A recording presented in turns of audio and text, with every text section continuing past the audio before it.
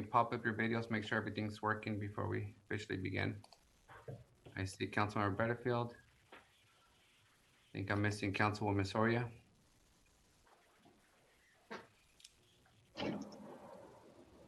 Councilmember Cabrasi, you popped up. I'm here. I'm here. There's no video. Okay. Council, we're gonna start in approximately 5 minutes. We're working on a couple of technical things from our end. So just be patient and we'll see you in about 5 minutes to begin the official meeting. Officially start the council meeting. So if you can all pop up your videos so we can officially take roll call and begin our regular scheduled meeting of November 19th. We will also host the special meeting for the 19th, but let's start with roll call on the regular scheduled meeting of November 19th, 2020. City Clerk. Councilmember Bredefeld. Here. Councilmember Chavez. Here. Councilmember Esparza. Present. Councilmember Carbasi. Present. Councilmember Soria. Here. Council Vice President Capriolio. Here. President Arias. Here. Gavin, do you have the Pledge of Allegiance video? Gavin is not on. Oh. All right. Council Vice President, would you lead us in the Pledge of Allegiance? Yes, I will. Thank you. Well, I'll stand. Ready? Salute. I pledge allegiance to the flag of the United States of America and to the republic for which it stands, one nation, under God, indivisible, with liberty and justice for all. Thank you. Thank you, Council Vice President. Before we go to approving the regular agenda, can I get a motion to approve the special meeting notice? So move. It's been motioned by Council Vice President Caprilio, second by Member Esparza. Roll call, please. Councilmember Bredefeld. Yes. Councilmember Chavez. Yes. Councilmember Esparza. Aye. Councilmember Carbasi. Aye. Councilmember Soria. Council Vice President Capriolio. Yes. President Arias. Yes. And Okay. yes for me as well, sorry. Okay, thank you. All right, City Clerk, are there any changes to the agenda? Yes, there are. The first change, actually, it's not that many, but the first one is item 1B as in boy. And the change is that Exhibit S, as in Sam, we're removing the following committees: Housing and Community Development. That was repealed by Ordinance 2020-050. General Plan Implementation Review Committee, and that was expired in 2019. I'm sorry, 2020. And then the Constituent Participation Budget Committee was only for the budget 2021, so that's being removed. Do you want me to go through the items that are pulled or tabled? Yes, please. Okay, so the items that are tabled, we've got item 1G as in George. That's going to be heard on December the 3rd. And the following items are going to be continued to an unknown date. Item 1Q, item 1U, item 1Z, item 1Y. And then we have pulled for separate discussion, item 1F as in Frank, R as in Ray, W as in West, and X as in X-ray. And those are all pulled by Council President Arias. Thank you, City Clerk. Do any council members have changes to the agenda? If not, is there a motion to approve the agenda? So move. I'll second it. Council President, Yeah. I need to recuse myself from item 1DD. DD. And Council President as well, I need to recuse myself from 1EE. Okay. Okay. Okay, and 1U has been pulled, right? So I don't need to or that's Right. tabled. Table. Okay, and then pulling items from consent. We're going to wait for consent. Yes. Okay. All right. At this point, we have 2 recusals for the record. With that, I'll second the motion to approve the agenda. Roll call, please. Councilmember Bredefeld, Yes. Councilmember Chavez, Yes. Councilmember Esparza, Aye. Councilmember Carbasi, Aye. Councilmember Soria, Yes. Council Vice President Capriolio, Yes. President Arias. Yes. Council, before we go into ceremonial presentations, I do want to give the opportunity and the floor to Mayor Lee Brand so he can adjourn today's meeting in memory of Annie Rini. So Mayor, you're on and you have the floor. Thank you, Council President. This is almost surreal that I'm doing this. A week ago, Annie was alive and well.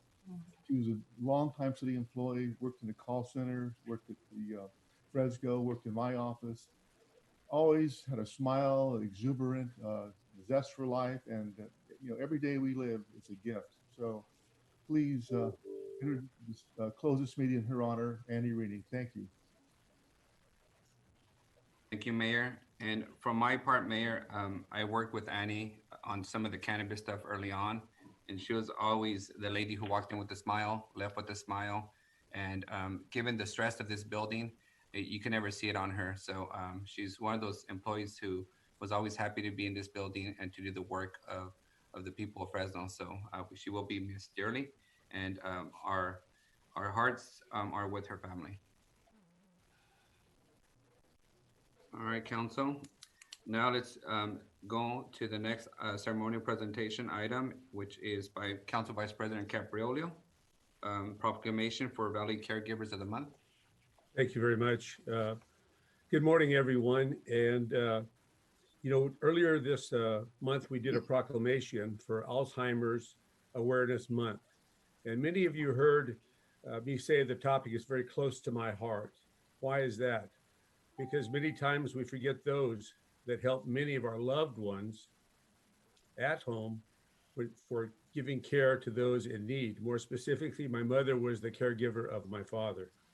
So I wanted to take this time and recognize Valley caregivers and remind our residents that taking care of someone is hard work, but it's just as important to take time for the care for the caregiver.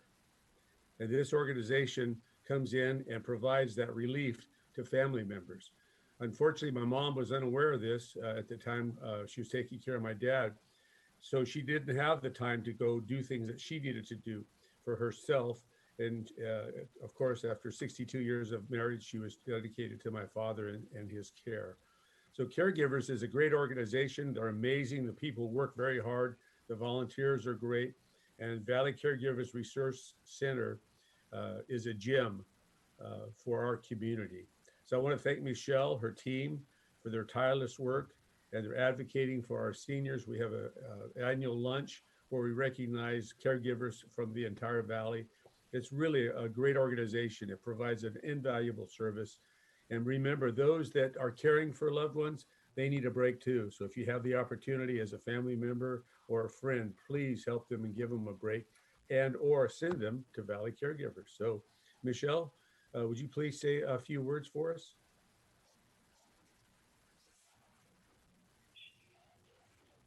Michelle, if you're on, will you please raise your hand, or are you on the phone?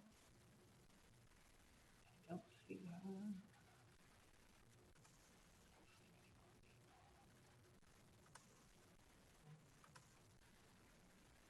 her. As we try to reach her, I'm going to hold the proclamation up. Michelle, you have the ability to unmute yourself. Okay, how's that? Hey, Michelle. Great. How are you? Great. If you'd like to say a few words about the proclamation that we're giving you, this is your opportunity. Okay, well, thank you. So good morning, Council President Arias and council members. A special thanks to Council Vice President Paul Capriolio for this proclamation, along with all the members of the Fresno City Council. Thank you for recognizing National Family Caregiver Month and Valley Caregiver Resource Center. In order to understand the services we provide, we need to spend just a minute talking about aging, whose definition is the process of becoming older. And right now, approximately 45 million Americans are aged 65 and older. By 2030, that number will reach 73 million. At that point, 1 in 5 Americans will be older than 65. And the last data I want to share with you is by 2034, it'll be the first time ever in the United States that there'll be more older adults than children. The truth is, we're all aging, and it's a common phenomenon that will impact each one of us. However, for the most part, most people are not prepared for it. It's almost a taboo word. No one wants to look down that road until it's right upon them. What I've witnessed over my tenure at Valley is that Alzheimer's and other forms of dementia are diagnoses that are triggering an unsettling fear in most of us, young and old. Sounds strange, but I'm still grateful for that because my hope it will motivate our community to reach out and develop more ways to assist our families personally and financially. And this is the main reason I'm extremely grateful for this proclamation because it's bearing witness to the challenges our family caregivers are facing taking care of their loved ones. Right now, there's over 140,000 caregivers in Fresno County alone. And as you know, the magnitude of the caregivers' work is incomprehensible. What they sacrifice for their families because they want to give their loved ones the best care they deserve is immeasurable. Yes, there can be laughter in tender times, but to be honest, it entails much hardship, no matter the ideal situation. And I'm proud to say that Valley Caregiver Resource Center has a love and a heartfelt responsibility to care for elders and families that take care of them. And as you know, we have 3 other programs that help seniors. We have our high cap program for Medicare counseling. We have the Ombudsman program, which advocates for the 10,000 residents and facilities. And then we have 2 on-site adult day programs that assist people with dementia. So at this time, it'd be amiss in not asking you to help me bring awareness to local businesses and agencies to remember VCRC for additional funding and volunteering opportunities. Because if you haven't been a caregiver or you aren't a senior yet, remember, we'll all be one. Thank you again for recognizing us and honoring all the family caregivers in the Valley. Well, Michelle, it's an honor for me to prepare and present this proclamation to you. And if I may read just 2 paragraphs here, I think are really important. There's numerous items on this proclamation that recognize you and your team. But it reads, now, therefore be it resolved that we, oh, there you are. How are you? Good. That we, Mayor Lee Brand and Council Vice President Paul Capriolio do hereby recognize November 2020 as National Family Caregivers Month and acknowledge and thank Valley Caregiver Resource. The print is so small. When you say there's older people, their eyes are another thing that go, by the way. But anyway, we thank Valley Caregiver Resource Center for their decades-long Valley tradition of providing information, assistance, support, and education on all aspects of care for those giving care and those receiving care. Be it further resolved that we, Mayor Lee Brand and the council do hereby proclaim the month of November 2020 as Valley Caregiver Resource Center Month. Congratulations, well deserved. Thank you so much. I look forward to continuing to work with you. I love your facility and what you do. I've been there many times, and it's always a pleasure. And I'm always inspired by the people there and your employees and volunteers. So thank you again. Thank you. We so appreciate your support too. Thank you. Thank you, Council Vice President.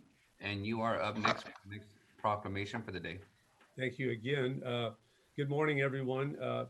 This morning is a bittersweet moment for me.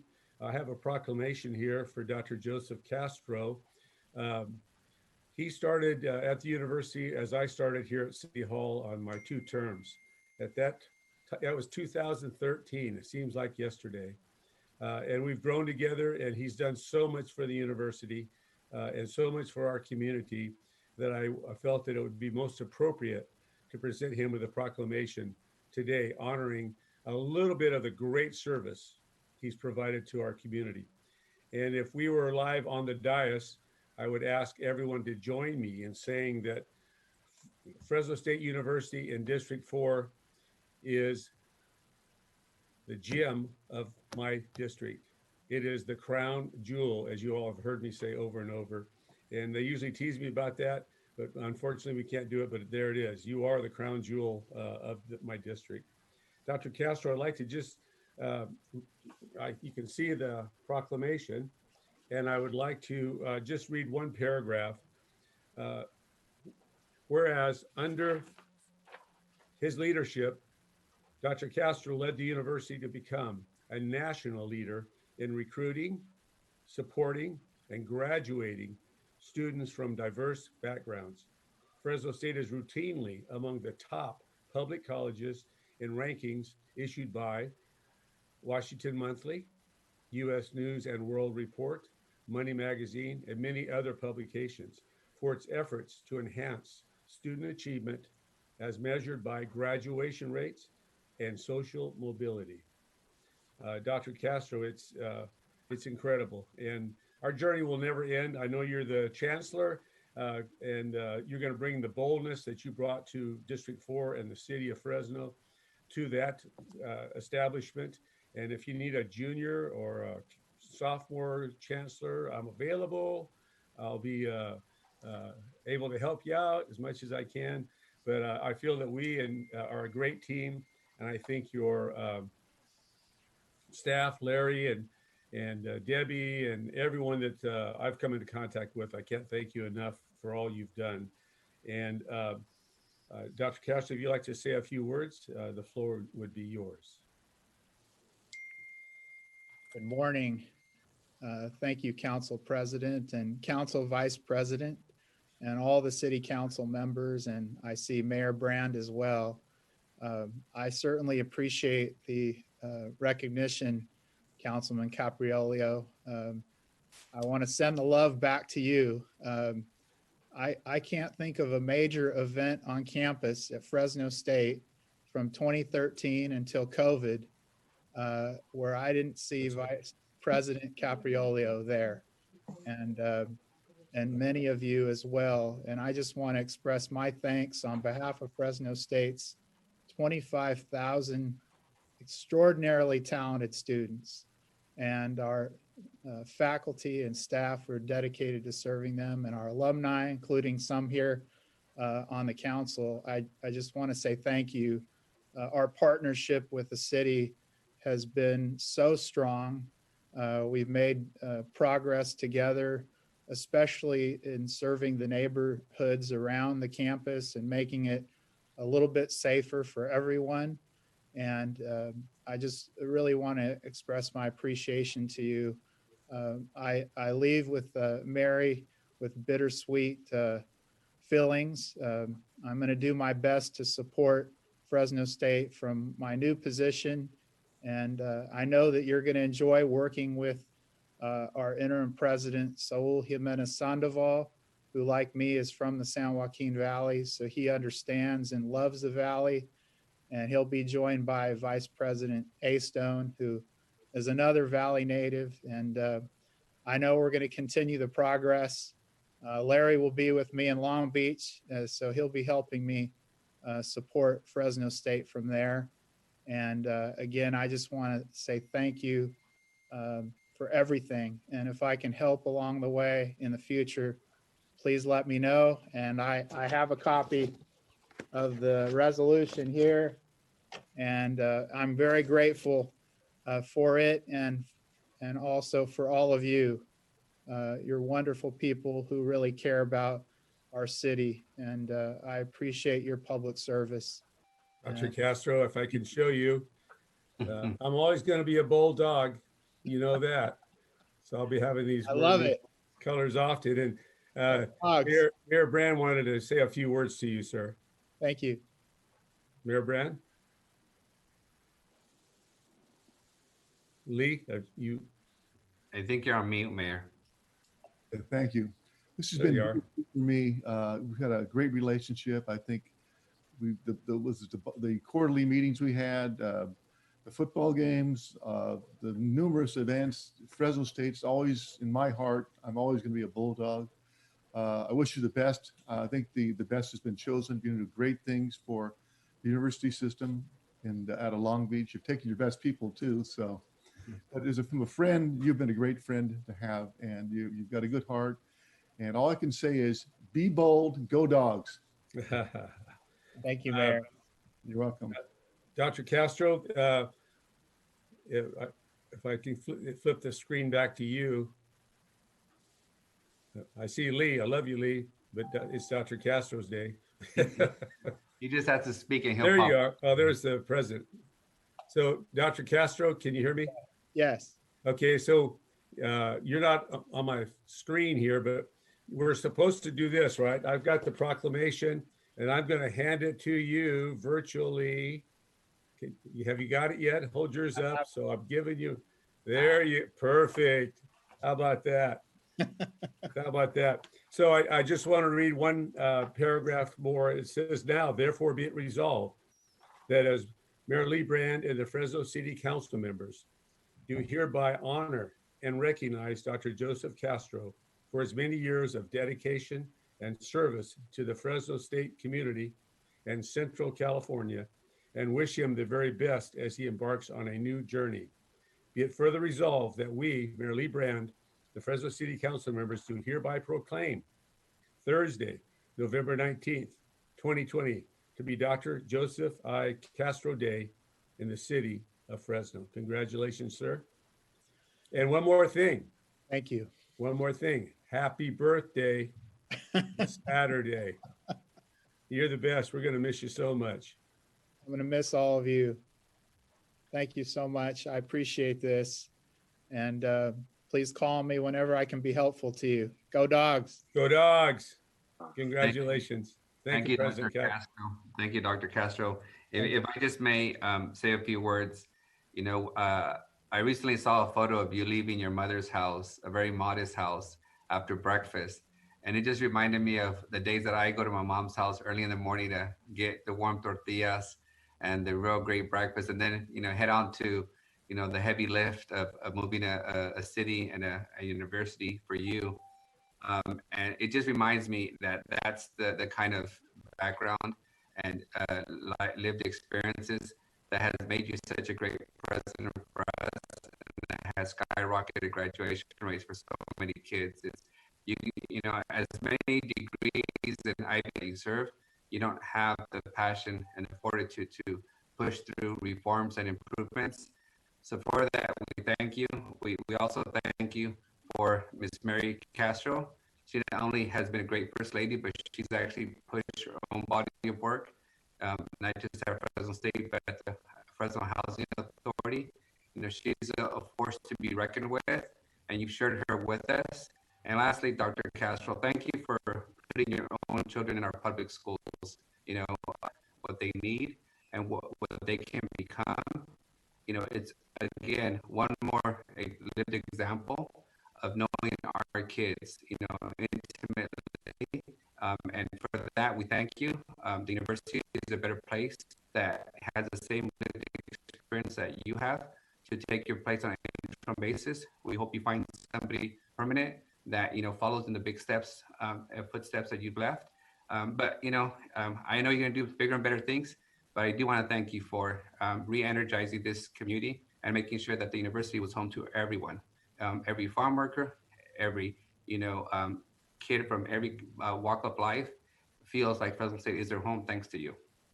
Remember, Fresno State will always be the crown jewel of District 4. Go Dogs. And thank you, Council Vice President, for the guy who still has a flip phone. He surely pulled off the virtual pass-through very well. So, thank you. All right, Council. If that concludes our ceremonial portion of the meeting, we will now adjourn to closed session, where we're going to cover one item. Thank you, Dr. Castro. I think you're officially excused from this Zoom conference call. Legal counsel, will you review the item that we will discuss in closed session? Yes, we have a real estate negotiation concerning 1625 G Street. All right, thank you. Council, we'll see you back in the closed session. That should be in your inbox, and I'll see you in a couple minutes. Oh, before we go, any public comment on this matter? I see none. We'll now go to closed session. To report out. I think we're waiting on Kat 1 second. Yeah.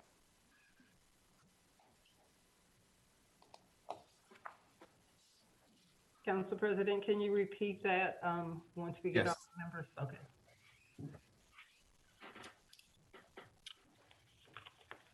Do we have Councilmember Esparza? Councilmember Capriolio? We're waiting for him. While we wait for the council vice president, council, I'm going to start with council member reports and comments and see if we can get those out of the way before the 10 o'clock public hearings. So we'll start with Councilmember Soya. Do you have any comments? Yes, Council President. Give me 1 second. The record, there is no action to report from closed session, so there was no action in closed session to report out to the public. Councilwoman, you have the floor. Great, thank you, Council President. So just wanted to announce that my office is hosting, along with Assemblymember Dr. Joaquin Arambula and State Senate Trustee Annalisa Perea, a community health day where we're going to have free flu shots, no cost COVID testing, masks, and we're also doing a holiday turkey giveaway for the first 300 families that show up. We encourage you to come. It is this Saturday, November 21st at 10 a.m. We're going to be there till 2 p.m. And while supplies last at Fresno City College in the front parking lot off of the McKinley Avenue. So join us, please. And then also save the date for folks in the community on Saturday, December 5th. We're hosting another community health day, providing the same resources. But on this event, we're going to be doing a tamale kit giveaway, also at Fresno City College from 10 a.m. As we're getting ready for the holidays, we want to make sure that those families that have been impacted severely by COVID-19 and need some food, that they're able to celebrate the holiday with some appropriate and culturally appropriate food. And also for those that haven't done the tamales before, they will have an opportunity to get instructions and get the entire kit so that you can do them at home during the month of December. Also, we have a free grocery distribution at Steinbeck in the Central Unified area, Monday, December 7th from 12:30 to 2 p.m. So stop by, pick up your kids' lunches, and then also come by and grab some groceries for those families in need. And just want to remind folks, tomorrow is the due date for a number of the grants that we have, in particular for the arts and culture grants that we put out. So we want to encourage folks to ensure that you apply to the Fresno Arts Council. The information can be found on a variety of our social media platforms. Apply for those that are local artists that have been hit hard by this pandemic, our local theaters, any other cultural art locations that are in need, please apply. With that, I'm done, Council President. Thank you. Councilmember Carbas, do you have any reports and comments? I just want to mention to our seniors out there, today on the agenda, we'll be discussing an extension of the SAFER program, Senior Aid for Food and Resources program. If it is extended, and I hope it is, next week, because of the Thanksgiving holiday, the days, instead of being Wednesday, Thursday, Friday, will be Monday, Tuesday, Wednesday for Logan Park, the Sean 6th Community Center, and the Mosqueda Center in Southeast Fresno. And that's really all I have to report. Thank you. All right, Councilmember Vice President. Thank you.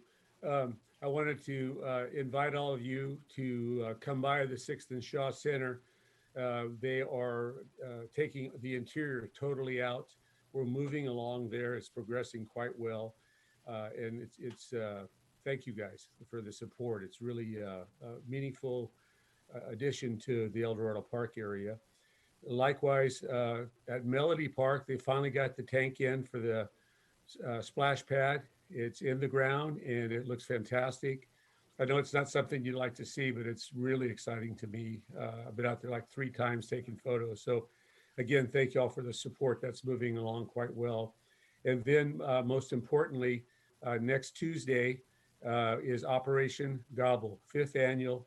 We're going to do 500 complete Thanksgiving dinners. From turkey to stuffing to vegetables, everything else with it. And that's by reservation through our district office here. It requires a ticket as it has every year. And we have meathead movers, we have many volunteers, many people donated money to this. They're on a banner that will be prominently displayed. So I want to thank all those that have helped financially, physically, in every way. And this is going to be a great success. So if that's 500 people, that would be 2,000 if you average family of 4 that will have a fantastic Thanksgiving. So I invite everyone to come out. You can help. We always can use the help in volunteers. So thank you, President, for the opportunity. Councilmember Chavez.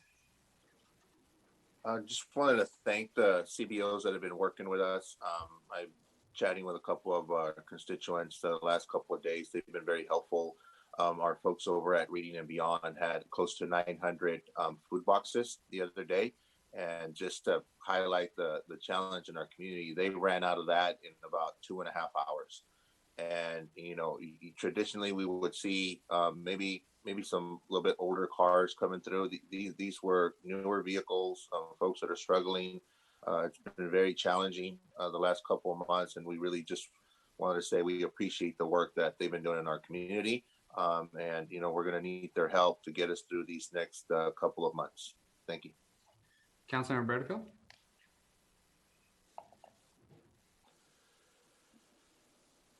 We'll go to Councilmember Esparza. Yeah, so I don't have a district specific report, but I do just want to, you know, obviously we took a significant step back here locally in our progress against COVID-19. And as we head into the Thanksgiving holiday, just want to, again, implore folks in our community to celebrate as safely and responsibly as possible. Obviously, nobody's immune to it. We've seen even within our local leadership and statewide leaders, right, irresponsible behavior and such. So obviously, that's not the behavior we want modeled, you know, and it'll take a lot more than that to be able to fight and make more progress against the virus. So again, as we head into the holiday, we hope and implore folks to celebrate safely and responsibly. Councilmember Bertfield. No. Thank you. I'll make my comments brief, Council. You know, Thanksgiving has been a tradition for us. We have a turkey bowl. I've actually dislocated my shoulder a couple of times and have a bolt in my shoulder thanks to a turkey bowl a few years ago. It's going to be difficult for us as a family not to, you know, see grandma and grandpa and see all the aunts and uncles that we haven't seen already for almost a year. But, you know, unfortunately, it's necessary. The last thing we want to do is see them be taken to a hospital out of the county because there isn't enough bed space, or, you know, having to struggle and tell the grandkids that they can't go to a funeral because, you know, we're in COVID and we can't even attend something as simple and as significant as a family funeral. So I know it's difficult for everyone. I really do appreciate the difficulty. We tend to, in our culture and in our community, you know, when you say immediate family, we say 50 people. In this case, immediate family is going to have to take a whole new definition. We do implore people to stay home as much as possible, keep your distance, wear a mask, and please don't follow the irresponsible, you know, examples of some folks that locally or statewide, because at the end of the day, it's not so much the, you know, the behavior, it's a potential consequence. And it's very difficult for me to tell folks that we don't have an available bed, we don't have the available medical services, and if something happens, we as a city can't respond appropriately and what people expect when it comes to their public health and safety. So this Thanksgiving is going to be one to remember. This Christmas will be one to remember. And I think we all share the idea that we can't wait for 2020 to get over and us to get to some level of normalcy. With that, we'll have a full discussion today on an update that we received from Dr. Bora and what we're trying to do as a city to try and make sure that there's enough resources going into the winter break and the second wave that we were all told was coming, and it's unfortunately arrived. So let's just, you know, be cautious, be careful, take care of your families, and please stay as safe as possible. With that, Council, that will end this portion of the agenda, and we're going to go to the public hearing items for 10 o'clock in the morning, after which we'll return to the consent items that were pulled, and I mean to the consent calendar and the consent items. We will begin with the first 10 o'clock hearing. It's a hearing to adopt resolutions and ordinances to annex a territory and levy a special tax regarding the Community Facilities District number 11, annexation 115. It's in District 2. I will officially open up the public hearing. Is there any member of the public wishing to speak to the council on this public hearing? Seeing none. Oh, I have one person. So here we go. Lisa, you are unmuted to speak on the 10 o'clock item.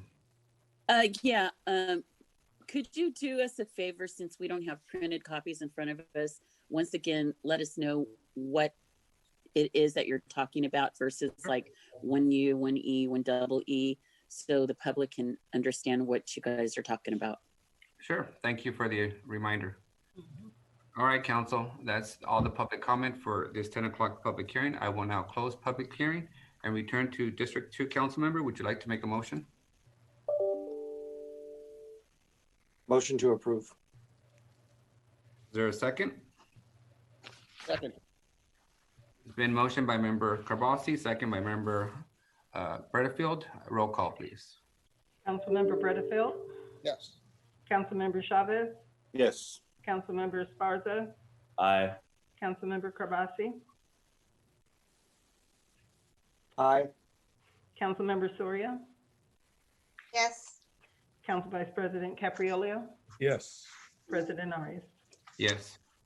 We are now on to 10:05 consideration of a variance application P2002-831, a request to vary the height standards and allow the development of an 80-foot tall, 14-foot high by 48-foot wide double-sided digital LED billboard at 7221 North Howard Avenue, located on the west side of North Howard Street between Herndon and Alluvial Avenue. Staff, do you have a presentation for this item? Brianna, can you let the Planning and Development Department room onto the panel, please?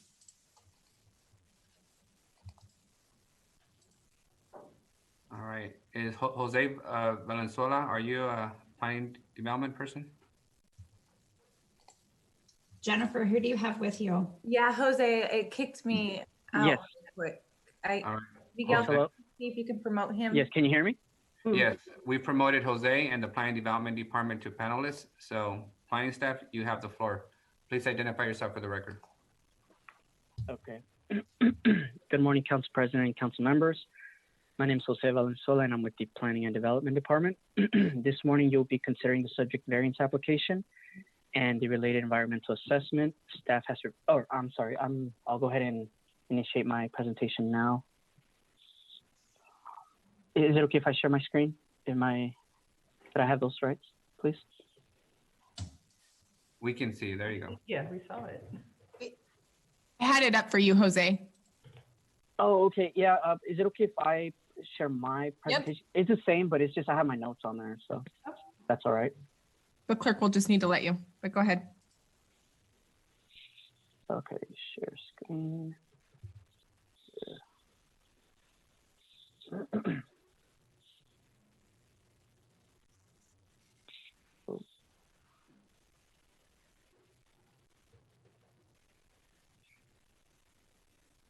I think I'm sharing the wrong the wrong side here.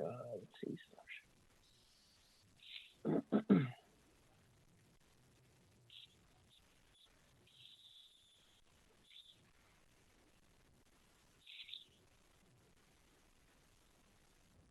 Okay, y'all can see that. Okay. Yes. Okay. As you stated, Council President, the variance application is a request to modify height standards to allow for the development of an 80-foot tall, 14 by 48 wide double-sided LED billboard. The subject property is located on approximately 0.33 acres of city-owned land and is located on the west side of North Howard Street between East Herndon and East Alluvial Avenues. The area shows the proximity of the billboard site to office and commercial uses and State Route 41. Here you can see the project site plan and the location of the proposed billboard. It's near the southwest corner of the lot. I'll give some background on last year's project. So in May of last year, the Planning and Development Director denied a variance application. That number was P19-02282 which requested authorization to allow an 86-foot high billboard to be located on the subject property, due in part to the existing surrounding vegetation and an on-site wireless telecommunication tower, both of which partially obstruct the billboard. The director's denial was appealed to the Fresno Planning Commission and was considered at its October 2nd meeting of last year. After hearing testimony from city staff and the applicant, the Planning Commission voted to overturn the director's decision and grant the 86-foot variance by a vote of 3-2. And here I'm just showing an exhibit of the 60-foot high billboard as it would a simulation. The Planning Commission's decision was appealed by Councilmember Bredefeld and was denied by the City Council at its December 5th hearing. Again, that variance was to allow for an 86-foot billboard. The associated development permit, which allowed for a 60-foot billboard at the location, was approved. So as it stands now, the applicant can build a 60-foot high LED billboard. Fast forward to September of this year, the applicant filed the variance application brought to you today, which proposes a deviation from the municipal code to allow for an 80-foot tall LED billboard. As stated in the previously, currently the applicant is permitted to construct a 60-foot high billboard. The subject variance was brought forward to the District 6 Project Review Committee, and they recommended approval. The Planning and Development Director referred the variance application to the Planning Commission for consideration. So on the 4th of this month, the Planning Commission heard testimony from staff and the applicant. No members of the public spoke in favor or in opposition to the variance. Therefore, the Planning Commission approved the variance application by a vote of 6-0.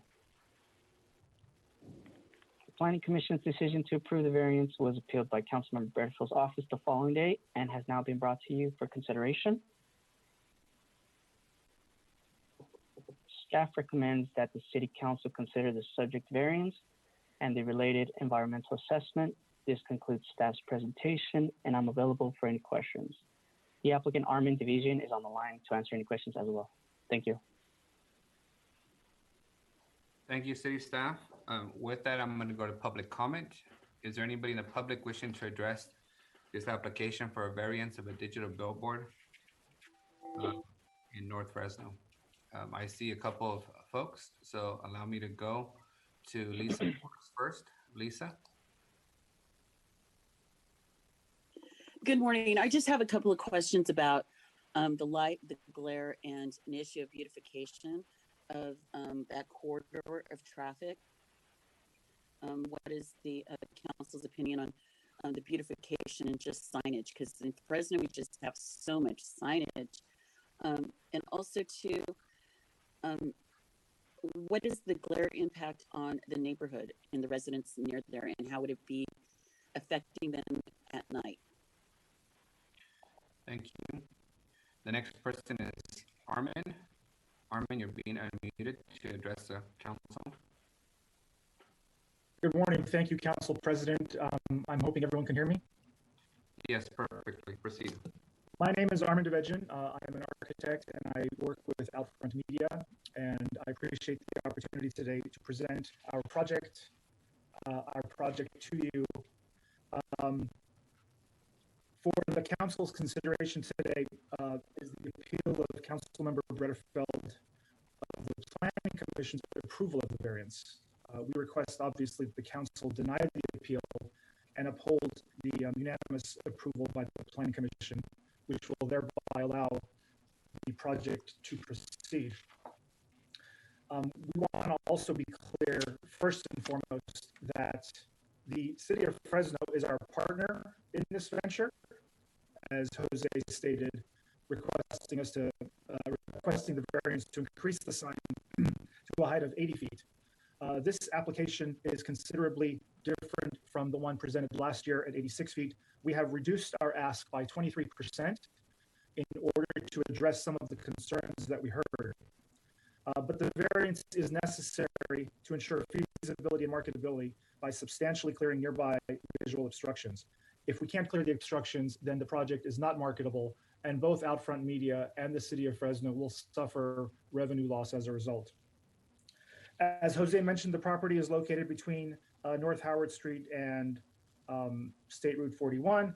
It is zoned for commercial use, and the property is owned by the city of Fresno. As Jose also mentioned, we did receive a unanimous vote from the District 6 Project Review Committee on September 21st, and as I mentioned, a unanimous vote by the Planning Commission on November 4th. The sign as approved last year is not marketable. The project, where the city is our partner, is not feasible at 60 feet, and no sign means no revenue sharing and no rent. The municipal code does allow for increases in maximum height where a sign is next to a freeway or an expressway, as this project is. And this variance procedure is that mechanism for the relief from the strict application of the code. The reason we are asking for the variance is because there are several exceptional circumstances. The property is next to State Route 41, and the elevation of the freeway is 26 feet higher than the location where the sign will be constructed. That difference of that 26 feet is what we're asking to make up. The revenue ramifications aside for this point, I do have a very short PowerPoint presentation I would like to show to the council, if that is possible.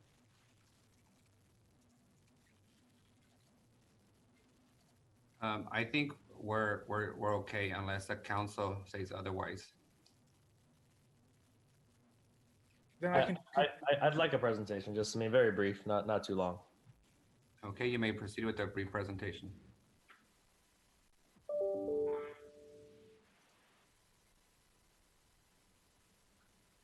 Armin?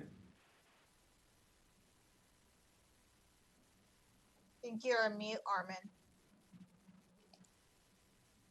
Oh, I think I was muted. Now I just unmuted. Can you hear me and can you see the presentation? No, we can't see it. Okay. Give me one moment. Oh, here we go. Start my video. There you are.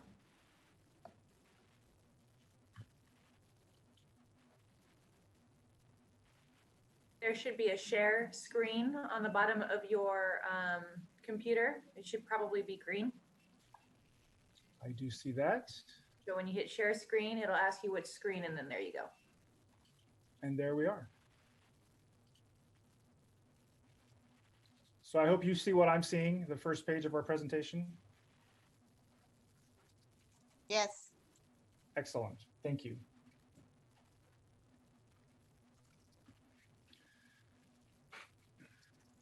So at 60 feet, we have a mock-up of what the sign looks like when you're traveling southbound and when you're traveling northbound. In both situations, you will see there are obstructions in the way. One is a cell tower and the other are trees. The trees are on Caltrans property, and as you may be aware, Caltrans does not allow for trimming of trees, only for topping off, and it is not within our purview to be able to make any modifications to those trees. The variance that we are asking for reduces the obstructions, not completely, but significantly enough where we can make the signs marketable.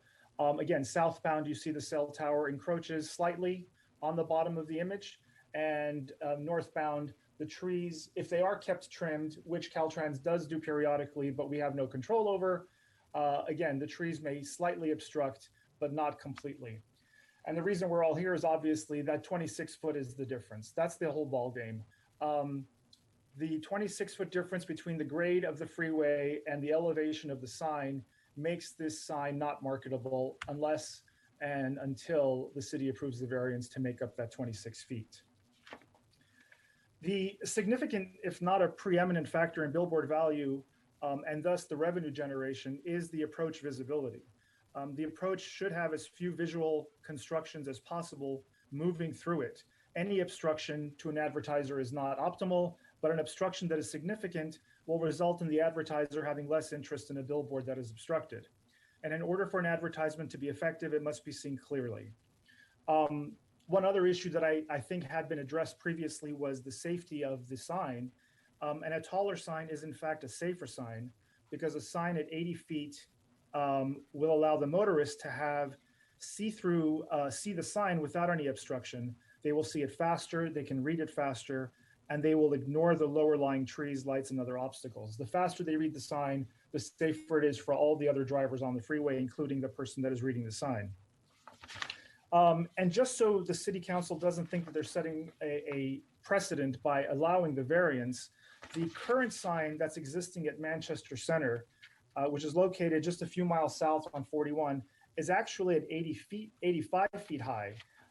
That displays both on and off premise advertising copy, and the elevation change at Manchester, meaning the difference between the southbound Shields Avenue off-ramp and the base of the sign, is actually less than our situation. But at the end of the day, obviously, our primary concern, because the city of Fresno is our partner, is when it comes to the revenue that is going to be generated with our partner. Over the next 25 years, the revenue share to the city of Fresno is $3,057,000, and the rent paid to the city of Fresno over the next 25 years is $3,455,000. And as a result, the total paid to the city would be $6.5 million. Not to be redundant, but again, if the variance doesn't happen, the sign doesn't happen, and the city will lose out on $6.5 million over the next 25 years. So just to conclude,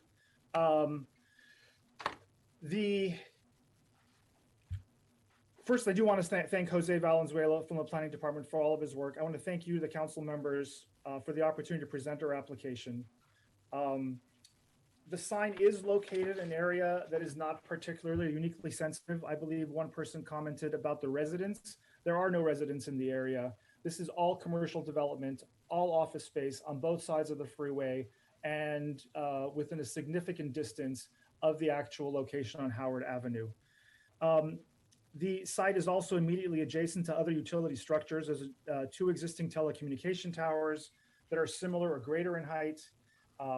As I mentioned, the adjacent property are large commercial offices to the east, the freeway to the west, and commercial uses north and south. The property is owned by the city in a fully urbanized area and is visually dominated by commercial land uses. Armin, So, conclude your presentation. I'm sorry? You conclude your brief presentation. Oh yeah, I'll wrap it up right now. Thank you, Council President. In addition to the merits of the application and why we asked the council to deny the appeal, is that the council has a second basis to deny the appeal, because the appeal hearing is based on the submittal of an email from Councilmember Bretterfeld's chief of staff inquiring about filing an appeal, and it was not properly filed. Fresno Municipal Code Section 15-5017 requires that the appeal must be filed by the council member in a letter to the director, and the letter must include a statement of reasons. These requirements were not satisfied. Outfront also requests the council deny the appeal both on the merits and on procedural grounds. And finally, we would like to make it clear for the record that we don't believe Councilmember Bretterfeld should be permitted to vote on his own appeal, as the vote would violate due process principles given his stated bias against the Planning Commission's approval of the variance. Thank you very much. Thank you, applicant. With that, we'll return. If you can stop sharing your screen, we will return to Councilmember Butterfield. This is district, so we will give him the courtesy of speaking on this item first and any motions he'd like to make. Okay, great. Thank you.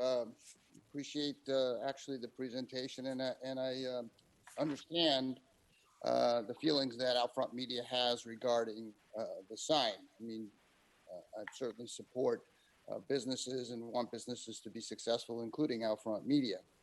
However, we do have municipal codes, and we have them for a reason. The municipal code says that these signs are not supposed to be higher than 60 feet. That is what we approved as a council on a 5-vote in December when they came before the council asking for 86 feet. The council approved the 60 feet and said no to the 86 feet. And the council, I think, wisely did that because, again, while we want to help all businesses and I want to help Outfront Media, we also have to be aware of exceeding requirements in our codes. I mean, we all have the municipal codes, and they're there for a reason. And part of that is that we don't have visual blight, And when you're going above 26 feet or 20 feet, that raises that issue for sure. Nothing about this proposal that they brought back is any different other than they lowered it 6 feet. They were at 86, now they're at 80. The unfortunate thing is that Caltrans serves as an impediment with the tree, and they refuse to trim the tree or cut the tree lower. But that's nothing new with Caltrans in terms of maintaining our embankments and our highways. They just don't do that. And so that's unfortunate, but the situation is what it is. Now, Jose, are you there, or Jennifer Clark? Is Jennifer there?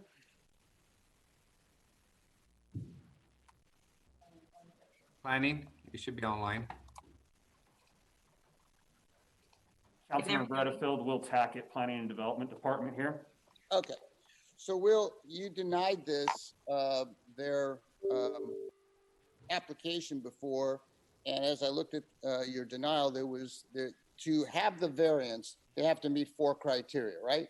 For it to be something that you can support. That's correct. The findings listed in the Fresno Municipal Code and included in your report. Okay, and those, as I see, and are in your report, is there specifically has to be exceptional or extraordinary circumstances or conditions applicable to the property involved that do not apply generally to property in the vicinity and identical zoning classification, so on. B, the granting of the application is necessary to prevent a physical hardship which is not of the applicant's own actions or the actions of a predecessor in interest. C, the granting of the application will not be detrimental or injurious to property or improvements in the vicinity and will not be detrimental to public health, safety, general welfare, or convenience, and so on. And lastly, D, the granting of the variance will be consistent with the general purposes and objectives of this code. Now, planning said they didn't meet 3 of the 4 criteria. Is that correct? That's correct. Okay. Now, nothing has changed in this application other than they've lowered it 6 feet from 86 to 80. Is that correct? Yes, Councilmember, that is also correct.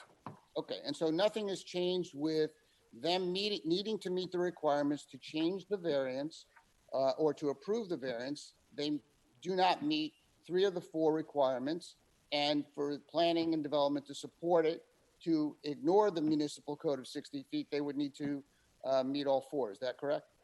That is also correct, yes. Okay. So here we are. I don't know what has changed from a year ago.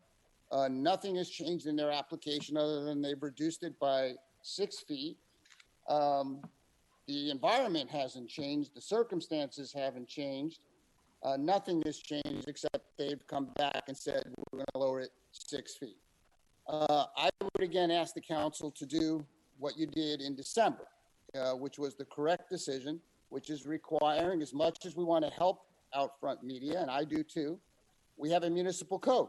We have a municipal code for all kinds of things, all kinds of rules. We have it for a reason so that the city looks good, the city is not blighted, the city remains clean, the city remains safe.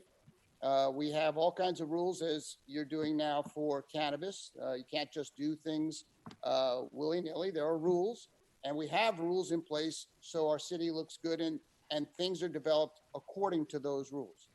So in December, the council supported it with 5 votes.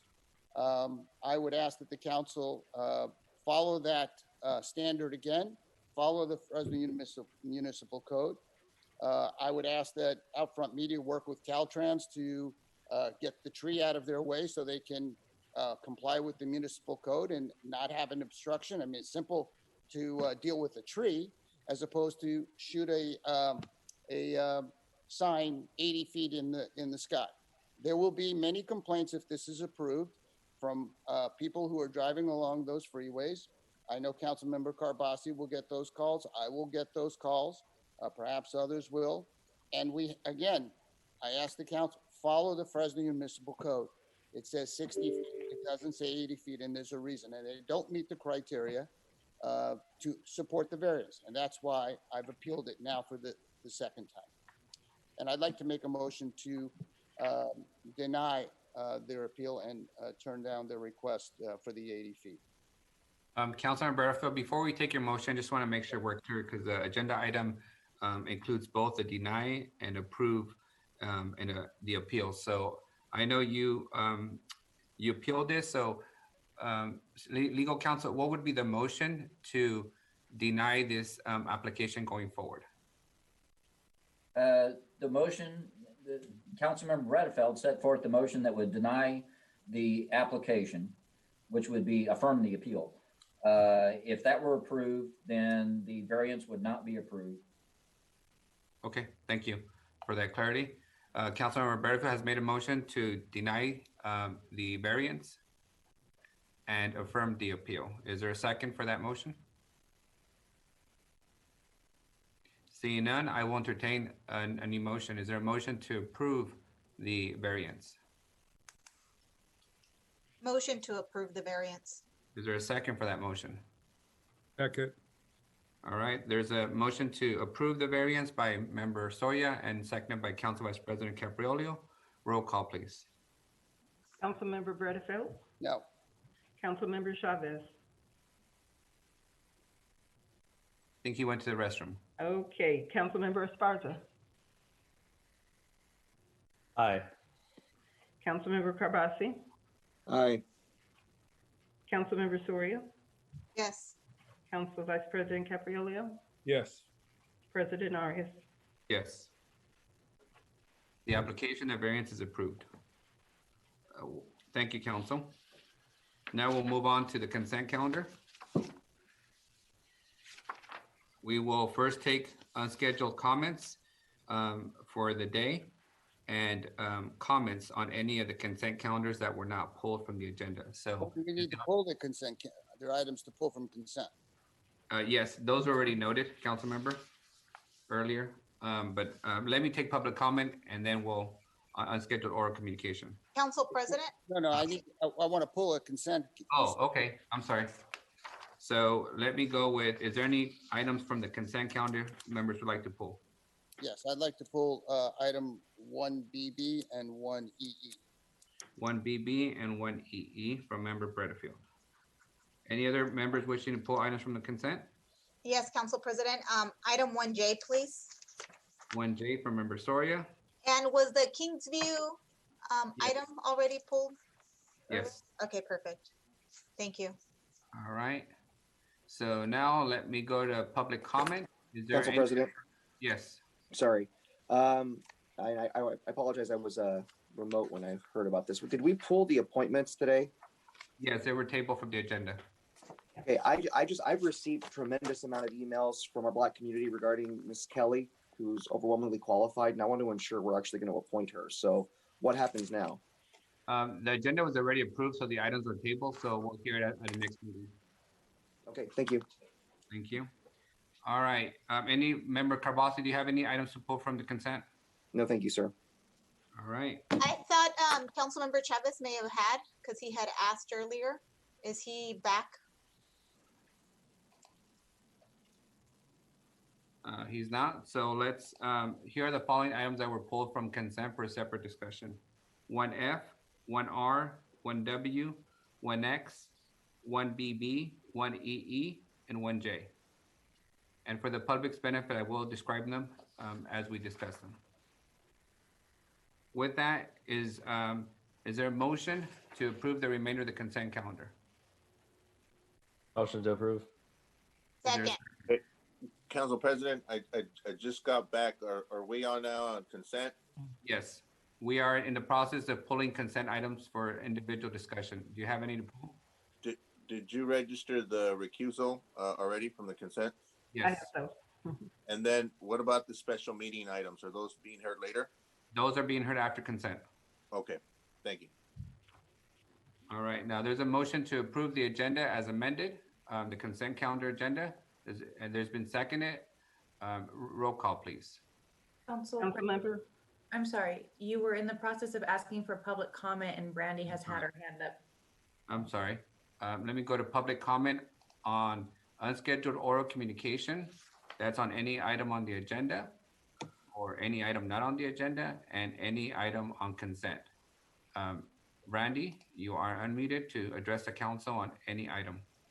I just wanted to address a 1E really quickly and thank you for this item for moving forward. I know that being a member of District 7, that at our last town hall, people had inquired about this trail and the Bennett, and been waiting for that. So I support it, and thank you so much for moving forward with that item for our district.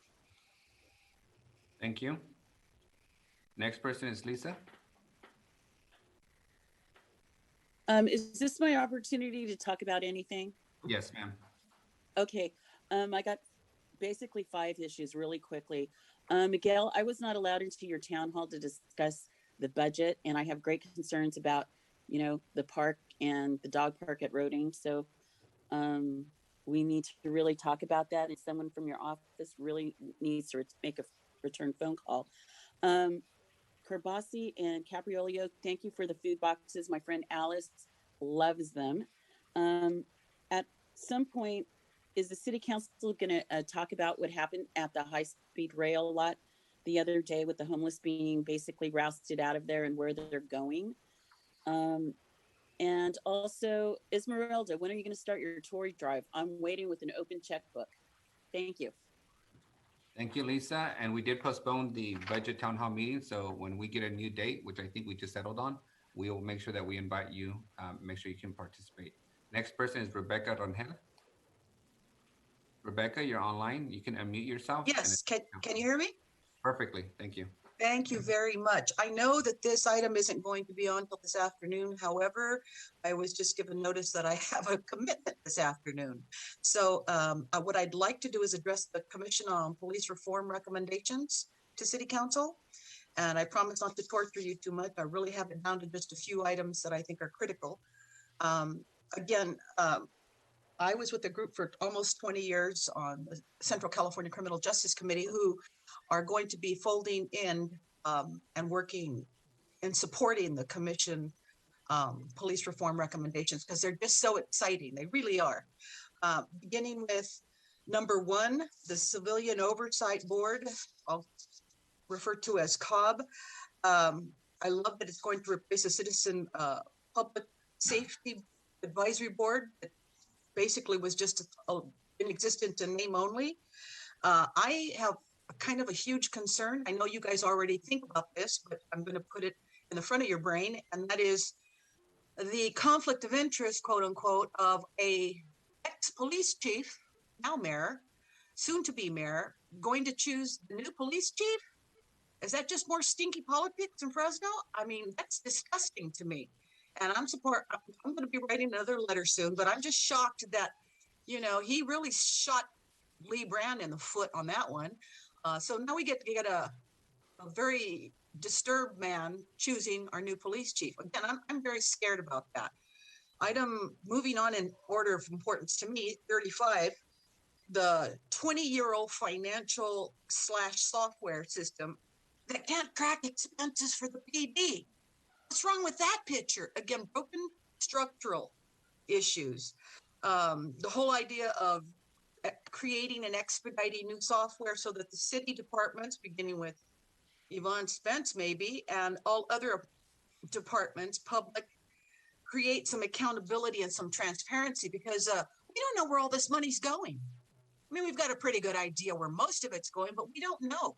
And the fact that more people aren't bothered, once again, I hope I can disturb you, City Council, because I'm extremely disturbed. 37, mitigating the FPOA's influence on city budget and administrative decisions speaks for itself. POA basically runs Fresno. That's no secret. They're too powerful, and for the last 20 years, they've created obstacle after obstacle after obstacle in trying to expedite anything that is an oversight to do with our PD, broken PD, but hard workers. I've been working with Chief Dyer for 20 years, and he has nothing bad to say about me and vice versa, because it has been a working relationship. But having said that, almost nothing has gotten done. Moving on to number 18, I was super excited to see the Josephson Institute study included in this report of December 2015. Very, very excited, mainly because it talked about the culture of low morale within the PD. That is not a secret, but I hope once again that you don't turn a blind eye to that.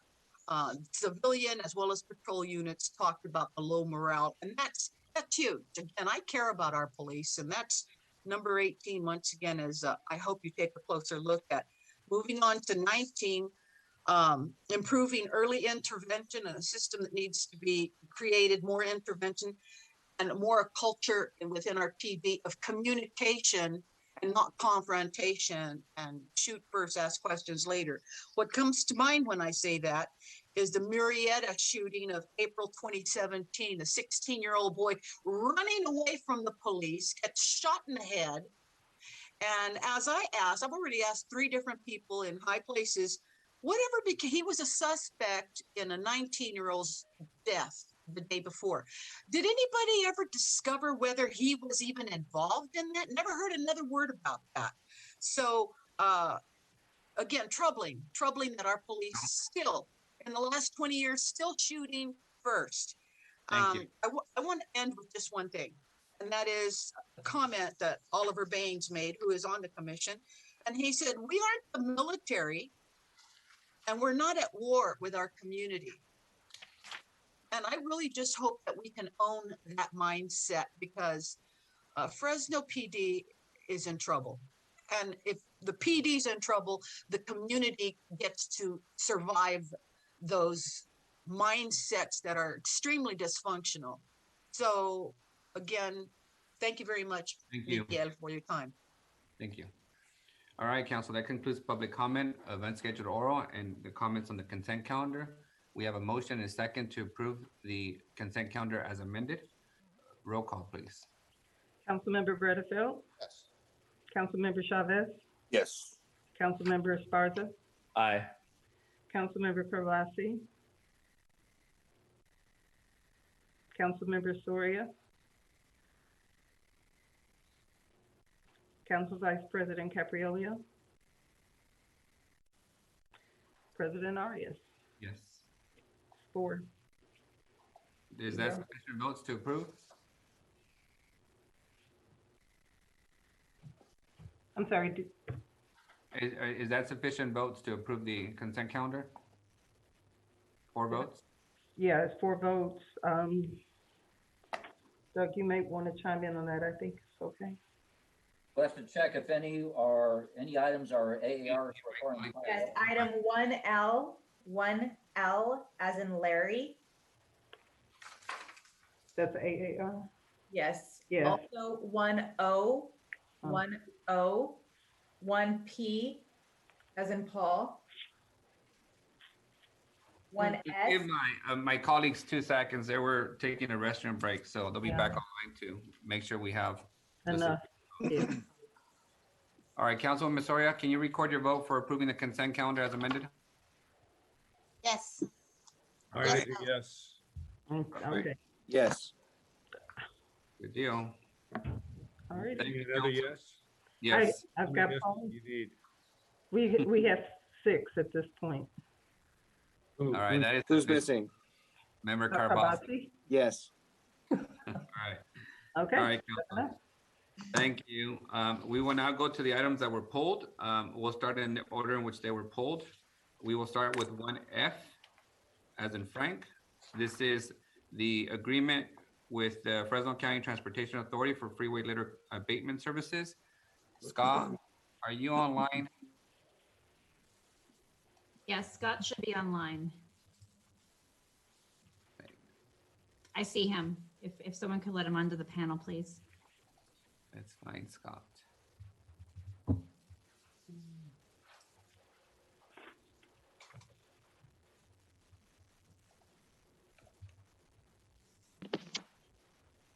Good morning, Council. Scott Mosier, Public Works Department.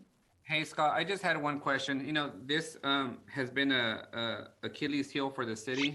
I think Member Bredefeld and Council Vice President Capriolo would agree that the freeway cleanups have been an issue for all of us, up and down. I know the contract is just extending the contract by 1 year, correct?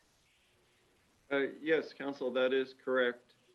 The agreement originally was set to expire August 2020, and FCTA staff and city staff observed that was the case. It's been somewhat of a crazy year, obviously, with COVID-19. As soon as that was discovered, FCTA quickly moved it onto their board agenda to extend it, and it does not add any additional cost. It will simply let us finish first year of our pilot program. My only question, Scott, is when it comes to your staff report suggests that you're going to do a new RFP in 90 days. Who's going to control that RFP process? Would it be the city or the county transportation authority? The first step would be the transportation authority would have to essentially seek proposals from any of the 15 cities or Fresno County for a second year of the program. So that would occur first, and then if funding is made available through FCTA, then that really becomes under the city's control. So the city will control the RFP process and eventually what contractor we select, correct? That's correct, and that could be an amendment to a current contract to extend, or it could be a new contract. When do you anticipate that would take place? Council, our hope is within the next 90 days, and we have been pursuing the authority staff to see when they will extend that opportunity to all of the cities countywide. Great. I just didn't want this to drop off the radar from the council because it is one of the top concerns that we get from our constituents is the condition and the amount of garbage in the freeway embankment. So with that, I'll make a motion to approve the item. Council President, can I just add a couple comments Yes. or questions? Second my motion first? I second I'll- it. Okay. Okay. Okay, Alright. just couple I guess maybe comments and a suggestion. So when it comes back, Scott, I know that other cities have become innovative in terms of our litter cleanup with partnering up also with the homeless population in picking up garbage. We know, especially around the encampments or when they leave the encampments, the litter and the trash that accumulates is pretty bad. I know I see it all over the city. I saw it this morning on the McKinley off ramp. It was pretty bad off of the 41. So have we thought about those ideas? The San Jose City Council and their mayor just approved a program. They partnered up where they're not giving straight cash, but like credit card kind of type of deal that could only be used for certain things. So have we thought about maybe exploring some of those types of programs as a part of this when we move forward with our own RFP? Yes, Council. As a department, we're very supportive of those types of ideas. We did incorporate that into the initial RFP, and we also did quite a bit of outreach to just some of the local service providers and organizations such as the rescue mission, such as Poverello House and others. We encourage that type of partnership in that initial RFP.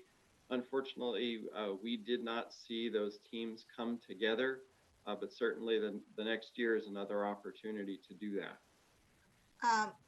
And that's unfortunate, but I'd like to see how we can really push and make it so that we do include it as part of. That's what I'm going to be looking at. If you guys want me to support this, I think that we need to start getting creative and think outside the box to make it happen.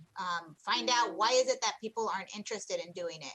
It seems to be successful in other larger cities than the city of Fresno. So I think that we should kind of step up our game and figure out why is it that people here locally aren't willing to do that. And I know that maybe privately, I know with Councilmember Arias's office, they did something like that at a smaller scale.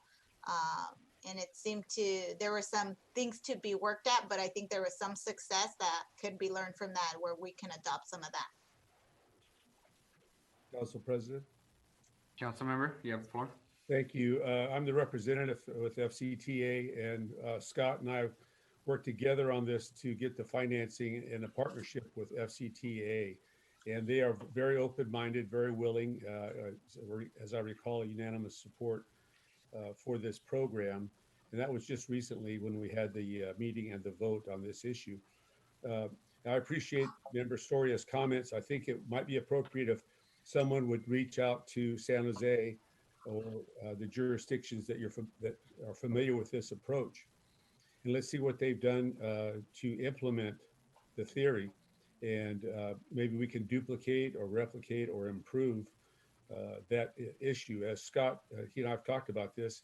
As he indicated, no one seemed to be interested. It was kind of shocking, honestly, that more people talk about it, but very few people actually step up and want to get involved and try to make it work. So perhaps, as I say, reaching out to another jurisdiction and see how they have implemented a similar, if not the same type of program, and then we can maybe fold that in. And I think that that would be a good idea.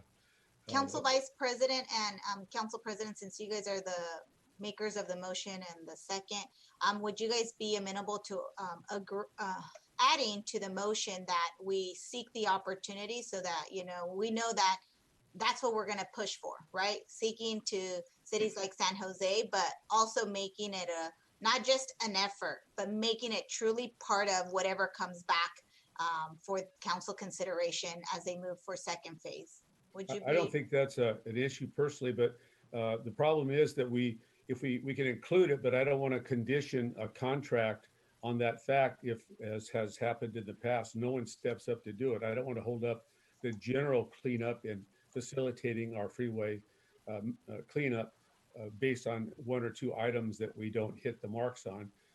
And as I said, Scott's done a good job trying to motivate people to join us. I don't have a problem with that thought, but I don't think it would be appropriate to make it a condition to award a contract. Does that make sense? But could we make it part of the RFP? Yes, so that it is included. So I would like to make a motion to be part of the RFP.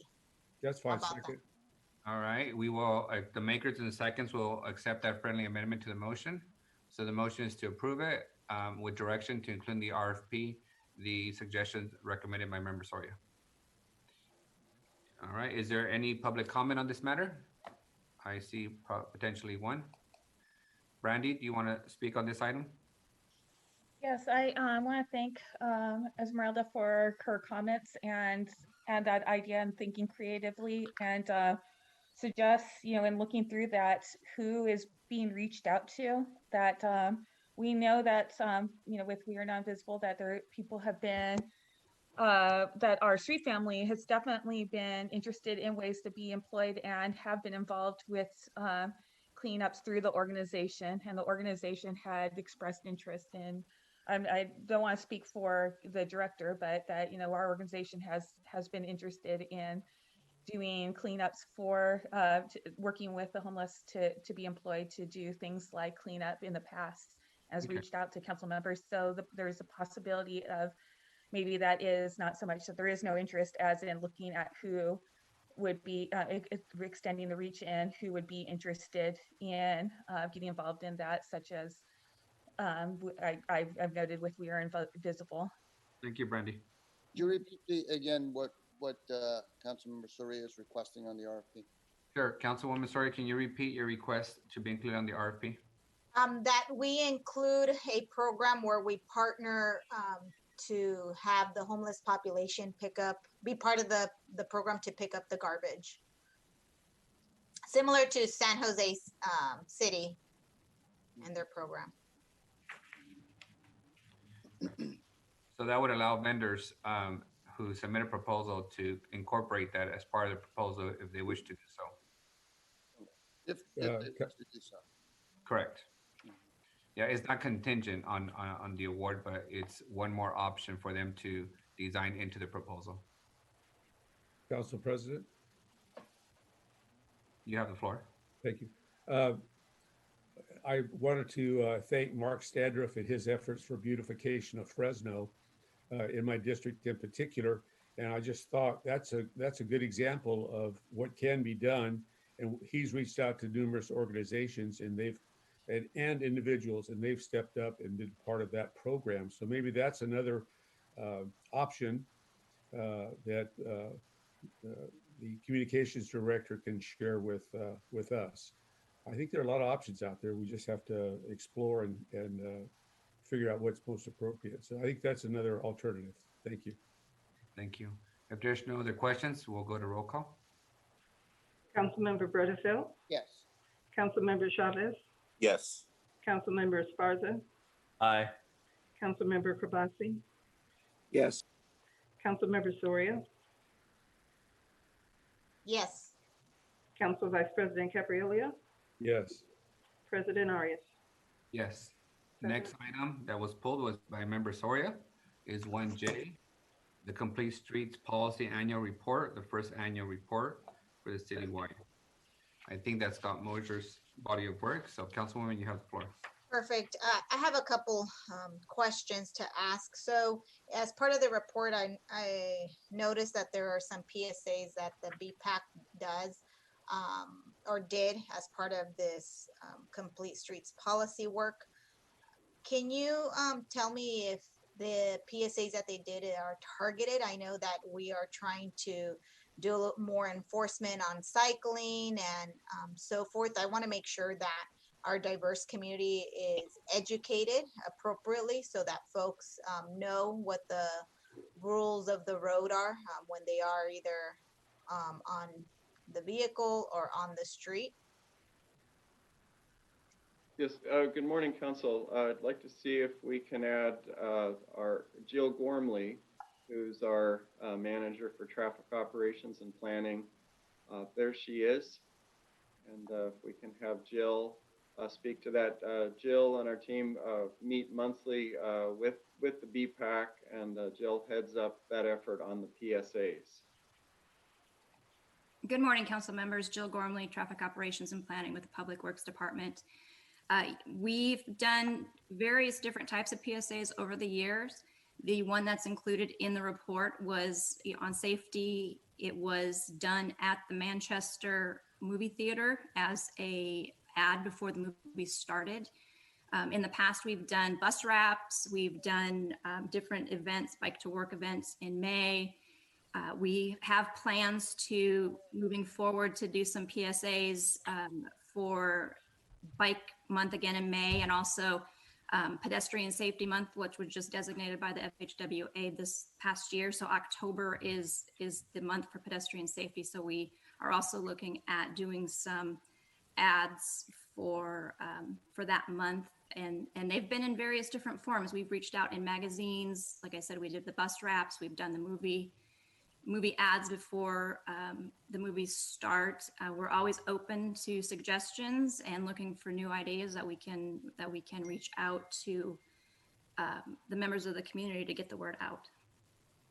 Yeah, that was one of the observations I had when I read the staff report, wanting to see what we can do to much more broadly educate our community, and that it is, I don't know, were these PSAs done in minimum Spanish or, Hmong, which are kind of the languages that are most commonly used, and that we try to translate our material? Do we know? We do try to translate. The bus wraps were done in both Spanish and in English. And I can't remember about the movie ads right off the top of my head, but we do try to put them out there in multiple languages for the citizens. I just want to make sure that we are doing that and that we're using venues that are much more broader. I don't know if that, the Fresno Stadium and the Manchester, if that really captures the population that you want. Generally, at least in the city of Fresno, what I've seen is kind of the more lower income folks that are riding bicycles, because that's kind of their mode of transportation. So I want to make sure that we are figuring out broader ways to reach out to this population. And I'll be in conversations with you guys, maybe of other ideas. So I'm glad to hear you guys are open. The other question that I had is, I noticed that the share of transportation budget spent on active transportation projects is $5 million as a whole. What percentage is that over our entire transportation budget? And the reason that I asked this question, because I know that this council was very thoughtful previously, and Council President Arias, myself, and Councilmember Chavez, had a press conference, I don't know, over a year ago during the SB1 allocation. And we wanted to make sure that the city of Fresno was much more thoughtful on how we, and equitable in how we expend those dollars. One of them, a priority being the active transportation projects, and really pushing to doing complete streets around those neighborhoods, around schools and so forth. So 5 million seems like very little to me, but what is it from our total budget? And how can we push to increase that number? Is it going to take a council budget motion? Is it just going to take, us to bring an additional council resolution? Because that's what I'm interested in. I have a lot of neighborhoods still that don't have sidewalks and complete streets. So I want to make sure that that's truly a priority, because it's something that my colleagues have been pushing as well. So what percentage of our total transportation budget is 5 million? Council, Scott Mosier, Public Works. So we'd have to pull numbers within that exact year, but I would estimate that's somewhere between about 10 to 15% budget-wise. One thing that you'll see in this first year report is we did have some, for example, federal grants, say for repaving a street, and oftentimes those grants were really scoped 4 to 5 years ago. And while they would do things like replace curb ramps for ADA compliance, they were not scoped, or the grant was not awarded to, say, complete a sidewalk gap. However, the council adopted a complete streets policy. And so now you, as a council, you will see that percentage and that dollar amount continue to increase because we do have that direction, and we're each project is more expensive, but it has all of those components included. So you'll see that as a trend line just going up and up for future years. What is the goal in your vision as a department? I know, today we're maybe at 10%, I guess, if we're lucky, because 5 million seems, pretty, in my opinion, pretty small given the extensive needs that exist in our community. What do you envision, Scott, in terms of like for next year? And from what our current budget that this council approved, what are we going to see? 15%? Are we going to see 20%? And where should we be, given that we kind of have an overall number of the deferred maintenance and the needs that exist out there that you've talked about before, to really make inroads into that and begin to change the trajectory and what we see, Fresno, in terms of the divide? What is it going to take that we start doing and refocusing and prioritizing really active transportation projects so that we stop talking about the north and south divide? A few thoughts on that, Council. One is that we do have the active transportation plan the council's adopted, and that really had I recall 365 million worth of missing sidewalks. And then when we talk about the trail element of the general plan and the active transportation plan, really that's up in the hundreds of millions as well. So I would like, as we think about next year's budget, would like to have opportunity to discuss with the incoming administration priorities and goals. I know things like trails, active transportation, sidewalks are significant. Have heard our mayor-elect talk about the need for sidewalks and repairs in neighborhoods. So I think just for today, I'm not quite prepared just to put an exact percentage or number, but we do want to see that increasing every year. And I just will say, from my perspective and from the conversations that we have, I think over the last few years, this has been a big issue, and it's every time it's brought up. So I think we know now, right? The number is 10%.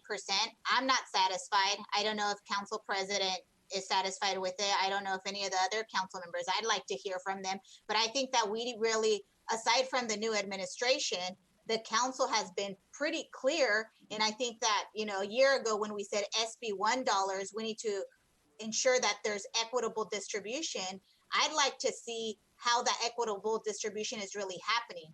So in the future, as part of this, I'd like to see, where are these dollars really going to? Are we seeing, again, an equal investment across districts, or are we really being intentional about investing where there is greatest need so that we can start really filling in the gap? So I'd like to, have Public Works come back with that type of presentation, because I really want to dive deep into this and not just get in the habit of continuing to do projects that folks want, but be intentional about making investments that are going to be transformational for our city. So that's one of the things that I'm interested in. And then I did notice that we are at the silver level with biking. What is the highest level? Is it gold or is it platinum? And what will it take, and what kind of plan do you guys have aside from us having adopted a complete streets policy? I will give you guys kudos. You guys have spent a little bit more time on looking for grants and investing in some of these, bike lane projects, which I'm totally supportive and, willing to continue to push those projects. But how can we really move the needle in that section? And what is the plan that you guys have? Council, just to clarify, we are currently at bronze and have a goal of silver. The American League of Cyclists they provide cities and applicants with a report card each time when we renew, and they've given us a list of items to work toward to achieve a silver level. A big part of that is building out the network. But let me ask Jill Gormley to speak to some of the other components. I know we talked about the 5 E's. So there are some additional things other than just building the infrastructure. Yeah, and I apologize, I don't have the report card in front of me, but in the staff report, I did put a few of the highlights of what they identified for us to do to achieve that next level. And like Scott said, it's building out the networks, and not just building out with class 2s, but the class 4s that we are talking about on Palm will help us, achieve that next level. Lots of safety education types of programs throughout the city will also help that. They talked about things like bike parking and just amenities for bicyclists besides the actual bike trails or lanes that make people want to ride their bikes and make it easier for them to get on a bike and go from point A to B. So those are just a few of the different items that were identified in our report card for our last designation. So I'm assuming that in the existing budget that we approved enough resources to get to the bronze, because otherwise we wouldn't have that goal. How do we get to the gold or to the highest level? Like, what is it going to take from this city? If I could just interject, it sounds to me like we need a full presentation just on this subject alone. And staff needs to provide us an update on all the SB1 priorities that we gave and all the funding sources. So if I have a lot of the concerns you've expressed. In my district, historically, staff had used CDBG money to do infrastructure projects, which is a subplanting of funds, and then use general fund money for the parts of the city so that everybody gets an equal amount. And I still have half a dozen schools that don't have sidewalks near them. So I do feel like we had this very long debate in 19, and it's going to go into 2 years of us setting a new priority for the SB1 and infrastructure projects. And it might be time for Scott and staff to give us a full update maybe before the year end, Scott, if it's possible in the next 2 meetings or early next year. And I would also ask that the director spend some time with Council-elect Tyler Maxwell, because this council is going to, I suspect, probably want to double down on neighborhood infrastructure. And it's not just sufficient to talk to the mayor-elect, because in my view, we can't have one Fresno if my side of town still has missing sidewalks and big potholes while everybody else has brand new landscape in the medium. So we should probably plan for some kind of workshop, Scott, where we can just get an update on all the projects that you guys have done. I've seen a lot of, repaving taking place in downtown and other parts of the city, but it's always good to get the whole picture and then just get a status update. So if you would allow for that, Councilwoman, we can do that as part of the motion to direct staff to come back with the full update. That is absolutely fine. I'm assuming that we'll accept the report that is on the agenda. I did have just one last question, but I'm okay with that. I just want to make sure that if we are going to move away from this report because the questions are relevant to the information that is included, that I'm able to ask that question. Go ahead. Okay, perfect. So in the last portion of your annual report, you guys outlined 15 different exceptions. I just had a couple questions. Not all of them obviously are in my district, but I did notice some areas that are near my district and wanted to ask about the exceptions. I know that it's difficult sometimes to do the infrastructure investments because we have city and county, streets. And so in one of the Clinton paving projects, I think it's more your district, Council President, but it is near my area. There was an exception. And so I wanted to understand how those exceptions work. Yeah, absolutely. So Council, back in October 2019, we brought forth an item really kind of in response to some good direction we were receiving from Council. And so Clinton Avenue is a good example. There were exceptions granted, some that would require council approval and some would be at the director level.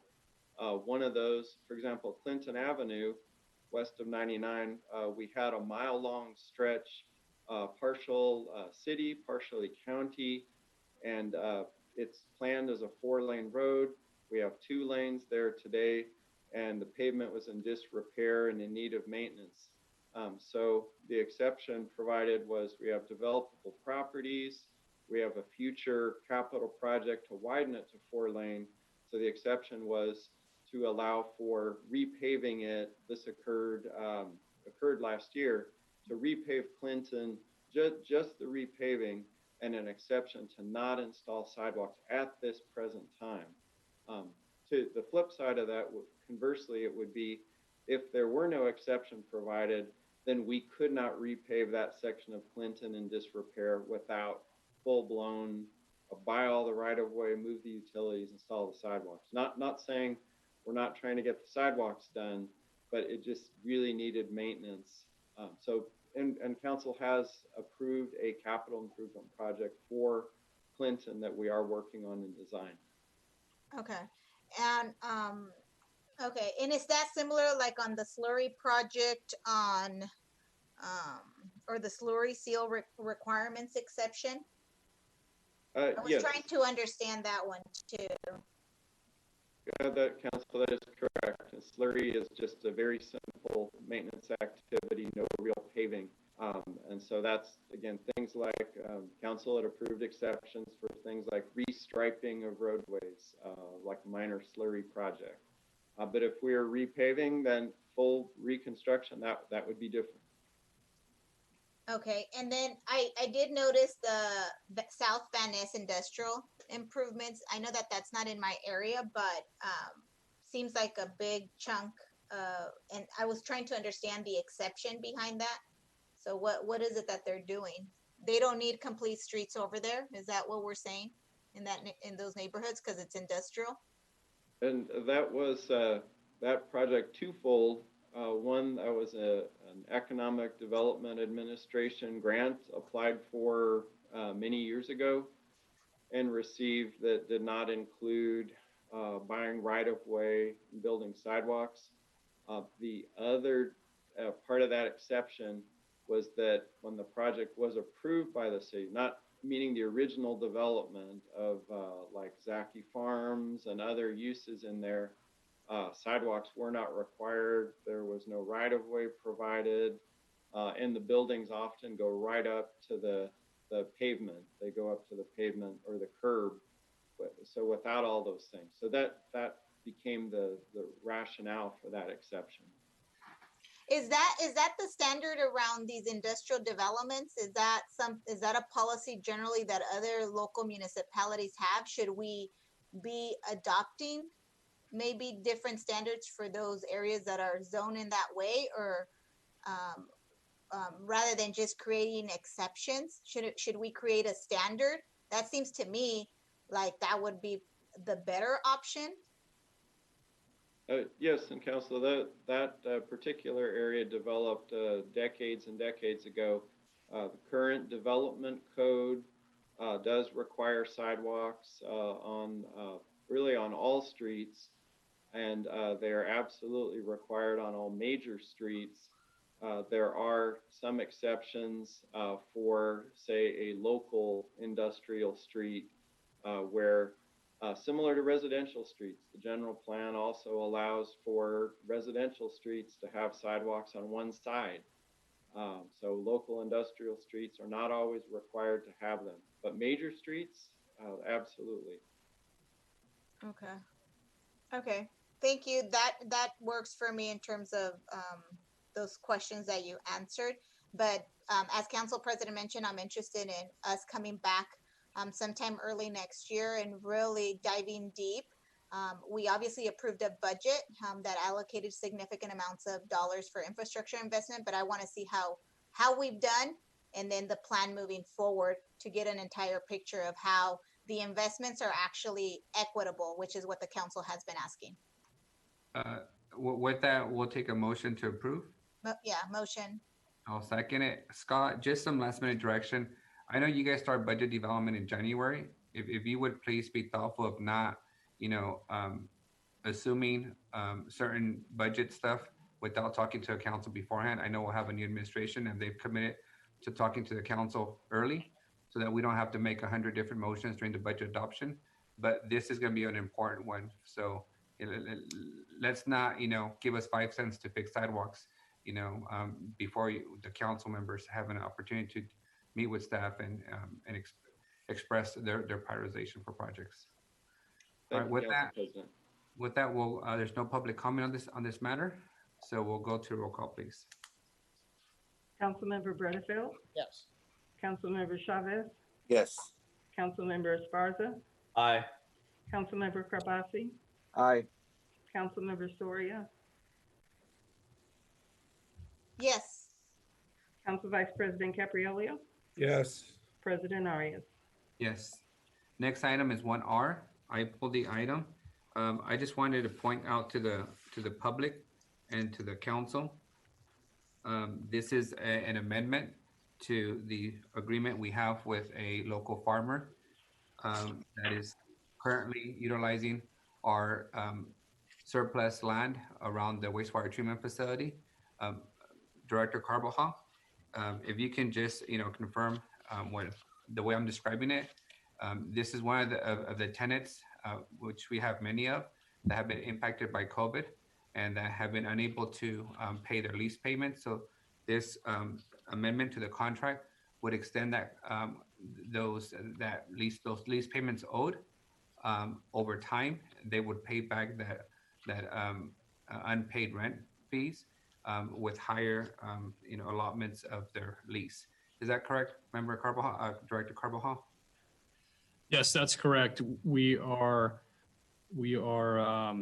breaking up the 2 missed quarterly payments into 17 installments going forward over the next 4 years. So at the end of 4 years, the leaseholder will have fully paid under the original terms. And the only reason I pulled this item to bring it to the council's attention, to the public, is, as you know, council, we have a lot of commercial facilities that we rent out to local businesses, including farmers that farm our lands.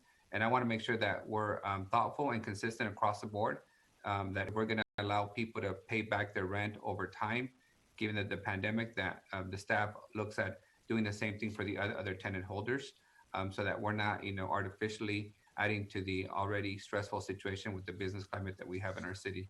So with that, I'll make a motion to approve the item. Council President, can I ask some questions before we move on? Can you second the motion first? I'd like to actually only agree to the 1 year extension with the possibility of every year renewing, and I have some comments to that, please. Go ahead. Okay, so to the director, I know that in the past we talked about this, and I understand trying to help our tenant ensure that they're able to, repay back what is owed due to the COVID impacts. But I remember having the conversation some time ago because of just continuing the 1 year rather than agreeing to the whole 4 years because of potential opportunities either to build solar or do something else with the property that is much more financially beneficial to the city. And so I don't want to enter into a 4 year agreement and then, cutting ourselves short from the opportunity to actually see a greater ROI for this property. I'm agreeable to allowing the folks to repay the owed back rent. I'm not agreeable to the 4 year just automatic extension. I think renewing it on an annual basis seems like has been okay. So I'd like to continue it, like that. Once I leave, if you guys want to extend it longer, that's fine. But I think within the next couple of years, if we can explore other ways to maximize our ROI, then I'd like to do that. Let me allow the director to answer any concerns to that kind of possibility. Director, the contract has been on an annual basis? Yes, the way the contract is currently structured, the leaseholder is in the first of 5 1-year extensions. So this current term expires on December 31st of 2020. And the payment program is set up to repay the forbeared rent payments that were missed during 2020 over a 4-year period. If we were to only approve a 1-year extension, we would have to restructure the payment plan to be fully repaid during that 1-year term. We cannot allow for a payment plan to be repaid over 4 years when the term is only being extended for 1 year. Could City Attorney, is that correct? Are we not allowed to give them a further extension even though we don't have a lease agreement with them? We're allowing them to pay back owed rent? The council could independently approve a deferral on the rent and payment plan. Yeah, so I think I'd like to do that rather than do an automatic extension. Again, I am interested in seeing either solar develop where we can maximize our ROI. We have a lot of O&M costs to run this city, and so I'd like to do that. So do 1-year extension with a deferral and set up a payment plan beyond that if we don't continue to renew it once a year. So that would be, I would be agreeable to that, Council President, if you're agreeable to reviewing your motion. If you make it in the form of a motion. Yeah, so the motion would be to approve a 1-year extension. The council would do the deferral on the rent, set up a payment plan if after the 1 year we don't renew his 4-year agreement that he has. If I may comment briefly. So the contract terms already allow for the contract to be modified, including removing acreage from the contract for governmental use. And we have done that and utilized that provision in the past. And so that flexibility is already provided. And so my recommendation is that we would continue with the 4-year term that matches the payment program that would allow the farmer to generate revenue by cultivating on the land. And that would allow him to repay those missed payments over the 4-year period. And it will allow that, Director. It's just structured in a different way. So my motion stands if the council then doesn't want to approve. I think that long term, I want to see us looking at other opportunities as well that may, again, be a better, have a better rate of return. Let me just check for understanding. I want to make sure we're not talking past each other. As I understand it, what the director is suggesting is the current contract allows us to, after the first year, take back the property if we have a different use for it. Is that correct? Yes, and in fact, we have actually removed acreage from this same contract where we identified a governmental use. And we did that as we were pursuing the Darling Agreement. Okay. So Councilwoman, I'm hearing the same wish from you that if the council decides there's a better return on investment for a different use, that we would like to exercise that provision. Legal counsel, am I reading that correctly? Does the current contract allow for what the councilwoman is suggesting? Jennifer, are you on? I was looking for the lawyer that worked on it. I have her here, so let me unmute her. I would just like the council to be able to approve it on an annual basis, how we have been doing it. That's what I want. I'm not opposed to allowing them to have an extended time to pay off the backed rent, but I do want this council to have the flexibility and to see it come through us every single year. That's my request. I see Jennifer's on. Go ahead, Jennifer. Hi, so in the past, the lease has been amended to remove land. I would have to double check to look at the exact provision, but it has been done in the past. So this is the 5th time the lease has been amended, and I believe it was the 2nd amendment possibly that removed land. So this has happened before. Jim? One quick question. If we are going to reduce the lease term to a year, I would assume that the other party has to agree to that. We can approve that in council today, but he has not agreed to that at this point. Yeah. Is that correct? Agreed, then the lease would expire at the end of this calendar year, right?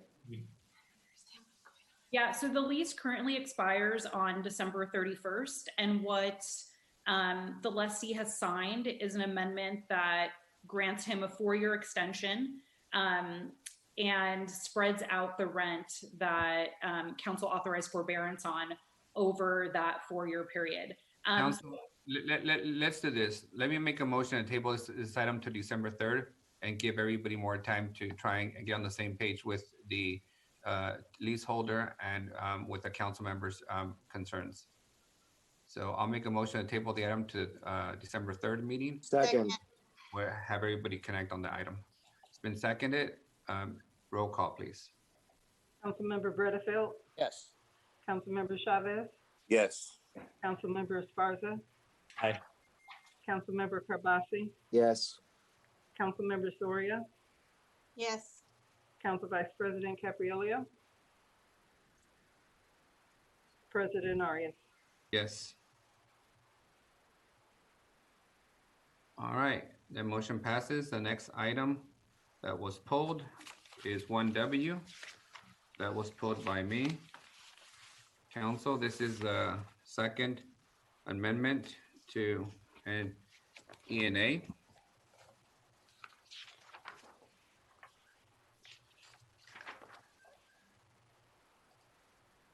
All right, council. Just in terms of background, council, which this information is in your packet.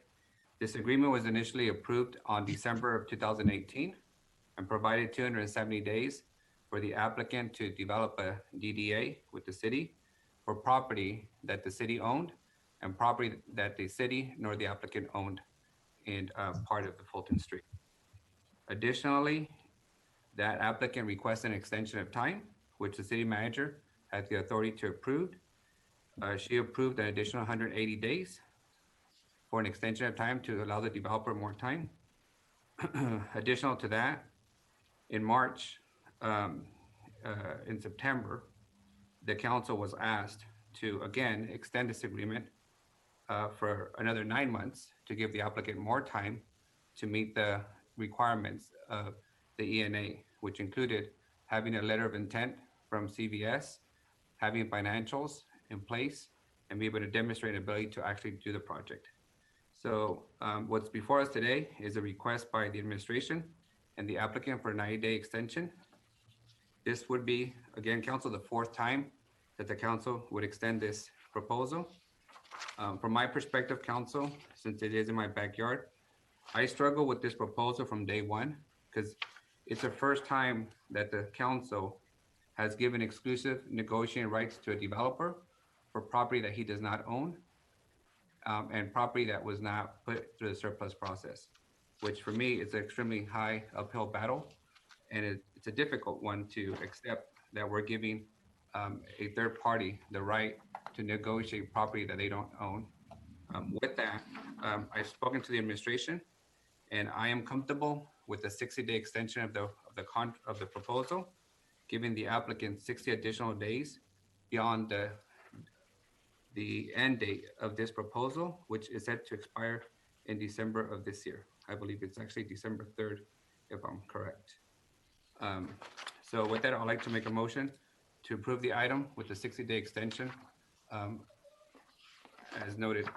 Second. Second by Member Esparza. Council President? I think he has a choice. Go ahead, Councilmember. I was just thinking about your motion with 60 days, basically from December 3rd.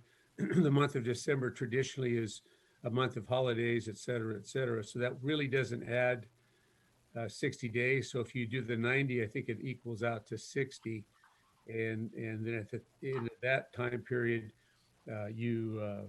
then you can do what you truly want to do with this. Just a suggestion to give the ultimate opportunity for the applicant, I guess you'd say, to fulfill the obligation that we're looking forward to seeing. Just a suggestion. Mr. President? Yes, Councilmember. Couple questions. When this ENA first went through, there was no Surplus Land Act, correct? Correct. That went in effect January of 19. It is. Okay.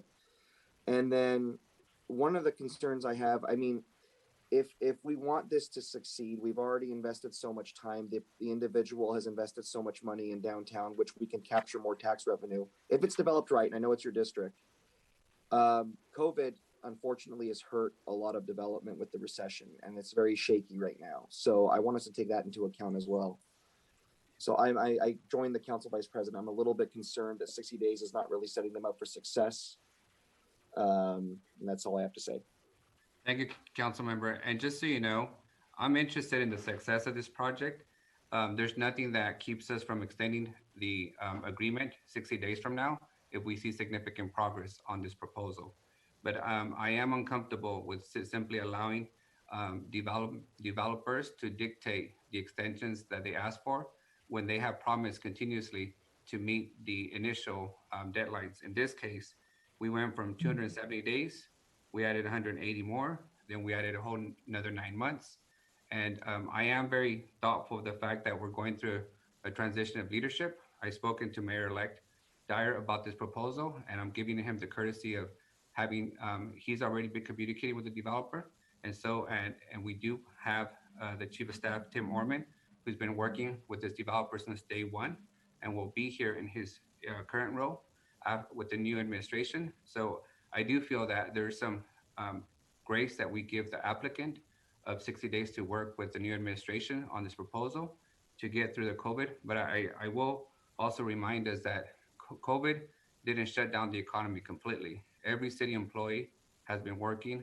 Most corporate America has been working from home and getting stuff done, but nonetheless working. So I just want to make sure, council, that we don't allow anyone to simply land bank and use the latest emergency or situation to ask for more time. So again, 60 days, if the applicant is making significant progress, and if the applicant demonstrates that he has a letter of intent from CBS, which is the key to that development, then I'll be happy in 60 days to extend the agreement further. But at this time, I think 60 days is more than sufficient, given that we've already given 3 previous extensions on this contract. And Council President. yes. I'm sorry, I thought you were finished. I just wanted to make sure you knew that the applicant, Mr. Titillion, is online, and he may want to address council. I see him. Okay. With that, council, that's my motions and seconded. I'll now go to the public for public comment unless there's more comments from the council. Well, can I get a clarifying question, Mr. President? I apologize. What I was going to ask if the applicant is available, because I think you pretty much answered it, but I wanted to know, what does success in the next 60 days mean? And I do agree that all of us, like you said, have been burning the midnight oil, but banks are very, very shaky right now with the political situation, financial situation. So getting financing for this may be difficult. I know a lot of us in the business world are worried about that too. Correct. So thank you. And Councilmember, the requirements for the benchmarks are clearly outlined in the ENA itself. And that it does include securing financing. It does include a letter of interest. It does include making progress. And those are all things that the applicant committed to, not only in the last 3 extensions, but has been committed to achieving this whole time. But if there's no other comments from the council, I will go to the public, which I know the applicant is online as well. So Mr. Titilian, you have the floor. Thank you, Council President. For the record, my name is Cliff Titilian. I represent Titilian & Company, and I am the principal working on the subject project.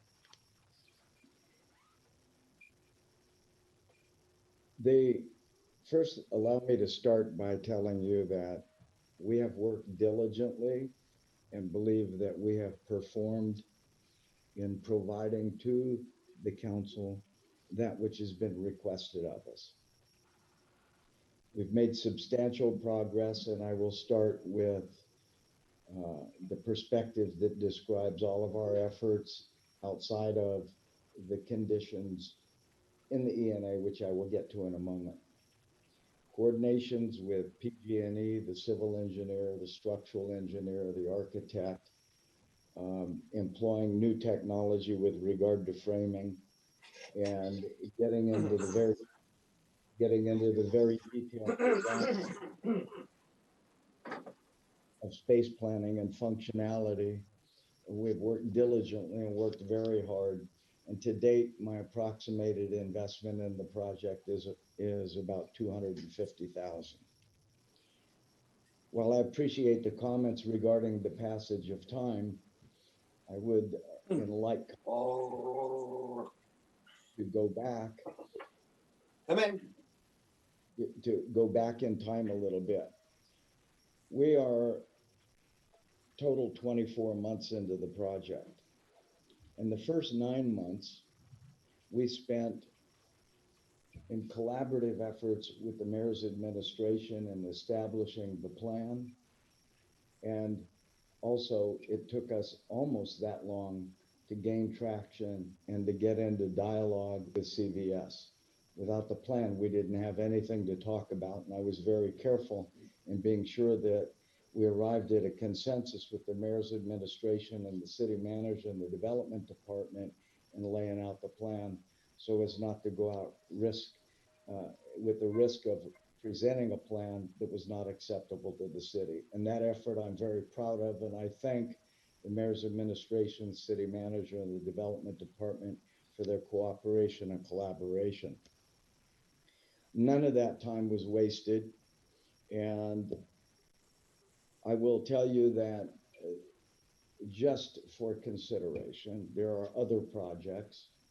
And having been in this business, and particularly a participant in the downtown development for many years now, I'm quite proud of the performance and the timing of our performance.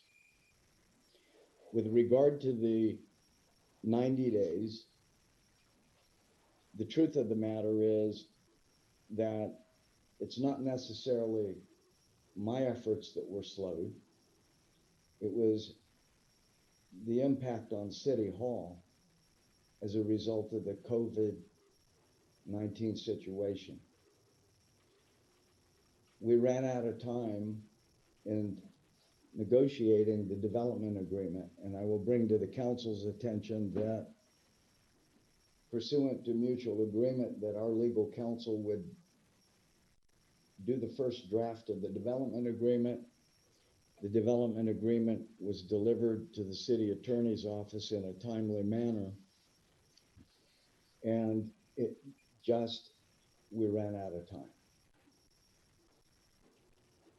And I'll yield to anybody that may have questions on that issue. Are you done, Mr. Titilian? No, I'm not. And if you'll bear with me, I have a couple other things to mention. With regard to the ENA, it requires that within this time frame, we come back with, and I'll read, the development agreement DDA must be negotiated, drafted, and presented to the council for approval prior to expiration. It didn't get done.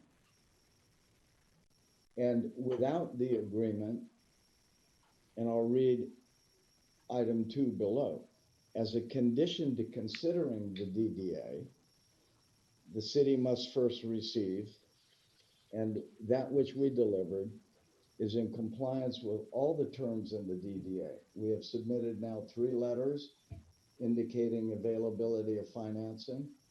We have submitted a response with regard to the mural. The owner of the building that owns the mural has submitted a support letter for your review. We have also submitted our pro forma, and in accordance with the letter submitted from our bank, you can see that they have reviewed, and we have been in extensive dialogue with them with regard to the understanding and the structure of the financing. And they themselves, for clarification, have described all the conditions that are required not only by law, but procedurally before they can get to a point of a loan commitment. With regard to CVS, it asked for a letter of interest. We have lots of correspondence, but I was seeking to get to a higher standard, and that would be of a letter of intent. I will report to you proudly that we worked hard, and in March, we lost contact with CVS for over 2.5 months. However, by September, before I went into the hospital, that CVS agreement was fully negotiated. And we are currently awaiting response. And as you indicated, your knowledge that I've been in dialogue with Mayor-elect as well as our Mayor Brand. We are waiting for their response and approvals, and therefore the LOI will follow. And that, dealing with a large national corporation, we cannot predict and we cannot have total control over their response times. But I will conclude in saying we would appreciate the support of council for the 90 days. We expect to lose 30 days. And I'm thankful and I am grateful for Mr. Orman's effort in initiating this extension, because he was on the calls with the city attorney when it was discovered that everybody's just run out of time. I respectfully request the 90-day extension and supported the council to do so. Thank you. Thank you, Mr. Titilian. With that, council, we have a motion, we have a second. Again, nothing precludes us from extending the contract further or the ENA further when the 60 days come up, like we've done 3 previous times. So, and the motion right now is 60 days? 60 days. Am I able to make a substitute motion? Sure. Yeah, I'd like to make it for 90 days. Second. I think it's reasonable. I think Mr. Titilian has outlined it very well. And I also am very curious to see when we bring up the other item that I've pulled for somebody who's also requesting extensions, if the comments made against this developer will be consistent against what is done later. But anyway, I'd like to make a substitute motion if I can for the 90 days. Sure. We can take the substitute motion first, legal counsel. You would vote on the main motion first. If that fails, then you can vote on the second motion. Well, all right. With that said, let's go to motion to extend this ENA by 60 days. Councilmember Roll call, please. Redfield? No. Councilmember Chavez? Yes. Councilmember Esparza? Aye. Councilmember Carbasi? No. Councilmember Soria? Yes. Council Vice President Capriello? No. President Arias? 4-3. All right, motion passes. Item is concluded. With that, council, we'll go to the next item. Just to check in, council, it's 11:45. We are scheduled to come back at 1 o'clock for the police reform presentation. The next item is 1X, That's the item H. I pulled it. I just wanted to give HB a quick opportunity to explain the item, given that homeless is a top issue. So H, if you can give us a brief 2-minute explanation of what the item does.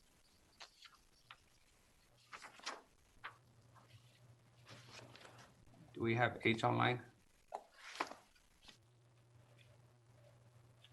All right, seeing that he's not online, council, this simply extends the contract for the shelter beds to match up with the rest of the contracts for shelter beds. So with that, I'll make a motion to approve the contract to extend it by the additional few months and the increased value of approximately $54,000. Is there a second?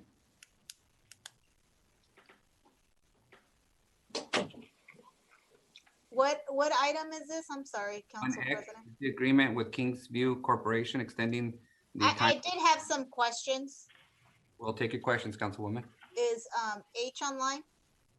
We're trying to find him. Yes, But... I see him. H is online. Yeah. Oh, H, can you hear us? Make sure you're not on mute. I don't see him.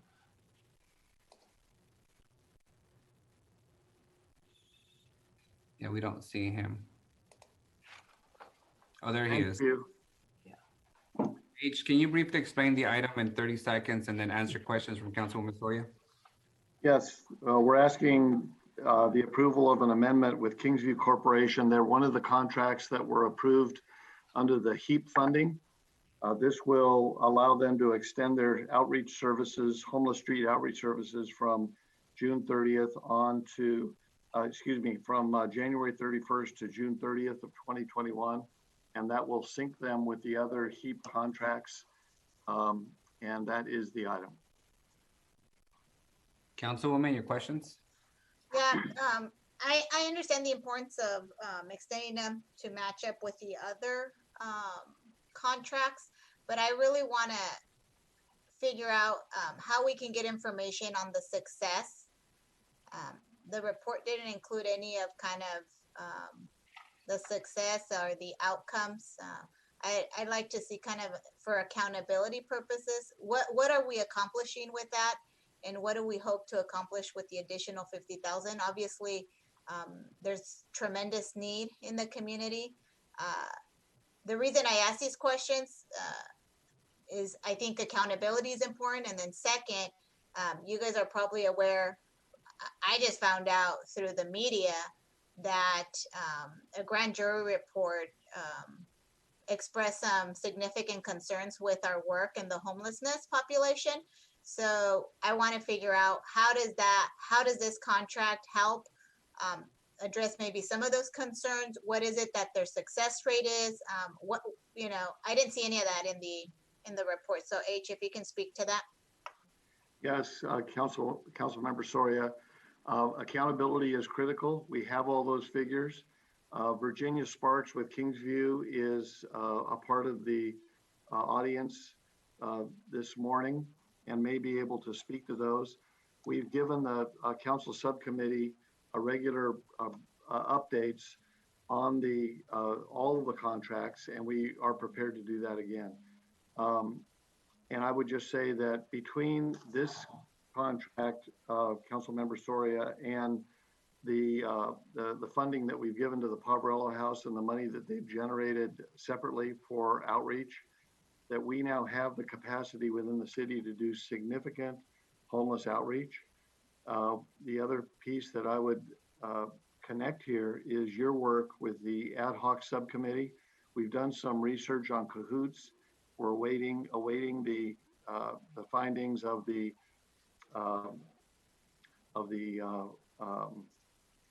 Police Reform Commission, and we're prepared to recommend an approach to outreach, homeless outreach, and homeless services citywide, decentralized by council district, but we're awaiting those commission findings.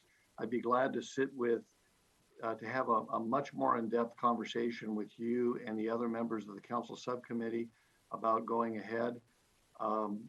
But back to your original question in terms of accountability, Virginia Sparks is here from Kingsview. Virginia, perhaps you could share a bit, and while we're dialing her up, I hope she's still available. Before we, let's see if there's any other questions for you from the councilwoman. Well, Yeah. yes, I guess going back to the comments that you just made about that we're waiting on some additional information about the decentralization of outreach and so forth. So should we wait until we see that before we extend the agreement? Because if we have to make modifications, then, you know, we have an agreement in place that doesn't include that. Does it make sense to wait until we are able to do that? Or what are your No, thoughts? I see where you're going on that. I would say it really is important that we extend this agreement, and because of the scope of work that is a part of this agreement, it's Exhibit A of the original agreement. That scope allows us to deploy these outreach services in specific ways that would align themselves with whatever we come up with in terms of the homeless task force.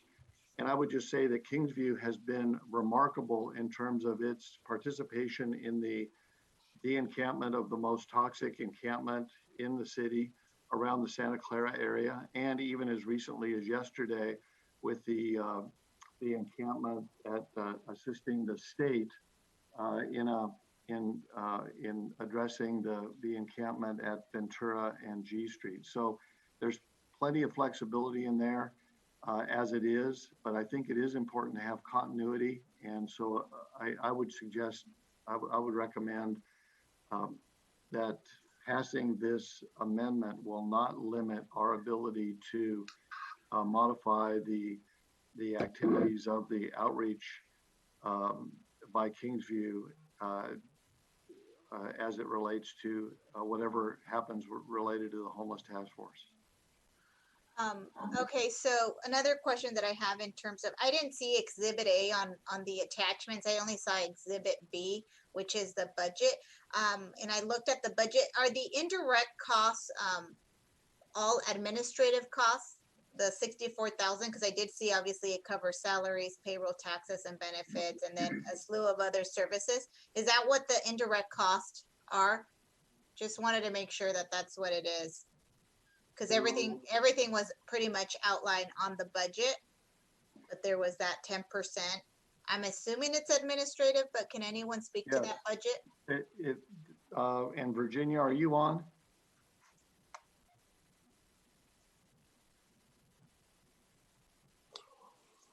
Yes, she is. Give me 1 second, okay? Great, thank you.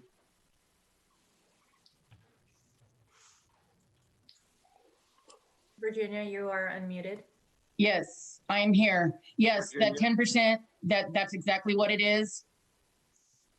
And Virginia, maybe you could also speak to the, Councilmember Soria raised the question about reporting. And I know that you report on a monthly basis to us on your outcomes, but if you Absolutely. could give us maybe a thumbnail sketch of what the outcomes are.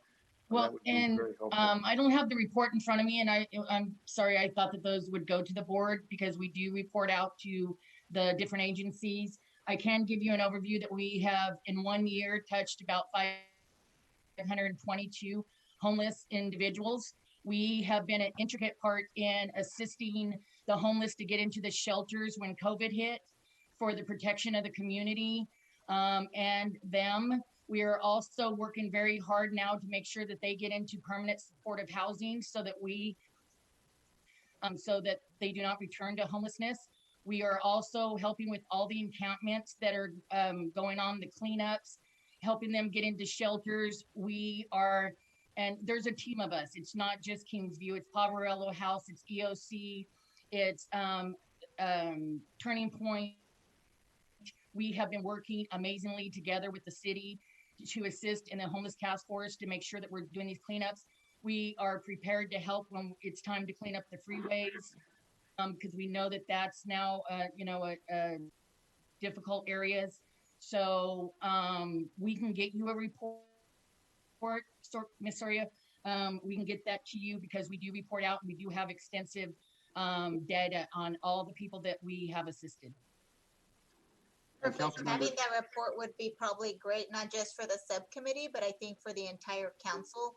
And I think also understanding, I know that you took the grand jury report, maybe feedback, and I think they quoted you as critical thinking or something like that. Well, you put your finger right on it. I was actually in conversation with Tad Weber yesterday, the editorial page editor, and I'll have a meeting with Joe Kita. I take a significant exception with the B's reporting on this. The grand jury did a good job in looking at homeless services. Because of the limitation of their voluntary service, they were unable to address, and their interviews did not extend beyond March. And so they were unable to really look at the whole issue of COVID and the COVID-19 response and the seamless response from all of our community responders. But their headline in their online version that said "No oversight, no transparency, grand jury slams Fresno government's homeless response." That's the B headline. That is actually very poor interpretation of what the grand jury actually said. I've read the report, and it makes surgical recommendations to how we can improve homeless service delivery, which I agree with. And so we've taken issue with the B, and they've been very responsive and listening. These are complex issues, as you know. And that's, I appreciate your interpretation of their article.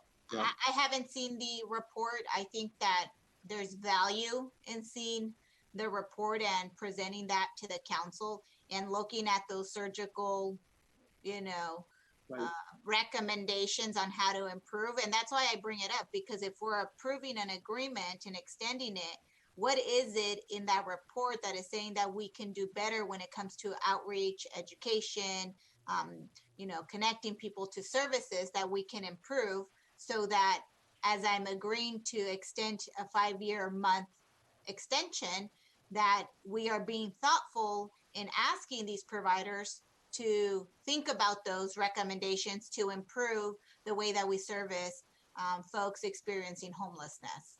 I'd be glad to present a workshop to either the subcommittee or to the council, giving an overview, addressing the grand jury's inquiries that were mainly dealing with the whole issue of street to home and having a backbone organization that pulls us together. Councilmember Arias serves on the board of Street to Home. Well, President Arias serves on the board of Street to Home and knows that we made some progress prior to COVID, and then COVID hit. So I'd be glad to put together a workshop that gives us an update. The grand jury report did not take any issue with homeless street outreach. And I would just say that extending this will continue to give us seamless capacity for homeless street outreach, which remains critical during these COVID times, especially as we're trying to get people safe exits from the COVID-19 shelters into safe exits. Perfect. I think it would warrant you to present to the entire council versus just the subcommittee. I think everyone should. And on the subcommittee, we've got an update on the street to home. I'm not even sure when was the last time that you guys met. Maybe the council president can also speak to that. But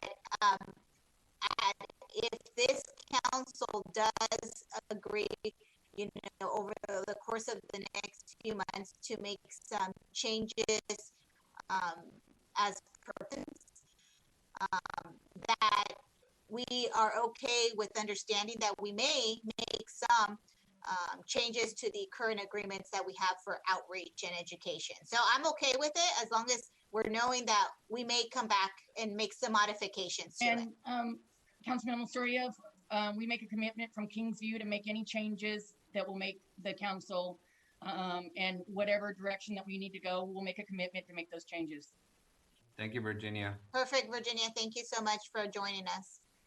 Council, the only thing I would add is the Street to Home Committee board hasn't met since prior to the pandemic. Was right before the pandemic was probably our last meeting in February, and then the world got turned upside down on everyone. We've been doing a triage version and dealing with our homeless. I'll be the first one to admit that if I had to give us a score, it's going to be a C minus. We have sheltered, nearly 500 folks from the streets to shelter beds. We have successfully pulled down money from the state to buy, motels, renovate them, and transition them for homeless housing and permanent housing. We have been testing our homeless community, but it's still not enough. I would put us up against any city. I think as a state and country, we're probably all, getting a D. People still see a lot of homeless in the embankments. They still see a lot of huge embankments. We still don't have enough beds for everyone. And the issue is much more complicated than offering somebody a place to stay for the night. It's drug addiction, it's mental health, it's a whole slew of things. But I would also say that the grand jury's report is absolutely fair. And so is the Beast coverage of the issue. It just reminds us that we still got to do more. And I can't wait for my president responsibilities to go away in January so I can spend more time on the homeless matter, because it has, although everybody's carrying a heavy load, both at the county, the city, and the providers, it is such a heavy lift that it's going to take a lot more criticism from the public, expectations from our residents, and the heavy lift from the city and the county. I would just wish we had a much better partner in the county. I think that's still needed. It still seems to be a push and pull relationship to get on the same page, but I think that's the framework of our respective bodies. So with that, let me go to the public before we take a motion to approve this. Brandy, I'm going to limit you and Lisa to a minute because we're already up against lunch.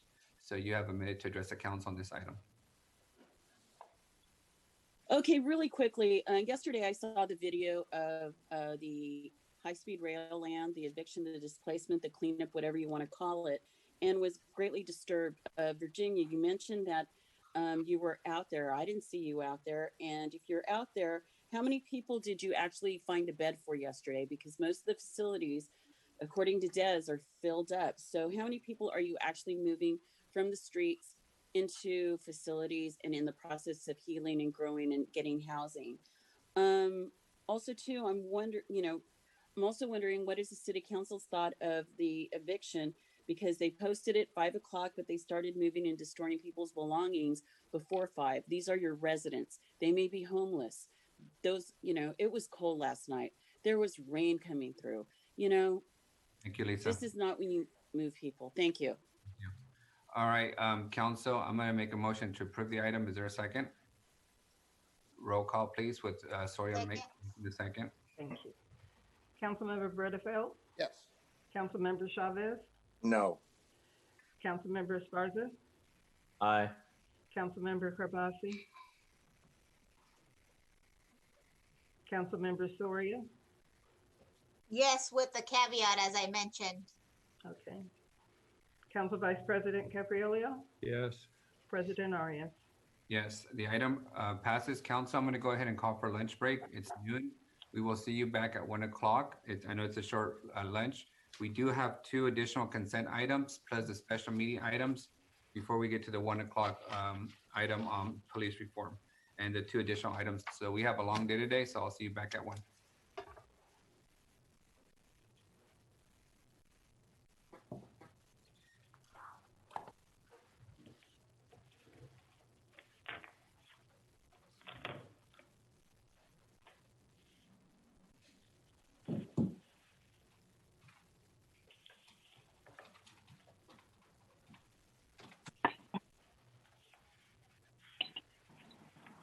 You won't be muted, right? Yes, let me see. Hey, Miguel, are you Councilmember there? Caprielio? Yes, sir. Anybody else there? Yeah, we have member Esparza and Soria on board. So if you're on board, we have a quorum to begin. Okay. Yeah. All right. May I make the announcement on my medical situation? Sure. As you and I had previously discussed, I have some respiratory treatment scheduled for this afternoon in about 45 minutes, to be honest with you. And I'll be gone for, it takes a while, so I have to go through that process. So I won't be here. I have to leave early, and I don't think I'll be back. I have to stay there for quite a while to have for observation purposes at the hospital. So with that in mind, I'll stay as long as I can and participate as much as I can as per your leadership. Thank you. And we have everyone we need now online. So we have all the attendees of the council. So we'll begin with item 1BB. That's Councilmember Butterfield.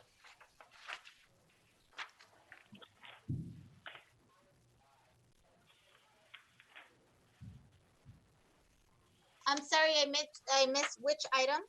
1BB. It was pulled by Councilmember Butterfield. It's the Cannabis Consulting and Support Services Agreement. You're on mute, Councilmember. Question I had in reviewing this is $300 per hour, I guess, is this consultant. What are they doing for that now? I mean, what's the status of this consultant's work? City Manager? Yeah, is Jennifer on the line? Rui. Find her really quick. Jennifer Rees, yes, she is. Let me unmute her.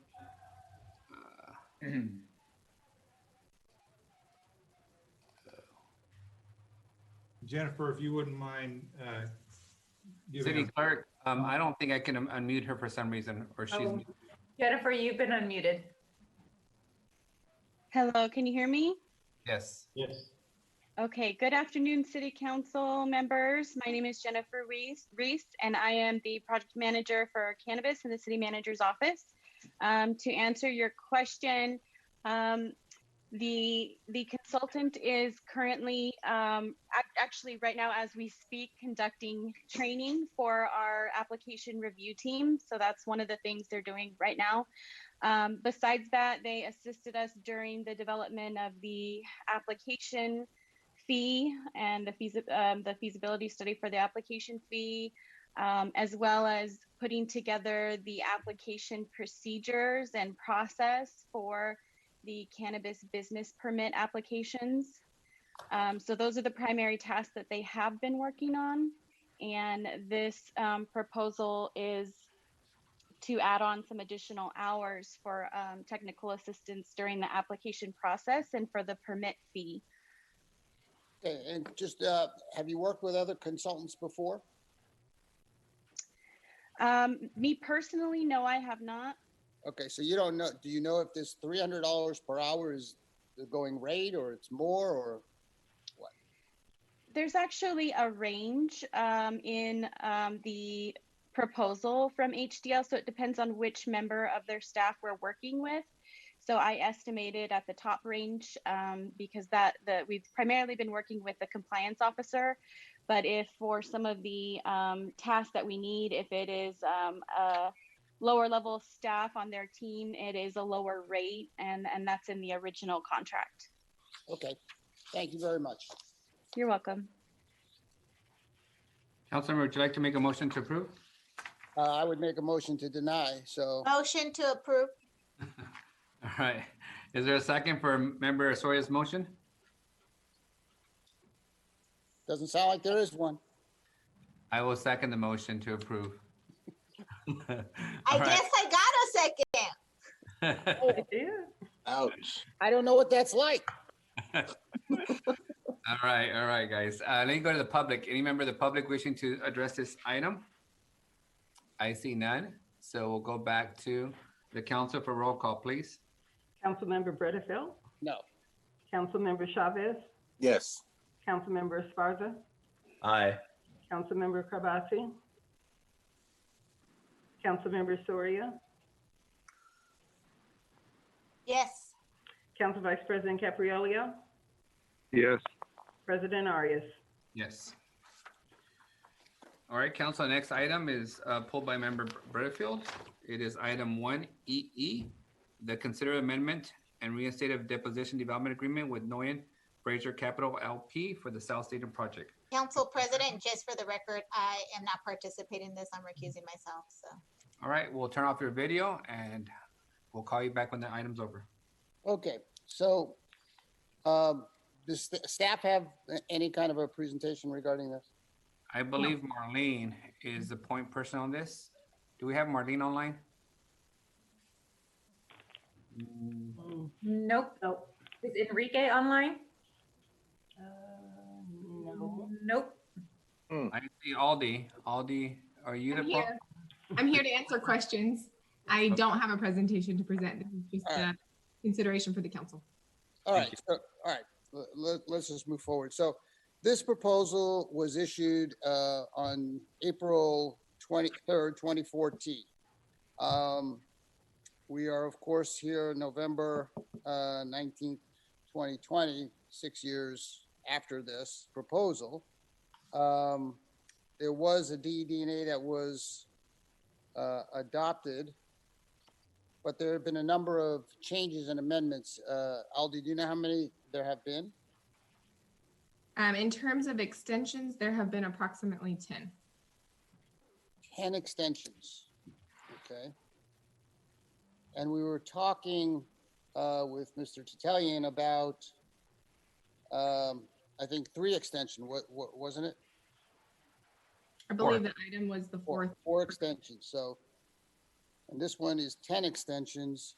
Now what they're proposing, though this started in April 2014, they're proposing, looking at this, to complete construction April 2023. Close escrow date of August 2021, commence construction September 2021, and complete construction January 2024. So that if this is accurate, it would be 10 years after they made their initial proposal. Sounds right. Sounds right. The applicant's online if you'd like to ask any questions of the applicant. Okay. So we're talking about 5 years to date. We're talking about 10 extensions thus far. I believe last year, Mr. Nguyen came and requested money from the city council, and the city council gave him $700,000 approximately. I asked him if he would be back again for any extensions or money requests, and Mr. Nguyen can respond to it. I believe he told me no, and yet here we are requesting additional extensions. I don't know if Mr. Nguyen wants to address anything. Let me unmute him. Applicant, you are unmuted and you have the floor. All right. For questions or answers that the Certainly. member has. Can you hear me okay? Yes, perfectly. All right. Mr. President, Mr. Bredefeld, yes, I do recall when we came back before you the last time, the request was made for additional funds. And I made a comment at that meeting that I was not asking for additional funds. There was no mention of extensions because no one knew where this was going. So I do have to correct you on that comment. Okay. So, but Mr. Nguyen, this is now 10 extensions. I mean, when this project came forward, I mean, I was very pleased to read about it. I mean, it sounds like a tremendous project, but I am concerned that we are, you know, in 2020, it was initially proposed in 14, and now we're requesting more extensions and also proposing that if everything goes as planned, this might be built out 10 years from when it first was proposed. You're correct on your date, sir. Okay. I'd like to ask city manager or staff, Aldi, or is the city manager available, or is you're the point person at this point? I'm the point person at this point. Okay. What is the administration's perspective on this with, 10 extensions and, 6 years since the initial proposal? I know it's a policy decision, but where's the administration with this? Thanks, Councilmember Bredefeld. I'm just here to present the facts to you today, and it is the will of the council to decide. That's not very helpful. What about the city manager? Is the city manager on the phone, on the line? Is not. What about Mr. Schott? I saw him just a second ago. Oh, He's turning his video back on. He's eating. Let's go ahead and have you chew your food first. I don't want to have to employ somebody to give you CPR. I personally don't feel comfortable commenting on this issue based on other activity related to some of the partners in that development. So I will defer to Aldi on this. Okay, and so I guess you're also alluding to the fact that the city manager, you, several others are being sued or named in a suit, and maybe Doug Sloan can, the city attorney can address it regarding other issues, but I don't, city attorney, go ahead. So city attorney, can you also give us guidance on how far we can get into litigation on open session?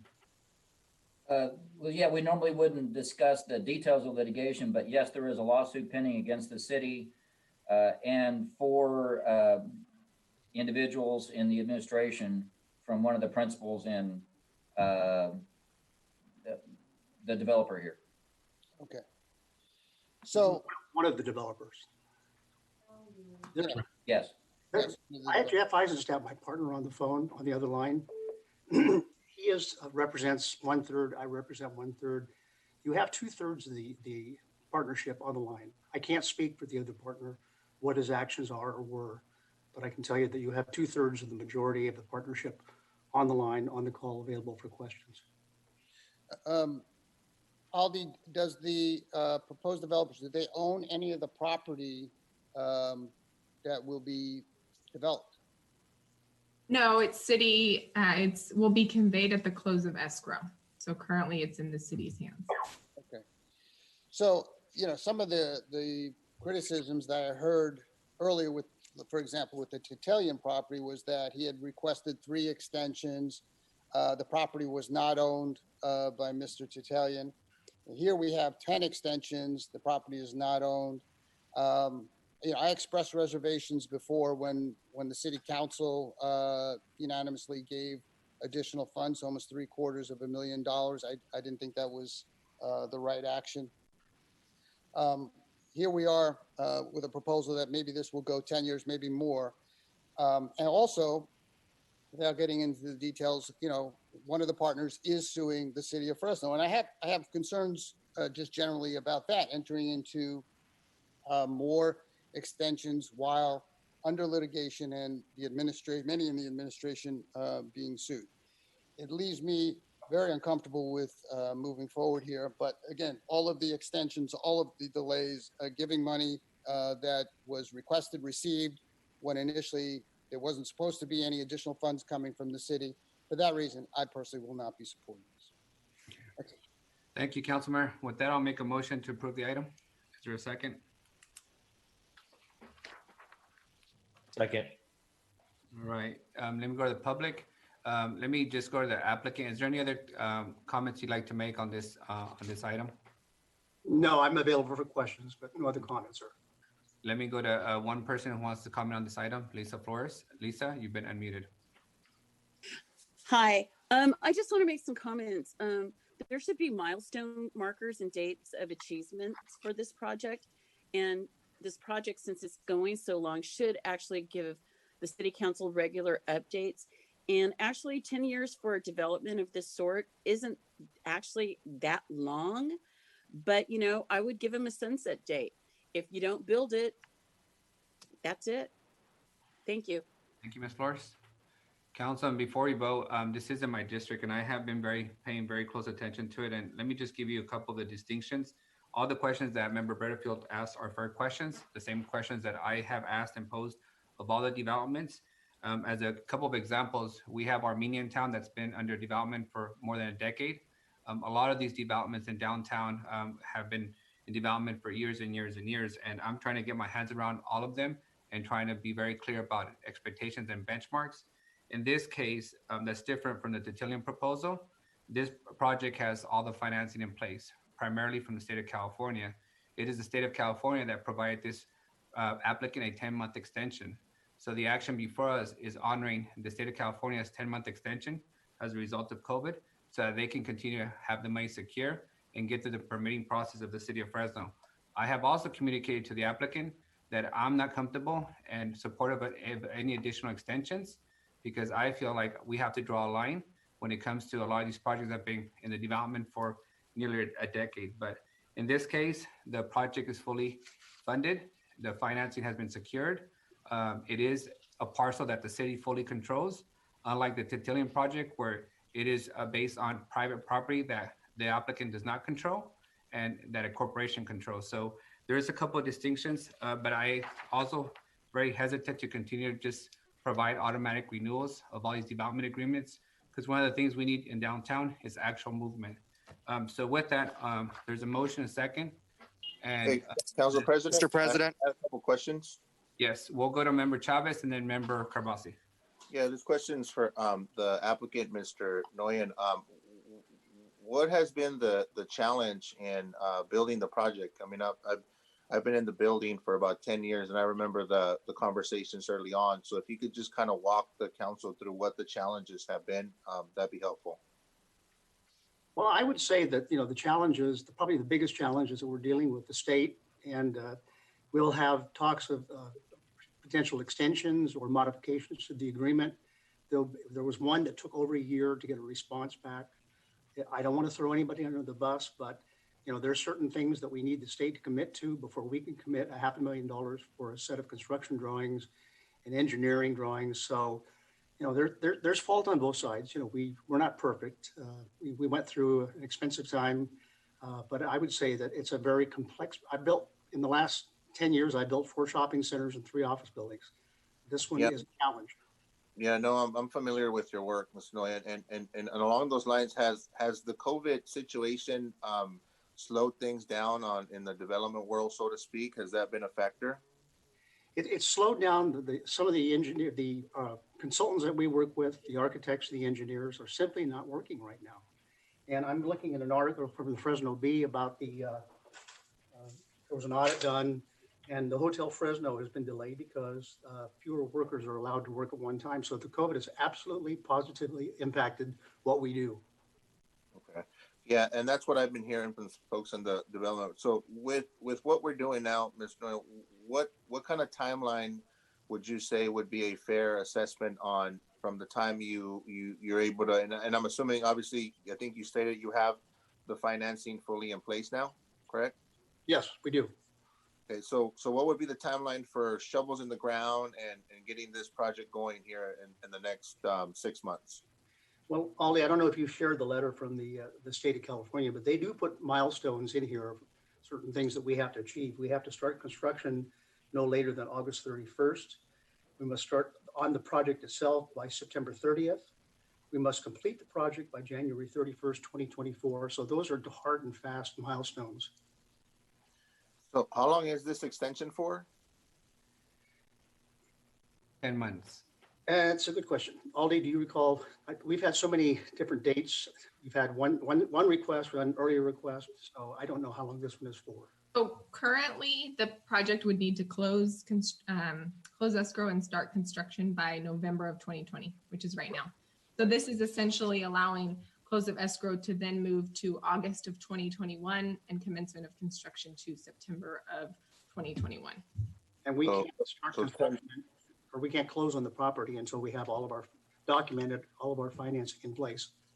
No, totally understand. So 10-month extension, right, that we're looking at? Correct. Okay, thank you.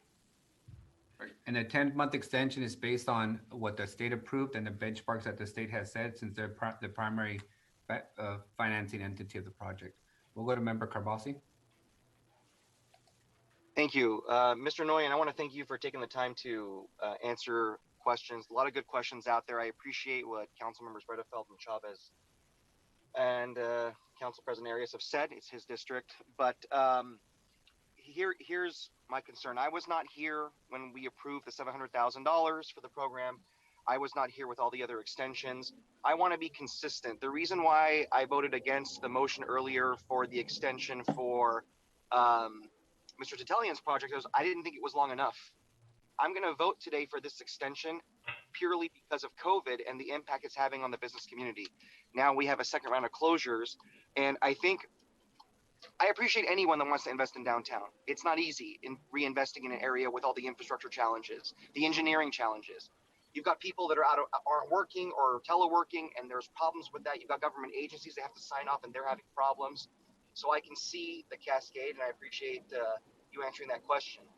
I'm going to give you the benefit of the doubt, but I think it's pretty clear we really want to see movement on this. So I can't guarantee I'm going to vote for it again, but I am fully supportive of voting for that 10-month extension right now because of the impact you and many other businesses are having.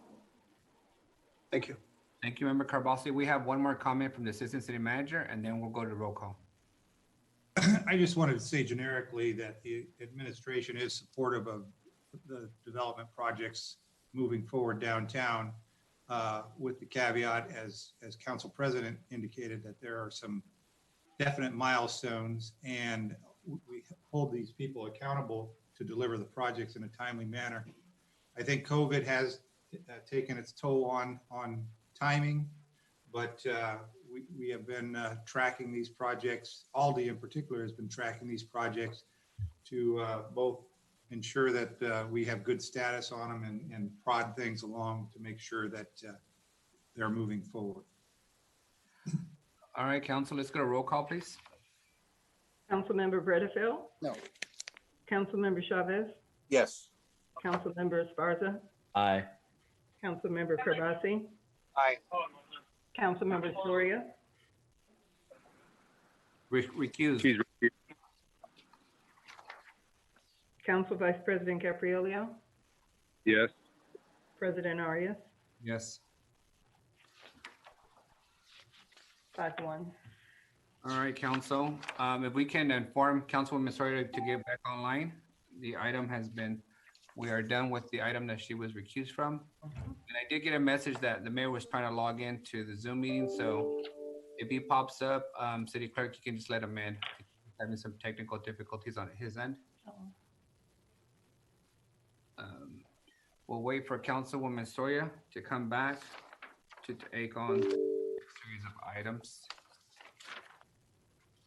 The Council President, I have about 8 minutes.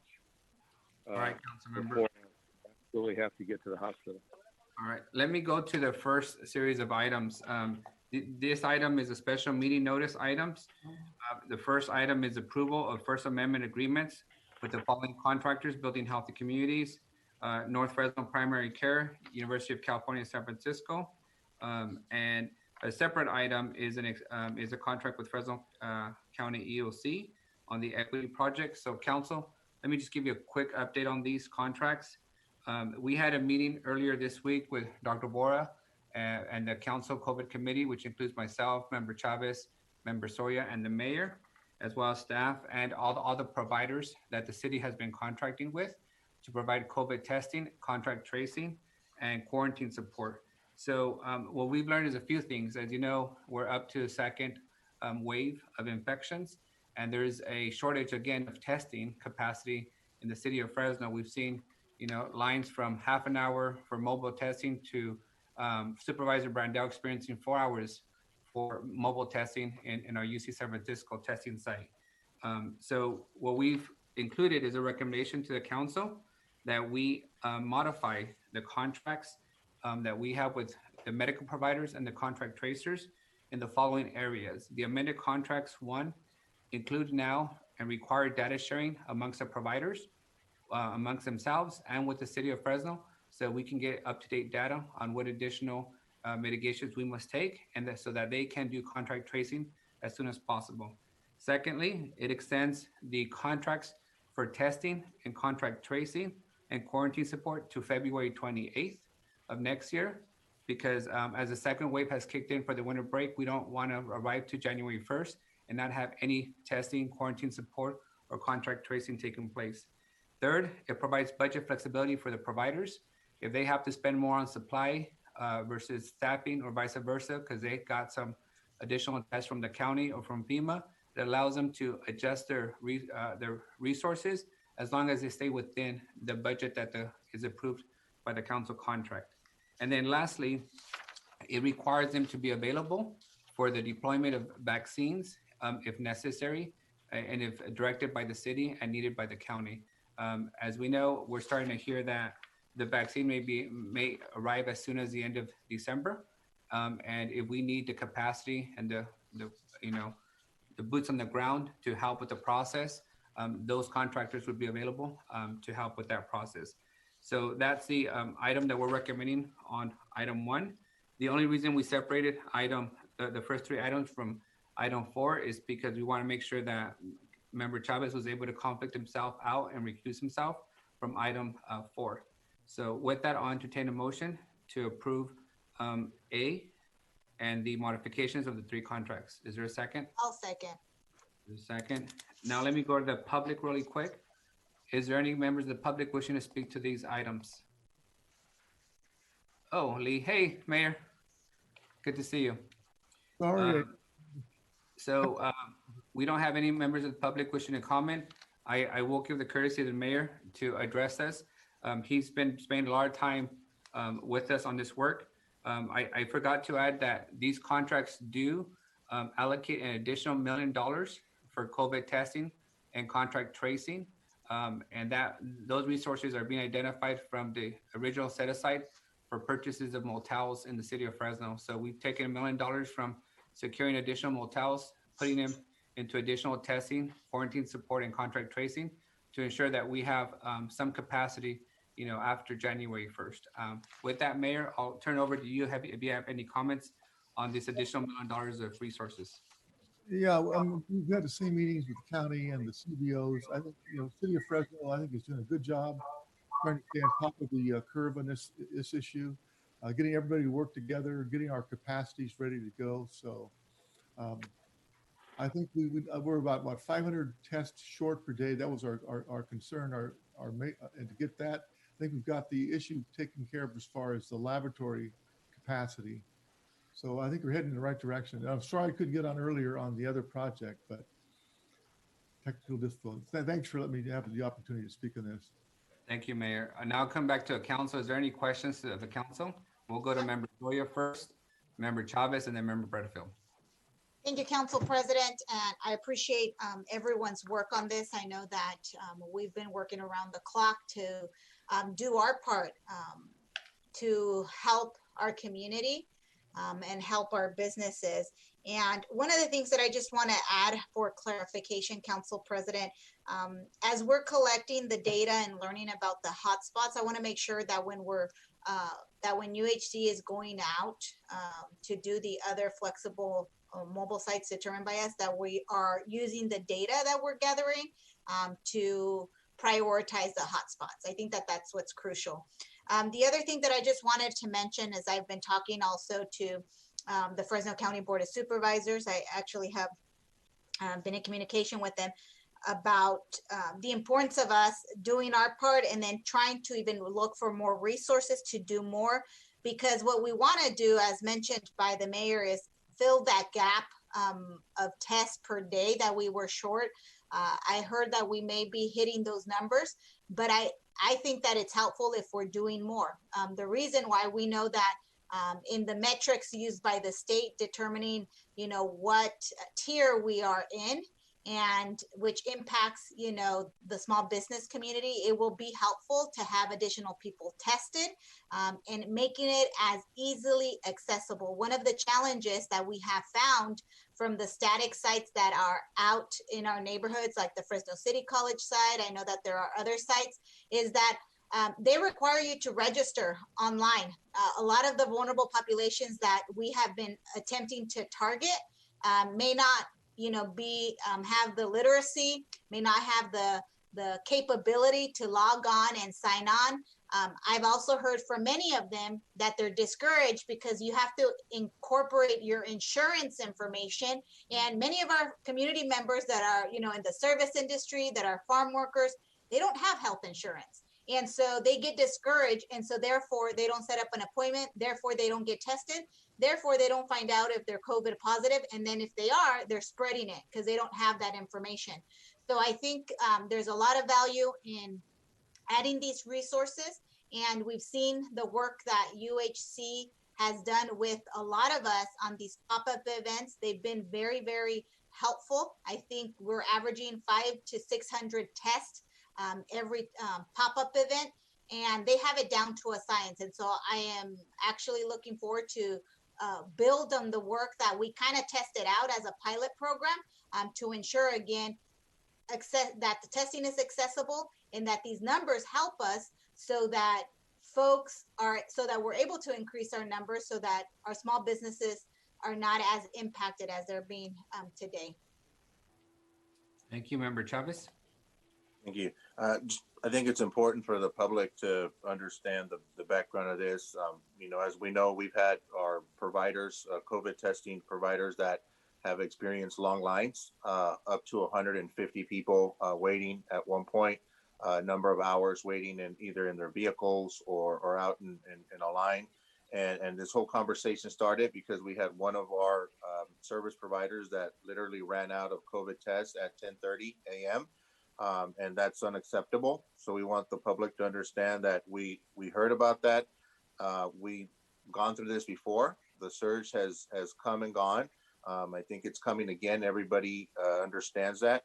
And so I think it's important for the public to understand that this is a reallocation of the resources that we had initially and making sure that folks have access to safe and reliable testing. One of the things that has been very successful was the drive-through testing. I think it gives people more of a comfort level and more of a willingness to go and get tested. Obviously, that's just the first step. I want to also thank the CBOs that have been working on the front lines with our community folks. I know oftentimes it's a little bit nerve-wracking to know that you are going to have contact with somebody that has COVID, but they've been very good at really working with our folks, whether they needed rental housing assistance, food deliveries, services that we mentioned, from Pardini's to Reading and Beyond to neighborhood organizations that have been all over the city. And so I think it's important for the public to understand that, yes, there's a vaccine coming, and we want to make sure that we're cautious and careful about what we say about that. I think when we spoke with Dr. Bora, he mentioned the 100,000 number, but I think it was with regard to the capacity that he had there at his storage facility. And so we don't want to give folks the wrong sense of safety and false impression that everything's okay, because it's not. We see numbers climbing, and I just want to briefly share some numbers that I have my staff pull. Area code, zip code 93727 has over 2,000 active cases. 93706 has over 1,500 cases. 93725 has over 900 cases. So currently, the city of Fresno has over 12,500 cases that are active. We know that not all of them will be fatal, but we know that the more those numbers go up, the more vulnerable populations will be affected. And I think it's important for folks to recognize that, we have to make sure that we take care of those vulnerable populations, our seniors that are in retirement homes, nursing homes. And we're urging the public that, please restrain yourself from, going out and not having protection. Please wear a mask. I think that's going to be important for people to mitigate, not eliminate, because I think we're all realistic enough to know that we're not going to eliminate this problem, but we can do safety measures to prevent. And we've seen that, not just at City Hall, but the County Board of Supervisors. Those measures do work. And it's something very small that we can all do our part in making sure that we reduce the infection rates that we have here. I'm tracking and been in contact with colleagues over in Texas, El Paso. They actually had to order more trucks because their healthcare system is being overwhelmed. We don't want that to happen here. And the good news is that we have that power and that control in our hands. We have Thanksgiving coming up. I know it's very difficult to not be with your family, but if you're going to do it, just be very, very careful, especially with our older folks. We've seen that take a toll quite hard, particularly in some of the neighborhoods that I represent. So I just wanted to top this off by thanking the medical providers, the community-based organizations, those folks that really been at the front of this spear, so to speak. And we're going to get through this, but we need folks to be very, very careful with what happens the next couple of weeks, because we know that these numbers will really outline what our winter looks like. And I'm still hopeful that we'll be able to mitigate the impact that we're going to have here in Fresno and the Central Valley as a whole. Thank you. Thank you, Member Chavez. And before I go to Member Carbasi, then Bredfield, then Sparsa, I do want to add one clarification. The additional resources for this most recent spike include 5 items. Four of them are listed on the special notice meeting. And the 5th one is item 4B, which is a contract with United Health Centers for the additional testing. We just kept it at that place because that's how it was originally published, but it is those 5 items combined. With that, Member Carbasi? I didn't raise my hand. Thank you, Mr. President. Member Bredfield and then Sparsa. Yeah, a couple things. I would appreciate, getting these documents more than just the day before. I mean, we've gotten into a pattern here of holding these special meetings and getting all this information, which is important information, contracts, more than just less than 24 hours. So just would appreciate that in the future. The question that I have, a number of them, what's being proposed is to give $250,000 more to BHC, $150,000, I believe, to EOC, $600,000 to United Health Centers, I believe. The question I have, though, in reviewing the contracts is this, not all of them, but I think with United Health Centers, it doesn't include going out to February 28th, 2021, but it does the other ones. And so this CARES money was supposed to go through the end of the year. We are now initiating these dollars, the 250,000, and I'm not sure if the 150,000 for EOC goes to January 28th, February 28th as well. But I'm sorry. Allow me to explain the contract extensions. All the contracts are going to February 28th, 2021. The medical providers, both University of San Francisco and primary care, there's no additional money because they started late, so they have sufficient money to get us through February 28th. The contract tracers do have additional money because they had not budgeted to go through February 28th. And they've seen a huge increase in the amount of activity they're doing because of the increase in infection. And then lastly, you're absolutely right that we are recommending that we use CARES Act money to February 28th. This is a result of a meeting that we have with Dr. Bora and Congressman Jim Costa. We know that the Congress has set the deadline for December 30th. Our concern, of course, is that come January 1st, there will be no city-provided testing, no contract tracing or quarantine support. And all indications that we have seen is that Congress is not going to be able to figure out their second wave of relief, and that the county doesn't have the resources to provide the level of testing and contract tracing on their own to get us back into the next designation of red. So we're trying to add additional testing, expand the time so we can get back into reopening businesses.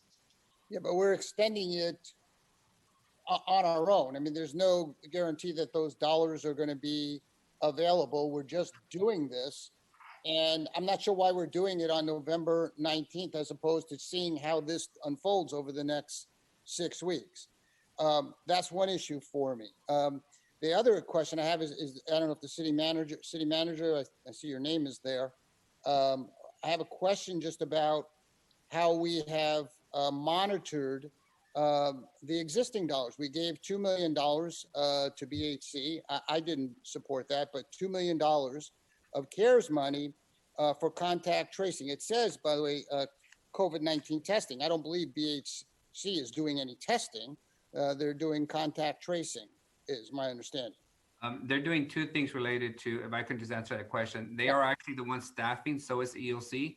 They're staffing the testing station. So if you go take a test given by University of San Francisco at the EOC facility or pop-up location, BHC and EOC are the ones providing the staffing, the filling out the forms, managing traffic control, all the support staff necessary for the test takers to actually do the swabbing and the test taking. So they are providing that staff support. And we went from, 150 people taking a test to 400 people lining up, which has significantly drained the amount of resources from those providers. Okay, well, I have a lot of question about the appropriateness and the effectiveness of using $2 million of money to have people staff to fill out paperwork when I think most clinics can do that and make their own decisions on how to do their staffing. Having said that, that's a policy call that I didn't agree with. I would like to know from the city manager, what oversight has there been to ensure that the $2 million and the other monies that were given to these other agencies have been appropriately spent? Are they all utilized? This $250,000 that's being proposed for February 28th, where does that number come from? I get a feeling we're just kind of pull numbers out of the air and throw it here. 250 sounds good. How are we determining this? Is there somebody overseeing this, or are we just making it up as we go, which is what I suspect? So Councilmember Bredefeld, I have Mike Lima, our controller, on here. If somebody could allow him to be part of the panel. I have him prepared to talk about how we're monitoring all of these agreements. He's preparing in case the city's ever audited in the future to make sure that we can account for every single dollar that was spent. So Brianna, there we go. Mike, do you mind addressing the council member's question for me, please? Sure. Council President, excuse me, I'm sorry. I'm going in the underground part of the hospital, so I'll be checking out now. So. Thank you, council member. Thank you. Good afternoon, Council. Mike Lima, Finance Director Controller. So what we are doing with all of the CBO contracts that we have is that we have allocated a portion of the funding initially, and then we do a compliance check. This compliance check is required under the uniform guidance, which the CARES Act specifically says is the governing legislation for CARES expenditures. And it's a uniform guidance is used for all federal grants, and CARES falls under it as well. So we've given a portion, and then we come in and do a compliance check to see if the money is being spent correctly. And if not, if there could be adjustments made and in order to get the expenditures in line with the terms of the contract or council direction on the program. But to be specific on BCH, so far we have paid them just a hair over $1 million. We have not paid them the full $2 million. They have not had a compliance check yet because they've not indicated that they have spent the full $1 million at this point. And so as a result, we have not done a compliance check at this time, but we will be doing it once we get notification from them that they've reached their midpoint and now are ready for a compliance check. And when you say a compliance check, Mike, what do you mean by a compliance check? What is that? Well, we want to make sure that they spend according to the budget that they turned in. We want to make sure that they are spending, making expenditures according to CARES regulations, and also the contract that is signed. So we want to make sure that they are doing the contact tracing, that they're doing the quarantine support, and other services that they have contracted with the city to provide. So why did we pay them $1 million when we haven't done a compliance check yet? Well, we needed money. They needed money to start. And so that's why we gave them the $1 million. We didn't give them the full $2 million that was done, but to get them started, because they were talking about adding staffing to be able to address this. So we gave them $1 million to get them up and running and start. And now we are ready to come in, once they've expended that, to come in and do a compliance check to make sure that they are expending that money properly. Okay, so we don't know if they've spent the $1 million or they spent $20,000. We have no idea at this juncture. At this point, I haven't seen any reports as to how much they have spent. I don't know. I know that there are others in the city manager's office that are in closer contact with all the different CBOs. So it's possible they have received something, but myself, I have not seen a report at this time.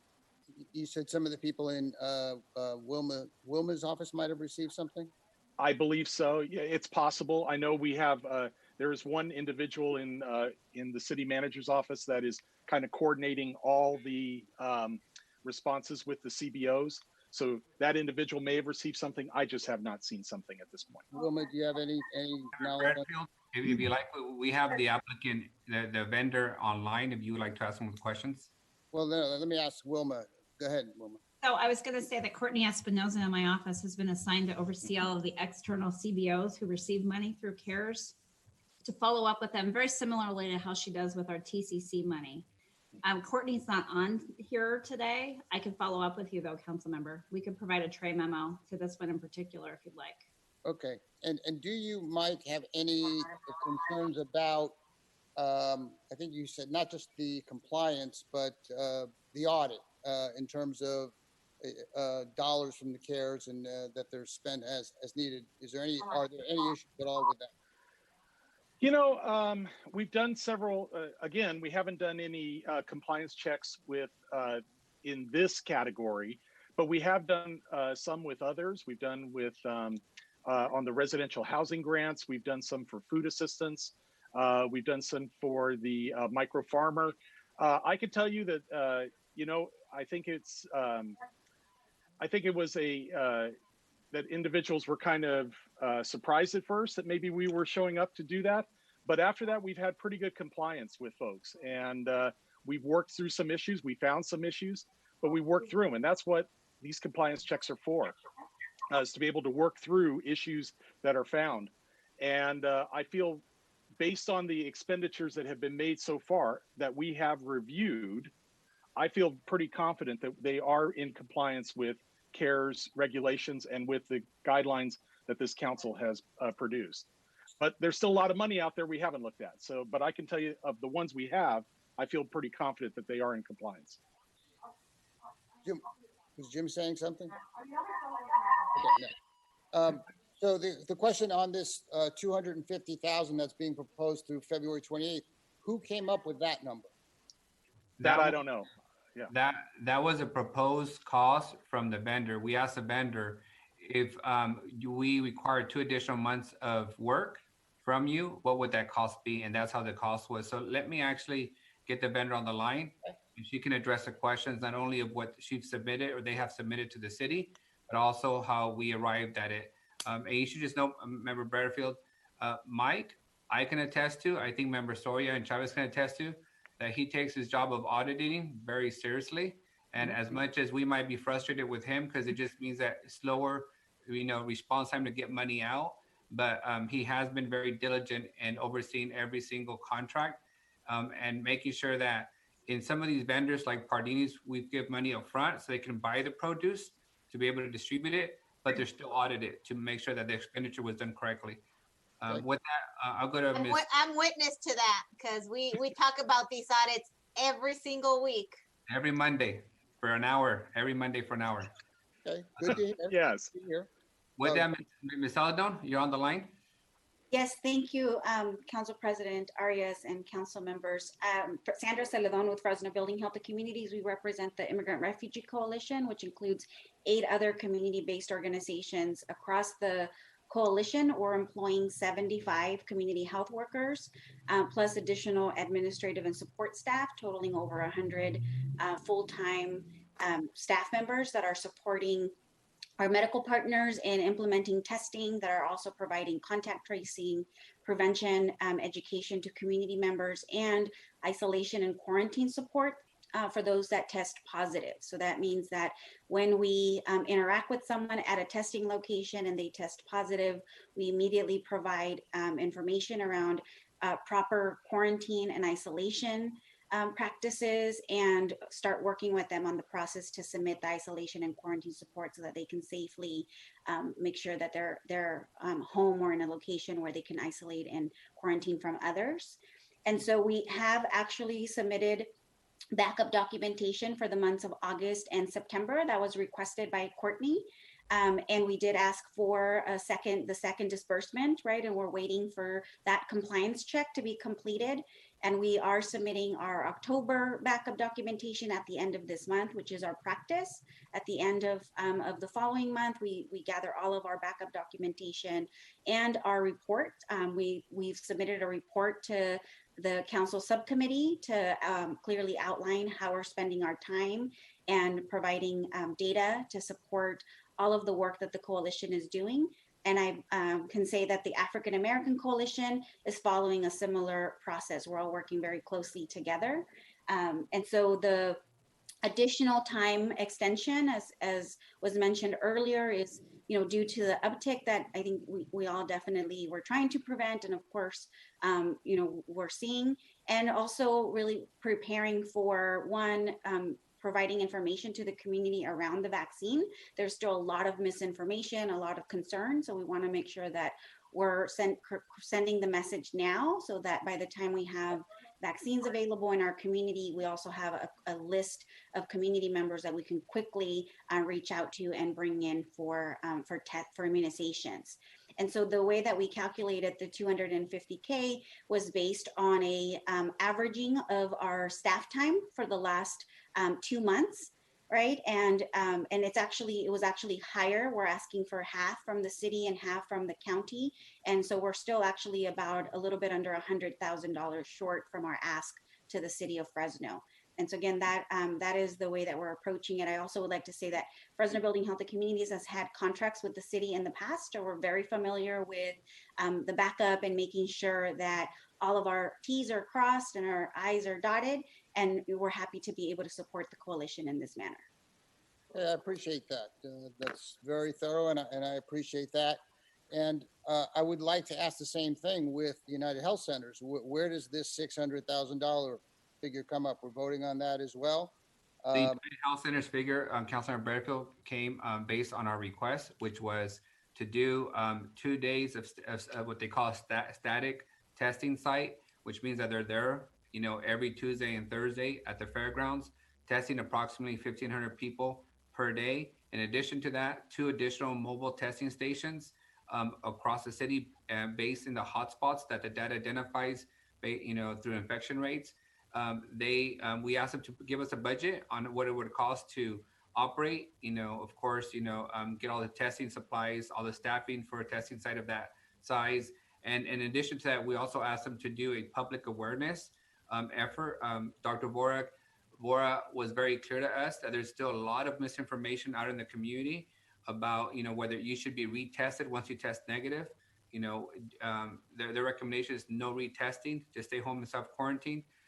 There's also a lot of misinformation on whether you need a clear test to go back to work after your quarantine. And then lastly, they expect a huge uphill battle to convince people to be vaccinated once a vaccine becomes available. So we're asking United Health Centers to do 2 critical things: operate the mobile testing sites that allow us to test above the state minimum so that we get some additional credit as a county when it's time to reopen, hopefully reopening sooner. Secondly, help with a public awareness effort to ensure that everybody's getting the right information. And I'll give you an example, Dr. Butterfield. Wow. Yes. One of the things that we learned in our Monday evening meeting with Dr. Vora is that the county had actually signed an order that every primary care physician is required to provide COVID testing within 24 hours of it being requested. What we're seeing out in the general public is the primary care physicians are not doing that. They're requiring you to make a medical appointment, the small ones and the huge ones, which is several days out. So people are showing up to a drive-through test, even though they got to wait 4 hours because they can get a tester, as our supervisor Brandel did. He went to a city, testing site versus having to make an appointment with the county one that may take several days out. So we're learning a lot and we're trying to adjust, and my apologies. That's why these contracts are coming in so fast, because we're literally trying to adjust as we can to try and deal with the second wave. Yeah, and I appreciate that, Council President. I would ask also that since you are one of 3 on a committee, that you share this information with those of us who obviously are not. I mean, some of this information I'm hearing secondhand or reading in the media. So I would appreciate getting that as quickly as you get it, so I know, which will help me in these decisions.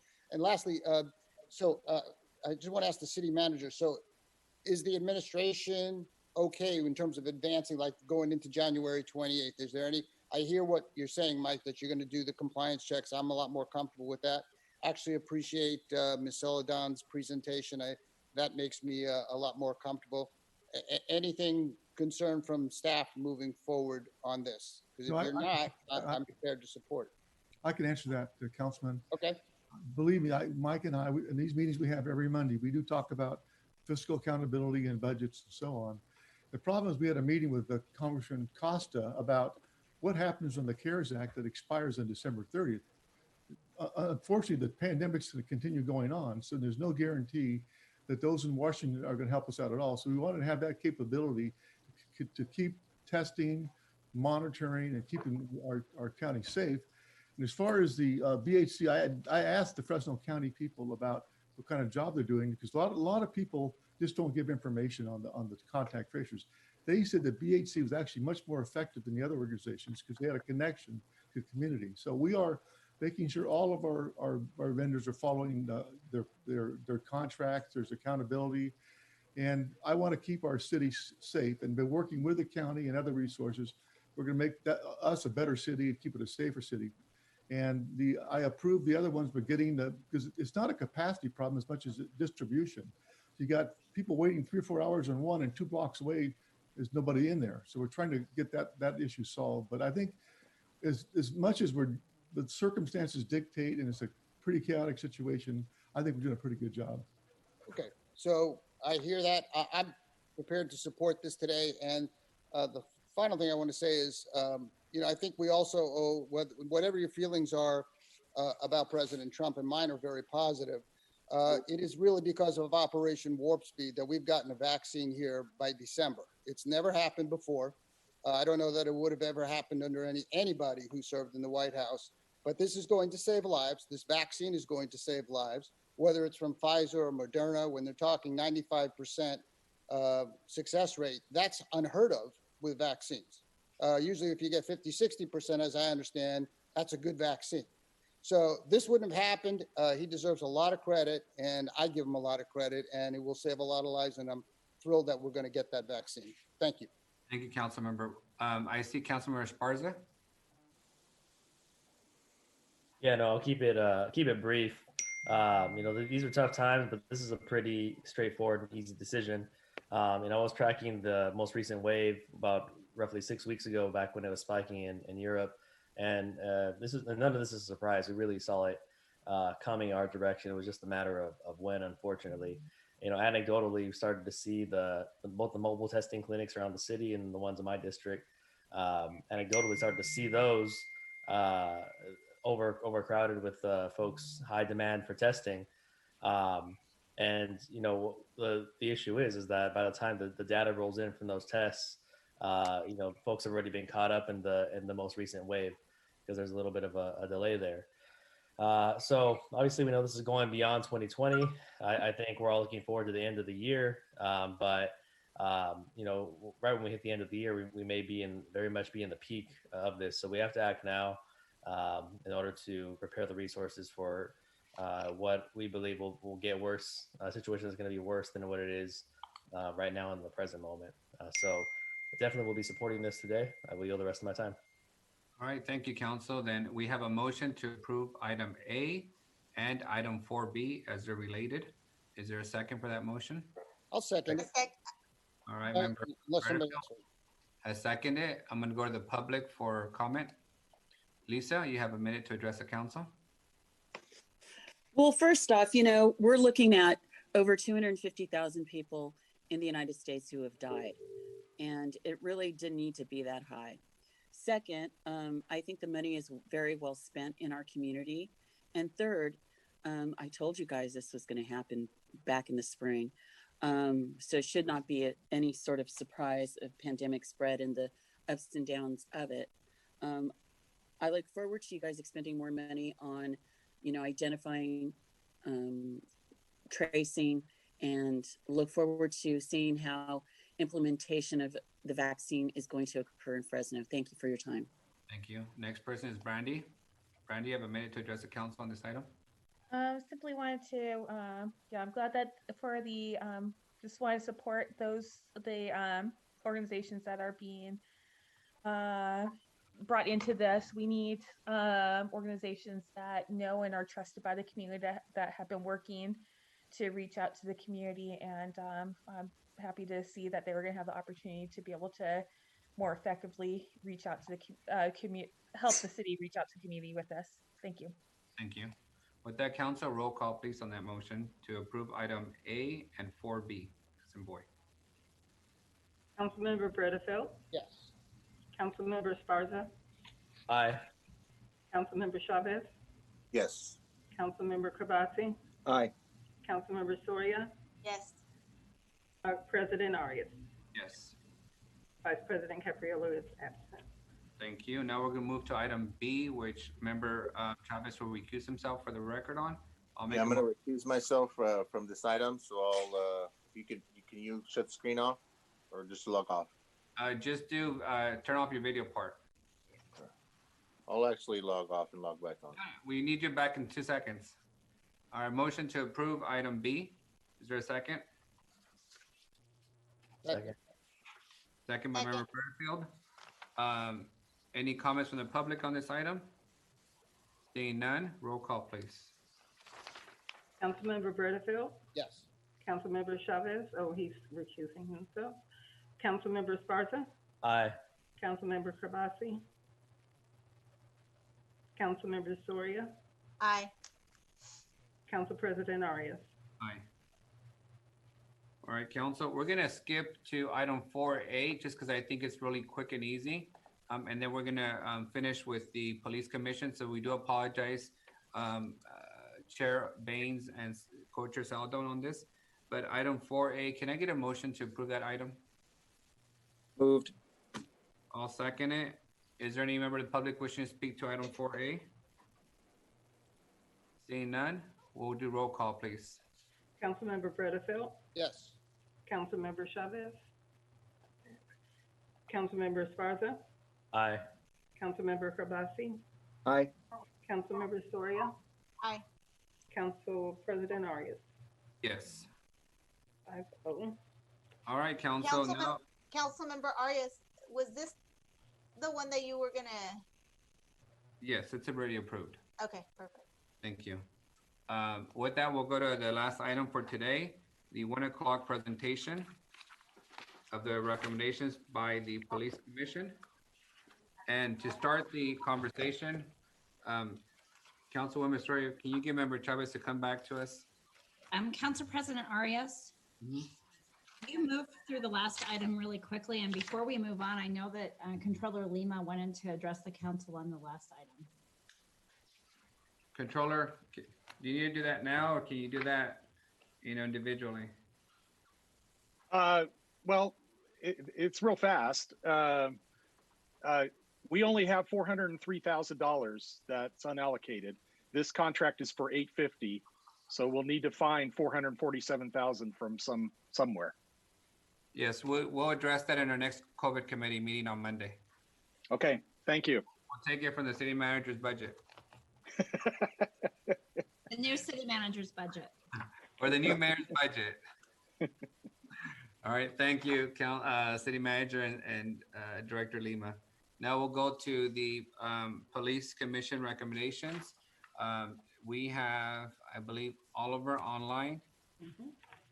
Oliver, have you been promoted to panelist?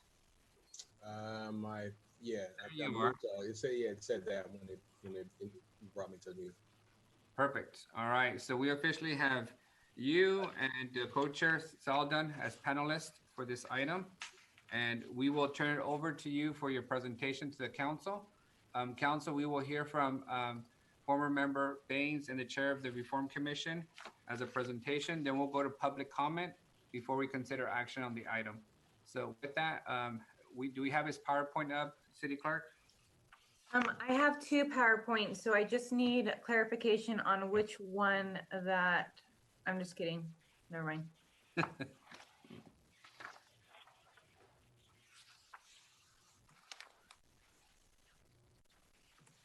All right, we'll wait. Council President, you still going to control the PowerPoint? We'll have the city clerk do it, so she'll be much faster and better than I am on keeping track of it. Okay. So city clerk, no pressure, Brianna, but it's your fault if it doesn't work out well. It's okay. Oliver Baines knows me. No, she's going to take care of us. I'm not even worried. Okay, is it this one, Oliver? Let me see the third page actually.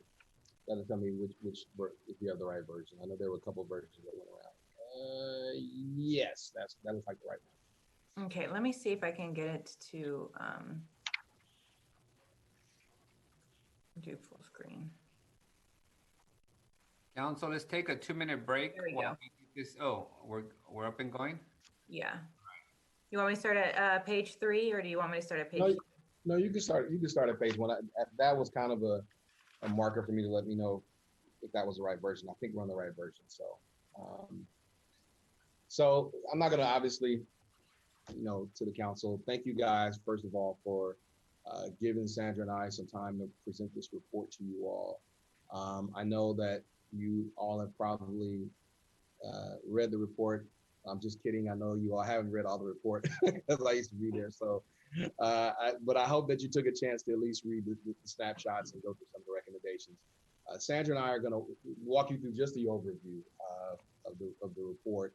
And we're not going to read every slide. You guys can see the content, but we just appreciate the fact that you all allow the community to come together and offer you all these reforms.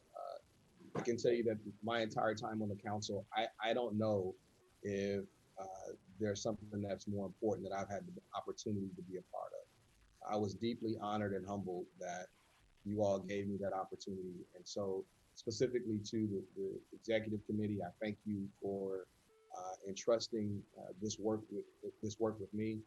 To all of the council, thank you guys for your action and really rising to the occasion at the time of the moment. It was a unique history and time, and this council, I think, completely responded to the needs of what the city, the residents in the city, overwhelmingly were asking you all to do. So just thank you for that. We can go to the next slide. So essentially, you all kind of know where this started. We had, like 39 people on the commission. And in order to do that, we had to break them all out into the various subcommittees. You guys see what they are there. That was really the only way to effectively manage the work. We had to really put people in right around 9-10 person subcommittees, and you see what they are there, police, budget, and so forth. Out of that, you all know that came 73 recommendations, and to be very frank with you guys, I was surprised at the number of recommendations that came out of the commission work. But I'll tell you that every single recommendation that was approved by a committee was also approved by the entire commission. So it was very powerful work to get so many people from so many diverse backgrounds to all agree on all those recommendations. Next page. So this is just some, a little bit of background. Listen, Fresno Police Department goes back 100 years. It has its share of wins and failures, right? I mean, that's like any other policing agency in the country. Fresno, what we wanted to make sure that the council and the community knew is Fresno is not that different as far as some of the challenges they've had. And which means that we had to, make sure that we dealt with that, understanding the entire context of the national backdrop, the historical backdrop, and also Fresno's place in Fresno's Police Department place in its own history. Okay, next slide. And I'm gonna kick it over to my co-chair here, and Sandra, if you can kind of walk through the next few slides. So one of the really key aspects of the work when we first started was to implement the community input committee. And what we wanted to ensure as a commission is to really hear from community members and engage community members throughout the process to ensure that that the general public had a say in the recommendations and ultimately inform the recommendations. And so the community input subcommittee really played a key role in ground truthing all of the conversations at the commission, and implemented a couple of activities that were really impressive given the short amount of time. One, they created an online survey that was disseminated in multiple languages, and this was all in collaboration with the sociology department at California State University at Fresno State. They also conducted focus group interviews, small focus group interviews, and direct email communication with commission members and the entire commission, and conducted a telephone survey of a sample of the Fresno population. So you see on the screen the percentage based on race and ethnicity for the city and the respondents. So most of the ethnicities responded, at or similar percentage population levels, with the exception of Hispanic community members. And we believe that part of that was just the timing, to be quite frank, and then of course COVID. But overall, we received over 4,000 responses to one or more of these activities, to one of these activities. And we'll go to the next slide, which really highlights what were some of the overarching themes that came out of the responses that community members shared. There were 5 priorities, overarching priorities in the responses from community. One is really folks wanted to ensure that there was a review and an update to the Fresno Police Department use of force policy. Really wanted to make sure that our Fresno police officers receive appropriate and quality training on implicit bias and de-escalation. There was a lot of stories that were shared about just different experiences that folks had, both that really spanned the full spectrum. And then I think was really interesting what we heard was very consistent in terms of prioritizing community-based solutions to public safety. So I think what really came out of the conversations, both with community and at the commission, was both and, right? This was really about how do we approach community safety from a holistic perspective. And that really led to the 4th priority, which is finding an alternative alternative approaches to dealing with non-threatening situations, to minimize unnecessary workload for police officers. Residents really understand that that we have demanded a lot of the Fresno Police Department over the years, and really wanted to find alternative solutions and alternative approaches to some of the non-threatening situations or community safety concerns that our city deals with. And then the 5th overarching priority was really about funding and reinvesting general fund dollars from the Fresno Police Department budget back into the community through parks, through the city development and other direct services. So again, with that mind frame of creating the conditions for safety in our community and relieving some of the burden placed on Fresno police officers. And so the overarching message that we heard time and time again was that this is really about being pro-community and pro-police, that those two systems and those two communities are not are in opposition, where they actually share goals, and we should not have to choose only one side, right? That there is a road for reconciliation and for partnership. And so that leads us to how these overarching priorities led to the 73 recommendations that Chair Baines will share. Yeah. Go to the next slide, Brianna. We'll get into some of the recommendations and how we're gonna bundle this, council. We're obviously not gonna go through each and every 73, but we did want to break them down into some themes for you guys, so you guys can, as you are looking through all the recommendations, all 73, you'll notice that they kind of fit into one of a few categories. And this was really all developed in the committee work. So big themes started jumping out as to how our residents feel about policing and community. And one of the big ones that came from this is making sure that the Fresno Police Department reflects the community it serves. I think that, and this has to be intentional. So one of the things we found out in this process is that for the most part, not that the police department intentionally is doing anything intentional to not make sure that it's reflective of the community that it serves. It's just that it's not doing anything intentional to do that either. So they're almost neutral on it. So and you guys can see some of the statistics here. We've highlighted them for you as far as the different ethnic groups. Of course, you can see those numbers. I mean, and when it comes to African-American police officers, we're only at 5.7% of total sworn officers, when African Americans represent over 7, almost 8% of the Fresno population and represent 15, 20% of the contacts. So we know that we have some work to do. And so this first recommendation is just like, listen, we want the Fresno Police Department to be intentional about the makeup of the department reflecting the community that it serves. And so this first recommendation is really in support of that. And that's why there's an enormous amount of anxiety about the fact that it's not reflected. And I think that with some intentionality, they can get there. We can go into the next slide. Another major bucket, council, that you guys will see is, and we had several recommendations that kind of fit into this one. We're only gonna highlight a couple of them for you though. Maybe one or two, but it's really reduce and reallocate the responsibilities of the FPD. And Sandra kind of touched on it as we were moving into this part of the discussion. What has happened is over time, and every beat officer will tell you the same thing. We have expanded and asked more of police officers than is fair to them.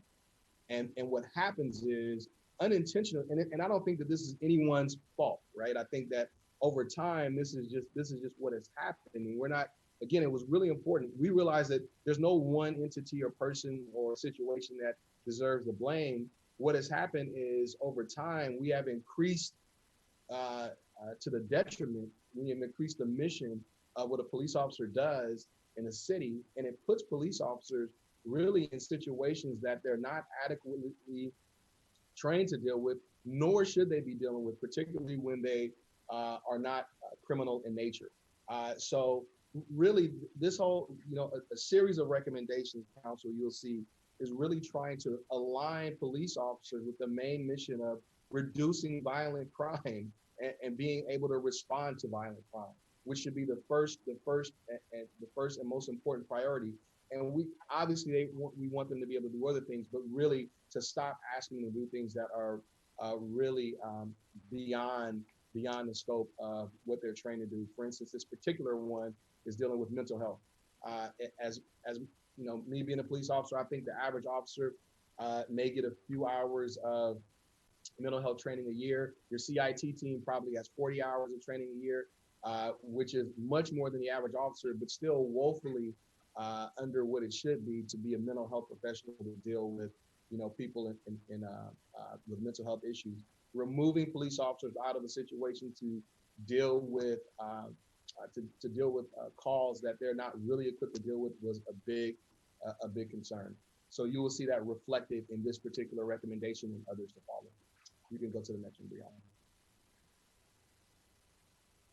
So another big issue is really the culture of the police department. And there are a couple of you guys that I've talked a lot about with policing culture. And, part of the things that we have to do is change the culture of what policing should be to more accurately reflect what the community desires. And the way the police department is set up right now, again, over years, all this stuff has happened over the 100-year history of the police department. The reward system is not in place for Fresno police officers to be rewarded for community-based policing and other types of issues that really raise the morale. Police officers want to interact with the community in a way that has that's helpful and good. Sadly, because of staffing issues, because of the structure that's in place now, there's not a lot of opportunity for a police officer to really interact with the community with the way that they want to, and it lowers their morale.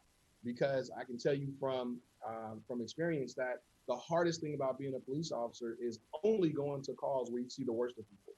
Well, a lot of the policing structure is set up so that officers run call to call to call to call, never have an opportunity to really engage with the community with anything that's productive. It's only negativity. So one of the things that we want to do is get to the restructure the police department, structured in a way that allows police officers to engage with residents in a different way, not just negative situations that result from a police call.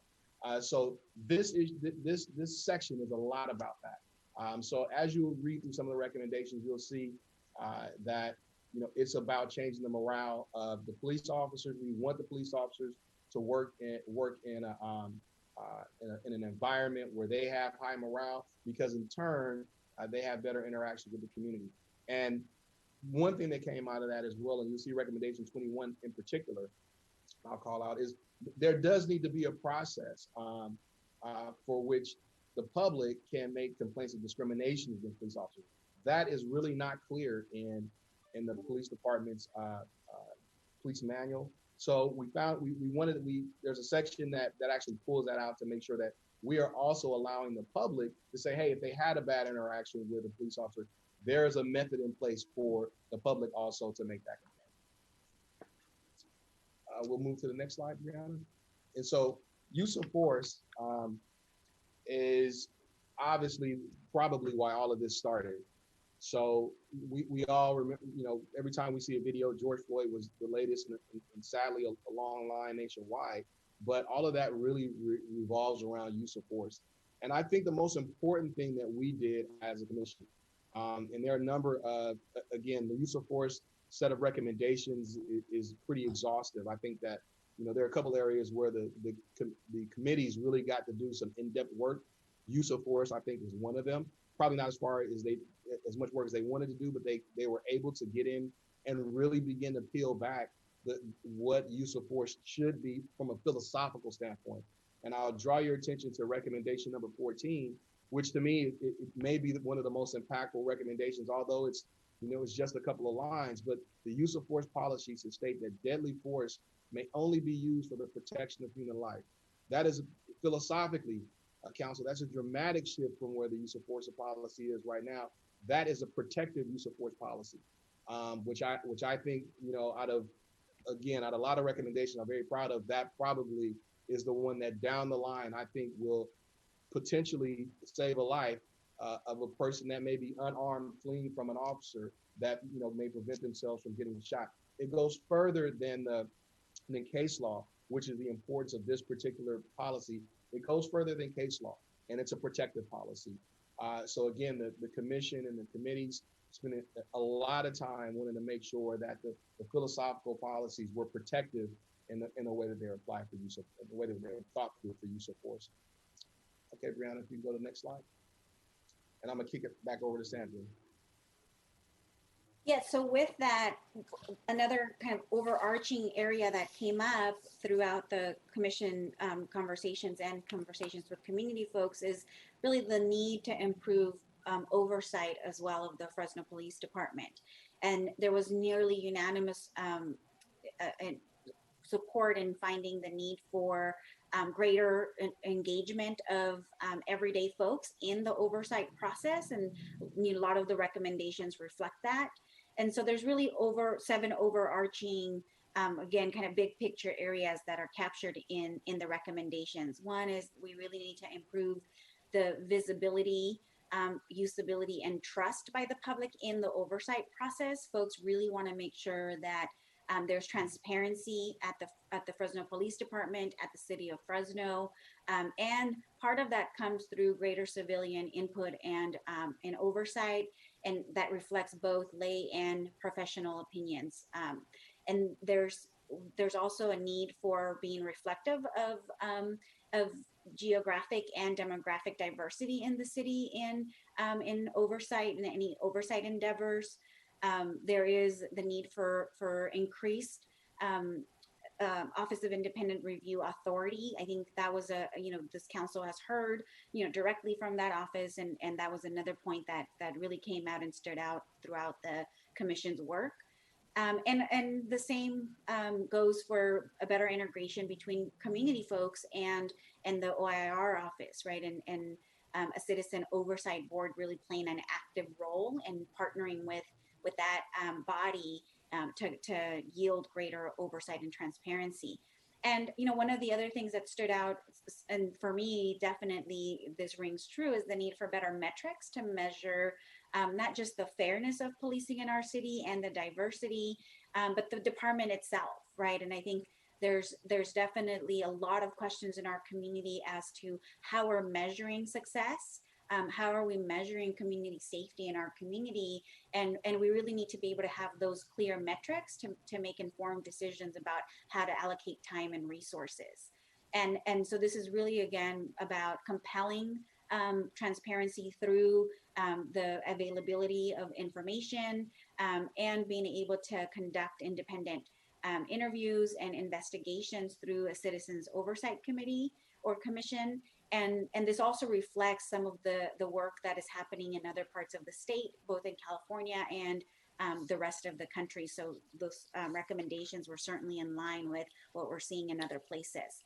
And so we'll share a couple of the recommendations in the next slide that speak to the improvement of oversight in the police department. One of the recommendations that has been highlighted already is the recommendation to implement a civilian oversight board that is comprised of voting members that can serve a 3-year term and again are representative of our city and can start to really provide the transparency and accountability that the public deserves and is calling for. There's further recommendations that really outline some of the kind of main points that folks brought up in terms of the function of such a body. And then the next overarching area, we go to the next slide, also has to do with money, right? Transparency and accountability. If we move on to the next slide, is also about ensuring the effective stewardship of public funds, similar to the discussion that was happening earlier with the city council. There was a clear need for understanding both the organizational structure of the Fresno Police Department and how dollars and resources are allocated in the department. So we know, as has been reported numerous times, that the Fresno Police Department absorbs almost half of the city's general funds and has one of the largest overall budgets of any city department. So we'll go ahead and go to the next slide for some specific recommendations around fiscal management. One of the early findings of the commission was the need to conduct a staffing analysis to determine how much non-productive time is lost due to various reasons. There is a lot of reliance on overtime and a lot of expense resources that are being allocated to overtime. And so really recommending some further analysis of, again, both how resources are allocated and how time is spent so that we're able to better structure the department in a way that maximizes safety in our community. And then the other finding that really stood out for the commission was that there appears to be a number of special units or assignments that have very similar functions or may overlap in functions. And we really need to spend some additional time to evaluate the scope and function of each of the special units and again, develop clear metrics so that each unit has clearly outlined functions, goals, and measurable metrics that then can be tied back to the resources and the time that's being spent in the city. So some of the ones that are listed here are for as an example, but there's certainly others that are in existence within the department. So we'll go ahead and go to the next slide. And as we talked earlier, there was also a lot of conversation around partnering with community-based organizations and other institutions in order to really expand community safety and the responsibility for community safety beyond the Fresno Police Department, and really, again, thinking about how do we foster the conditions necessary for safety in our city. And so one of the recommendations is about establishing partnerships with community-based organizations to initiate and implement comprehensive and strategic plans to improve overall safety in our community and really start to address root causes of crime and lack of safety. So some of the prevention issues that are cited as an example are family violence, gang violence, and sex trafficking. And of course, there's recommendations that tie on a number of other issues that were raised. And one, of course, that this council has heard and the community has really voiced, is really rethinking about and disbanding the homeless task force and reallocating those resources to social services and community-based organizations that provide services to the city's homeless population, so that folks that are experiencing homelessness are able to access housing and other resources, and really, again, thinking more about prevention and response as opposed to enforcement. And so those are the overarching kind of areas that we wanted to highlight for the council today. So with that, I'll pass it back to Chair Bain so he can wrap this up for us. I think you might have one more slide, Sandra. Oh, I'm so sorry. Did I miss one? That's my fault. Never mind. No. Okay, so in line with community-based organizations, partnerships, we really also need to invest resources in community-based prevention efforts. And so this goes beyond just partnerships with community organizations, right? This is really about implementing, for example, juvenile justice diversion strategies that enable restorative justice in our city for low-level juvenile offenders to resolve criminal behavior before it escalates. And we've seen some of this already in our community through the juvenile justice system and the effectiveness of such an approach. Again, the goal here is investing in young folks as opposed to perpetuating the criminalization of our young folks.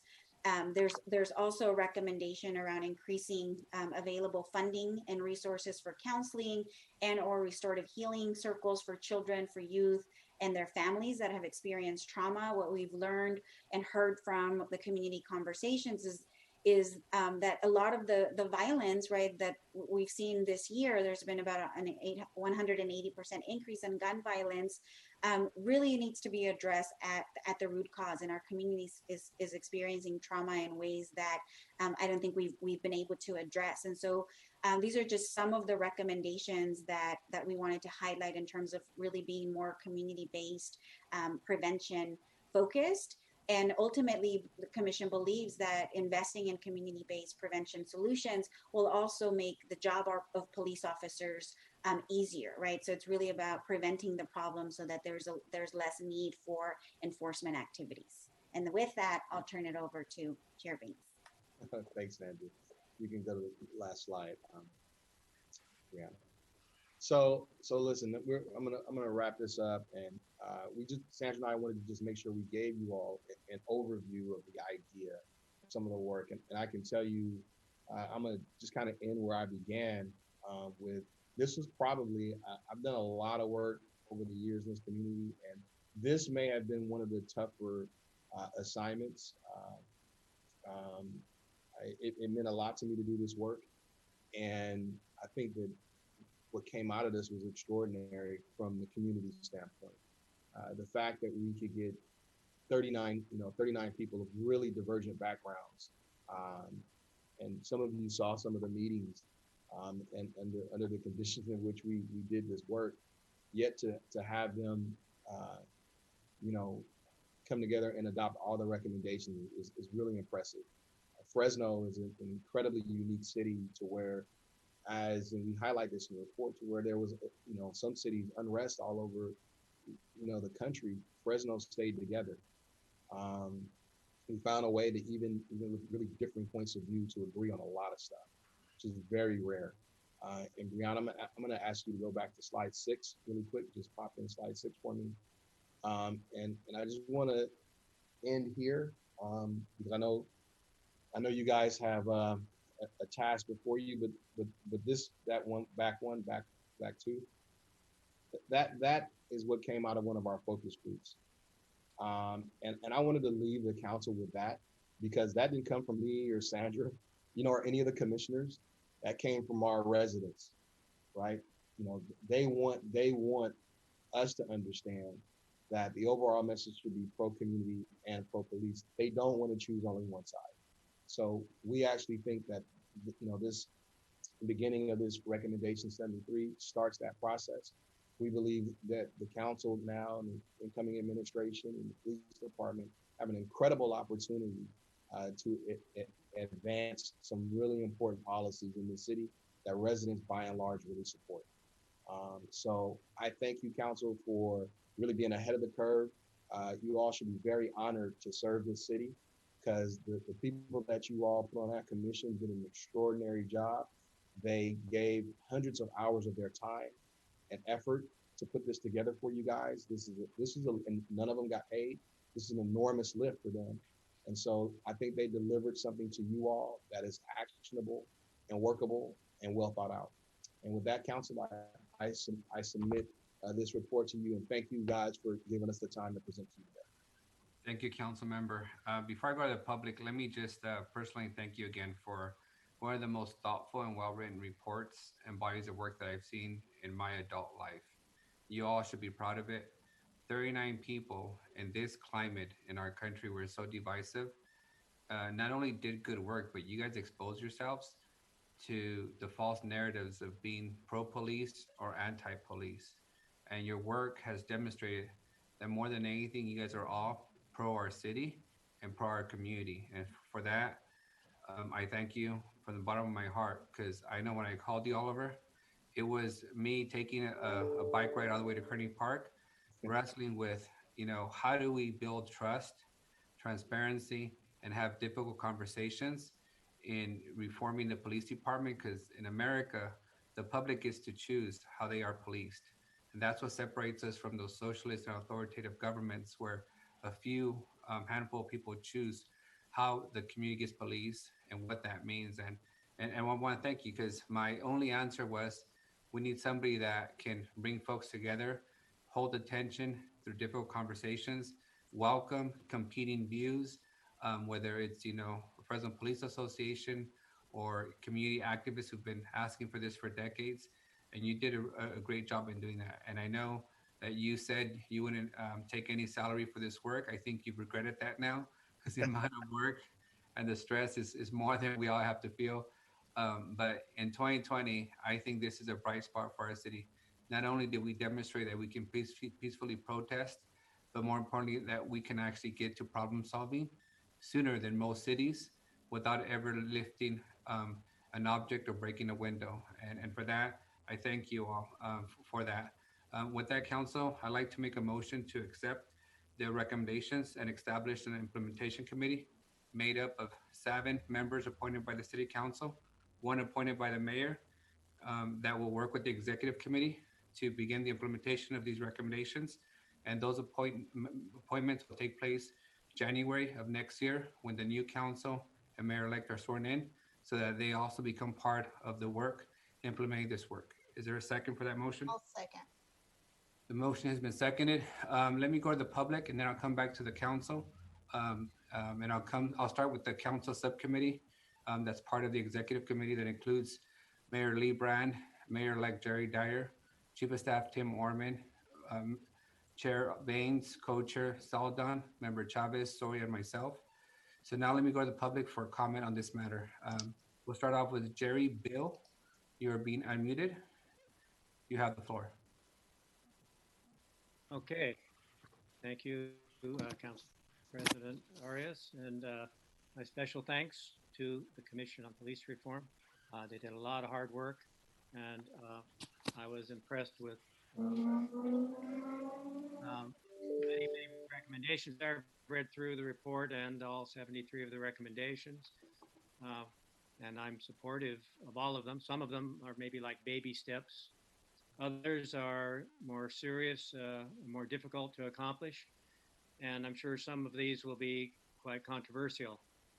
However, I'm here to say that it's probably the controversial ones that are the most important ones for the council to implement. If this report is going to be implemented with any credibility, you guys will have to not shy away from implementing the more controversial among the recommendations. So I just urge the council to follow the guideline of the Commission on Police Reform and implement it as thoroughly and effectively as you can. So those are my comments, and thank you very much. Thank you, Mr. Bill. Next one is Brianna. Brianna, you have the floor. Hi, good afternoon, Council. My name is Brianna Zweifler, and I'm calling today on behalf of Fresno Barrios Unidos. First, I would like to say thank you to the young people who showed up throughout this process through immense pain to speak their truth and fight for this change. We owe a huge debt of gratitude and honor to those young people. Thank you to the Council for your support. Our young people have made it abundantly clear over and over again that we have allowed harm to happen to them for far too long. We think this is just the beginning, and we look forward to next steps. We hope that you all have also reflected on the report submitted to you by the Fresno People's Commission. The community trauma it described was painstakingly collected and recorded so that we all can have a shared understanding of what is at stake. Your decisions with regards to policing in Fresno have real and lasting consequences for everyone, but especially for Black and Brown youth and communities. Our demands outlined our collective visioning for a safe, whole, and resourced Fresno. We look forward to continuing this work for true racial justice and community reinvestment. These demands should be forwarded to the Police Reform Implementation Committee, along with the Police Reform Commission's recommendations. Additionally, we would just like to remind you that the Implementation Committee must include youth and formerly incarcerated people. Those closest to the pain are closest to the cure. Please count on us to be partners in repairing the harms and partners in ensuring accountability as we advance our collective visions for a safer, healthier Fresno. Thank you so much. Thank you, Brianna. The next person is Cindy. Cindy, you are unmuted. You have the floor. Thank you. Thank you, City Council. And thank you so much, Oliver Baines, for volunteering at the head of this. And thank you to the Police Commission. My work has been with the homeless community, Roding Park and Parkway area for about 10 years. I'm ministry coordinator for Christ Helping Hands through Fresno Church. And I am in agreement with the number 56 and 46 because, and also now seeing the recommendations number 3 and 4 from what Fresno, all the volunteers and the analysis of what they recommended, that ties in together. The homeless task force, I don't see anything good coming out of that. I think the money could be used with social services and different agencies that deal like, the Marjorie Mason Center, all the social service agencies.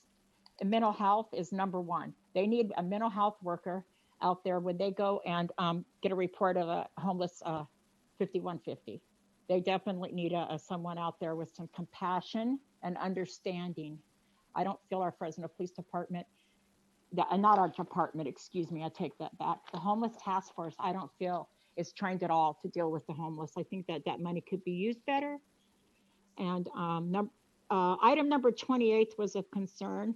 So I don't think they should be sent out on nonviolent encampments and individual homeless. So I'm hoping that comes to an end and it's just gets first off dispatched through mental health. I'm really concerned about the homeless task force and what they do to our homeless. Just on Monday, they went and took a couple tents at Roding Park, took a couple of our homeless, took all the belongings. We're in the winter now. That's not called for. There was no need to do that. There was none at all.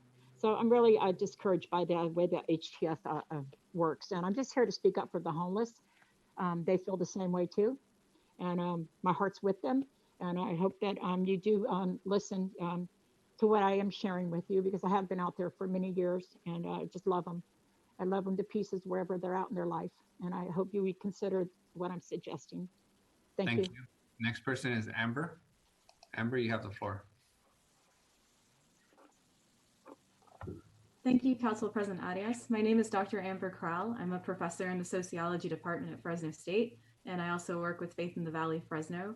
I want to thank the Commission for the immense amount of work they put into pulling together these final recommendations. I specialize in quantitative sociological research and spatial analysis, and I study residential segregation. So with my other colleagues in the sociology department, I help the community input subcommittee analyze the online survey data for the report. I analyzed these results using spatial mapping, and one thing became very clear. Even though among all respondents, views on the Fresno PD were mixed and half even had favorable opinions of Fresno PD, it is important to pay attention to the voices of residents of South Fresno.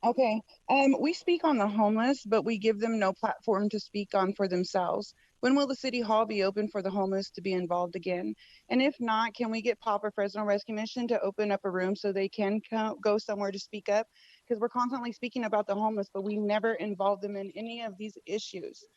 Up until July of 2020, Homeless Task Force was a bunch of men that assaulted, abused mentally, physically, and emotionally the less fortunate in our city and the most vulnerable people in our community.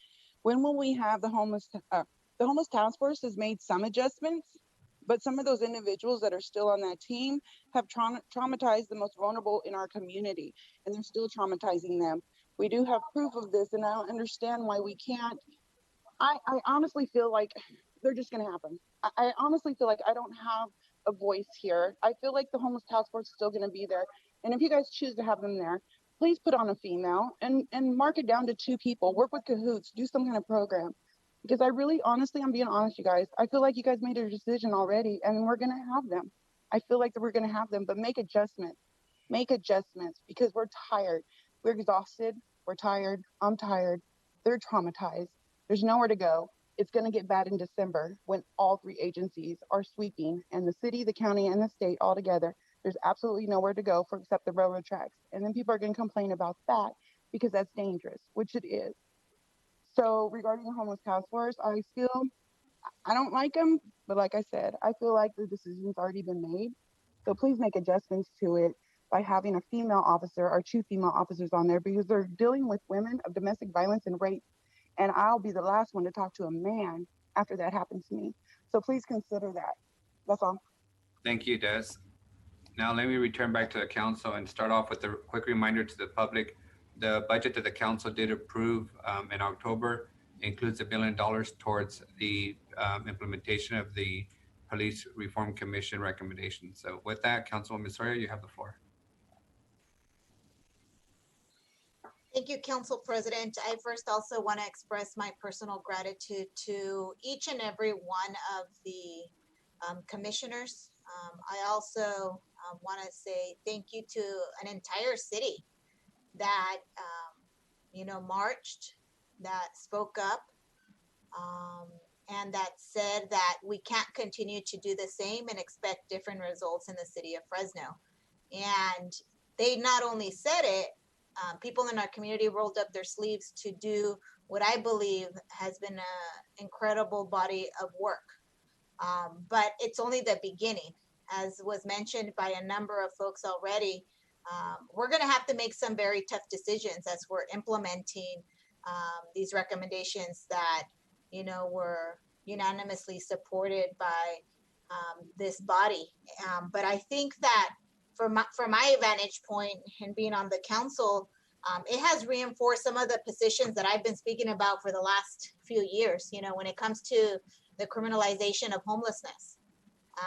I'm glad that finally I have a group of folks that finally stood with me or are standing with me on that position, and that we need to change that.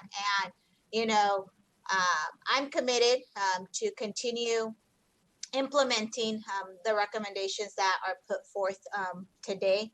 I had, even during budget, before the commission started meeting, I had set an ad hoc committee to begin to have, deeper conversations with the actual homeless providers, homeless advocates like Des and other experts to figure out what can the city of Fresno do to address the individuals that are experiencing homelessness in our community, rather than just shuffling them around, because we know that it hasn't worked.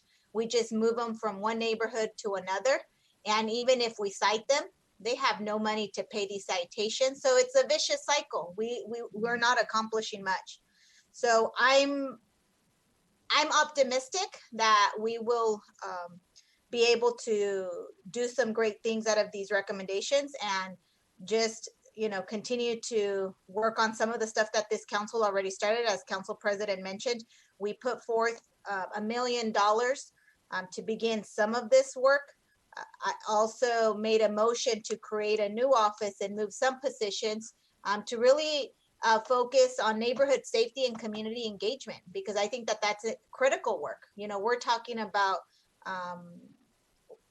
more community-based policing and doing that. And I think that there's an opportunity by thinking broadly about what safety means in our community. It's not just, officers being present in our neighborhood. Yes, that's important, but it's also important that we're investing in our young people, that we're doing all the preventative work that is needed to give young people hope and an opportunity and an outlet to something different, something outside their neighborhood, which sometimes when you're young, you just live in a small bubble.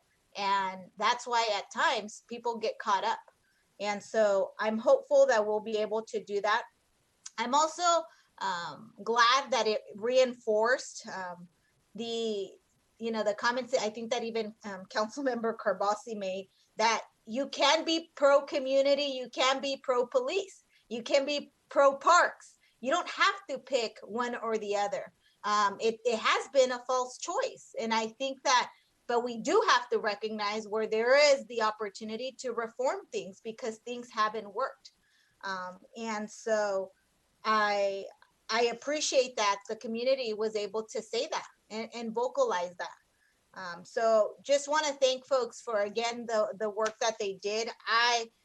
Just like you guys rolled up your sleeves, I have my sleeves rolled up to continue the work, to make sure that we don't let you guys down, because you guys have started something that is bigger than any of us. We're not going to be able to accomplish it in 1 year. So I don't want, to give people false expectations, but I do want to make sure that folks know at least my personal commitment is there to ensure that we're moving to make a Fresno that really is much more equitable, a Fresno that is going to have safe neighborhoods for every single person, regardless of where you live, and that we're going to rectify some of the injustices that have happened historically by the types of investments that we're going to be making and the reforms that we're going to accept through this work. So again, thank you everyone for the work.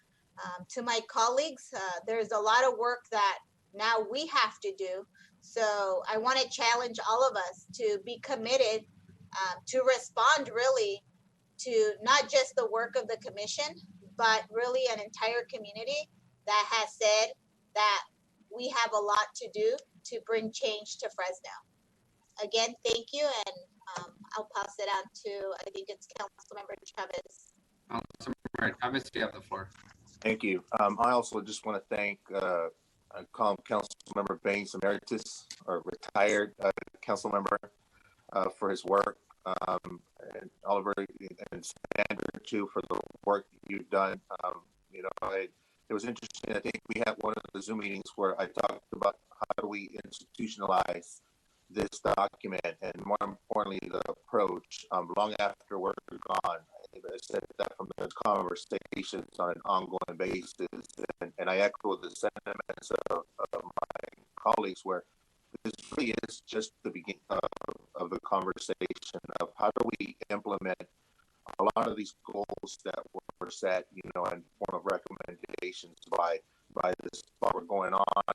And, I'm remembering back to when we had the conversation at Fresno Unified about restorative justice. And I remember somebody in the audience back then saying that, we're going to get uncomfortable, but let's get uncomfortable together. I think that happened a couple of times. And I think that's the space that we create where the most progress is made, where you have people from such different points of view that at the end of the day, I think, Oliver, you hit the nail on the head with that slogan, where we can be pro-police, we can be pro-community. They're not mutually exclusive, but rather they're intertwined and they're connected. And I think oftentimes we need to see past that, conversation and some of our own lenses that we have based on how we grew up and where we grew up.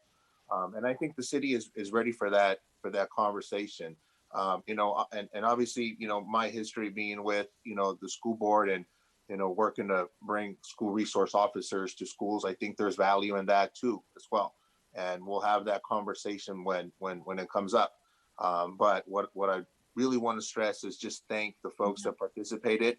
I think it was a lot of hard work, a lot of long hours. And as, Council President mentioned, you've been burning the midnight oil for quite a while, but I think it'll be worth it. I do want to make sure that we're clear, and appreciated the amendment that Council President Arias made of adding one additional appointee by the mayor, because I think this is going to require the body that's in charge of the policy, the council, but it's also going to equally involve the mayor's office. This is the implementation piece of this. And so I want to make sure that they're included in that conversation, but I also want to make sure that the process is clear, that we have that synergy going to where we have the body of work divided up into the area of the policies that will come back to council to be discussed and vetted and voted on. And then also we know that a lot of these will require bargaining right conversations and meet and confer with our respective bargaining units, right? Also the conversation about our outside contractors, what does that actually look like? And so now we're in the space where we're trying to figure out the how. We've got the goals, but we're trying to transcend that into how do we actually get there? And I just want to make sure we're clear. So I want to include some language in this that will really outline what that process will look like for the implementation committee and clarify that. And I want to give direction to staff to come back with a process that works, working with the council, with the mayor's office, with the committee. And Oliver, you're going to probably hear me, but you need to be on that implementation committee. That's going to, I'm drafting you right now, just so you know, because I think there was a lot of value in you being able to kind of focus the conversation and what really matters. And you bring that perspective, from being a retired police officer, a retired council member, a community member. And I think we need that. So I know you thought you were done, but no, you're not done. And so I want to include that into the language. If you're agreeable to that, Council President, in your motion to give staff direction to come back with outlining what that process will look like for our committee members, and more importantly, working with our legal folks, the mayor, the council, and making sure we're all on the same page and going forward. Absolutely, council member. We can give direction to our city attorney to come back with the proposed process. And we'll be discussing these. I believe next year we'll have a new mayor, new council member, so they can make their appointments, and we'll have that process outlined and what that looks like. So that gives us a little bit of time to have those conversations with our group that we have here. And again, I'll end it with this, where I think again, Oliver, that slogan, pro police, pro community, I think captures what we have. I've had a number of conversations with folks not too long ago when we brought in all the young folks with the gang violence that's been going on in our communities. And it was really productive. And everybody that knows me knows that, I don't like to be on committees just for the sake of being committees. I like to actually do work, but we've had some of the most productive conversations in the last couple of months because the stakes are high. People are dying, right? We have folks in the streets that unfortunately are getting pulled in that life. And I think that's where our police officers serve a role. But I agree with some of the comments that were made that we put such a tremendous amount of expectations on police officers, where we expect them to be social workers and psychologists and counselors and, mentors, and then also do which is their primary law enforcement, right? So you add that dynamic into the whole conversation, and that makes it very difficult. So I think this broader conversation will evolve into a little bit more specifics, into the policy work, into the community-based policing conversation under that umbrella that we all want in our community. But what does that actually look like? I think that's the work that we're going to outline and ultimately bring that back to the council. So again, Sandra, Oliver, thank you guys for the work. To the commissioners, I had a chance to tune in a little bit, and it was a great, healthy, robust discussion. We thank you. I think you guys did a lot of the legwork. Now it's our job to figure out how do we get to those goals, and I'm looking forward to that conversation. Thank you, council member. Now, if the council would allow me to go to the mayor before we go to the rest of the council members, because he's part of the executive of the committee that got us to this point with our co-chairs Baines and Saladon as well. Mayor, you have the floor. Thank you. And this summer, our entire nation was rocked by a racial reckoning that compelled everybody to take a deeper look into our police practices. And here in Fresno, we have an historical opportunity to address this issue. And it's an issue that has been simmering for years. And our response was to create this Police Reform Commission, which I think was great. We take the lead as a city. I want to let you know, I appreciate the hard work of the commission. I appreciate the leadership of Oliver and Sandra and all the commissioners, what they've done. But really the hard work is in front of us, implementing these regulations. And so I'm looking forward to working with, well, me, it'll be my successor. I got 2 months to go. But I'm hoping, I have full confidence in my successor, Mayor-elect Jerry Dyer, and the council and the community to work together to resolve these really decades-old issues that have been plaguing the city and across the country. And I'm confident by next year, we're going to have a much better city with some good recommendations that everybody's going to agree upon. So I'm proud to be part of the process. Thank you. Thank you, Mayor, and thank you for your leadership in this work. I know being a big city mayor in the middle of racial, economic, and pandemic is not what we all signed up for, but you've continued to lead us through this without political ideology, without favoritism for Chavez versus myself, and that's always been appreciated. With that, we'll go to Member Carbasi. Thank you, Mr. Mayor, for your comments. I just want to thank the chair and vice chair and all the committee members. It was a lot of work and a lot of time. And, I appreciate the comments in the report and that were said earlier about it not being a false choice. It's a very big statement because I don't want to focus too much on this. The one thing that kind of made me a little bit unhappy, and it has nothing to do with the commission, was there were a couple of commissioners that released their own report.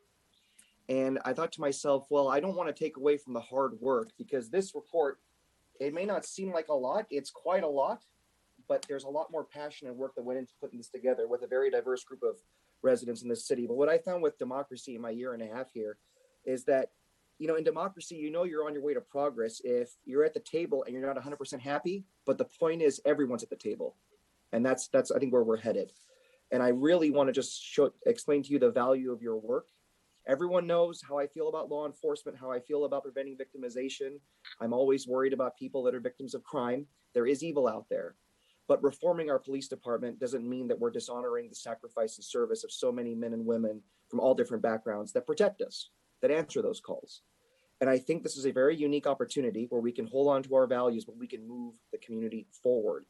It is a gift that we're not like Minneapolis. It's a gift that we're not like Seattle. And we've had a very great community that's come together to keep us safe. But I also want to say that we also have a new administration coming in at the federal level. They're probably going to send a lot more resources our way to help us improve the model of policing in our community. And I appreciate the fact that now this is at a point where it's in the hands of the elected representatives of the people to make this policy call. And I'm going to give every single recommendation a fair chance. I admit I have, certain feelings about certain ones, but I'm going to look at them. I think it's important to be fair about that. And to honor the work that you guys put through putting this together. I do want to get some clarification from Councilmember Chavez about his motion. So we have the language before us. So if in the council president, you can look at this, it says number 2, a police reform implementation team is hereby established. So there is the next line kind of goes into the composition. So do I understand correctly, Councilmember Chavez, that you're actually striking out that second line? Basically going to say that staff is going to come back with that composition. Is that what I'm seeing? That's correct, on outlining what the process looks like, just so we're clear. Great. Now the other question. Crystal clear, the composition is 8 people, 7 appointed by the council, 1 by the mayor. Now the process that we're going to utilize to get to the work itself, that will come back, from our legal counsel for us to go through. That's correct. And what I'm getting at is the actual step-by-step process that will work, where the committee will essentially take the work. We're dividing it up into those 3 areas: the policy, the legal, bargaining, meet and confer issues, and then the outside body. I think that needs to be clarified, but we'll have some time to do that between now and then. Yeah. And what about describe that as a staff work, right? Member Chavez? Correct. Yeah, the staff still has to do a lot of the legwork before we jump in and start, saying these are lifted, these are on that side or whatever. Right. Well, I'm here. So it says 7, now we're moving to 8. I understand that. But as far as the qualifications and composition, I think that's something that we're going to come back and look at, correct? Because we have to appoint these people and how that's going to work. Sure. And that's the work that's going to come back to the body. Understood. Okay. My other question is on item number 1, it says the city council hereby accepts the recommendations of the commission. I wanted to change that. I thought this was discussed. I wanted to change it to the report because someone that called in made the motion, the point that they're happy we're going to approve all the items. I don't want the public to misunderstand. There's a lot more work that needs to be done. I'm sure many of the commissioners are going to continue that work. I think it's important we accept the report, but when we use the word recommendations, I don't want people to think that we're automatically accepting all the recommendations. We're accepting the work, but we have even more work to do.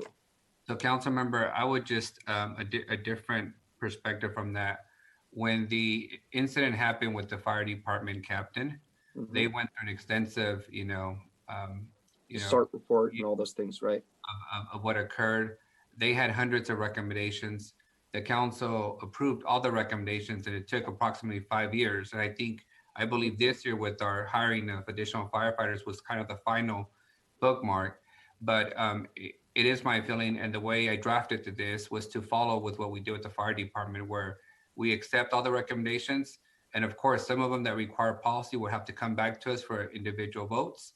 Some that require meet and confer will have to come back for meet and confer. But I do think it's important for the commission of 39 people who spend months doing this work, that they know that we're accepting all the recommendations, and not simply, accepting to take a report that may or may not sit in a shelf somewhere. Well, I don't think this is going to sit on the shelf. I just want to make it very clear to the public so that we're open and transparent that we're not automatically accepting all the recommendations. Now the policymakers have to have a review and implementation of it. I want that to be very, very clear. I don't know if the chairman or vice chairman have a comment on that. Yeah, that's why I made the comments that I made, Councilmember Carbasi, with regards to these works of policy will come back for conversation and up or down vote with council. Obviously, the meet and confer issues will be discussed with our bargaining team, and then we'll come back to council. So that process has yet to occur is a better way. And I think when we say we accept the work, I think it's accepting the work that they've done, absolutely, the recommendations and all the legwork that went into that. I really see that in that context. Yep, that's what I want to make sure we get across, and to thank the committee because I don't want you to think the work is done. It's not done, and we have work to do as well. So thank you so much for doing that. That's all I have. Clarify, Member Carbasi, I appreciate the question. Just the public is clear. We're accepting all the recommendations as submitted in order for someone with more action. It might be a budget allocation. It might be a meet and confer contract. It might be a change in policy. So accepting all the recommendations is not the final step. Those final steps are forthcoming based on the individual recommendation. All right, with that, if you're done, Councilmember, we'll go to Member Esparza. Yeah, so I want to thank all of the members of the commission, our co-chairs especially. It was refreshing having former Councilmember Baines help lead because of his unique perspective as both a former member of our police force and also a former member of this legislative body. At the beginning of this conversation, some of you will remember earlier this year, I was not a fan of drawing out the process over a long period of time, given the fact that our residents were eager for action and meaningful reform sort of in the moment.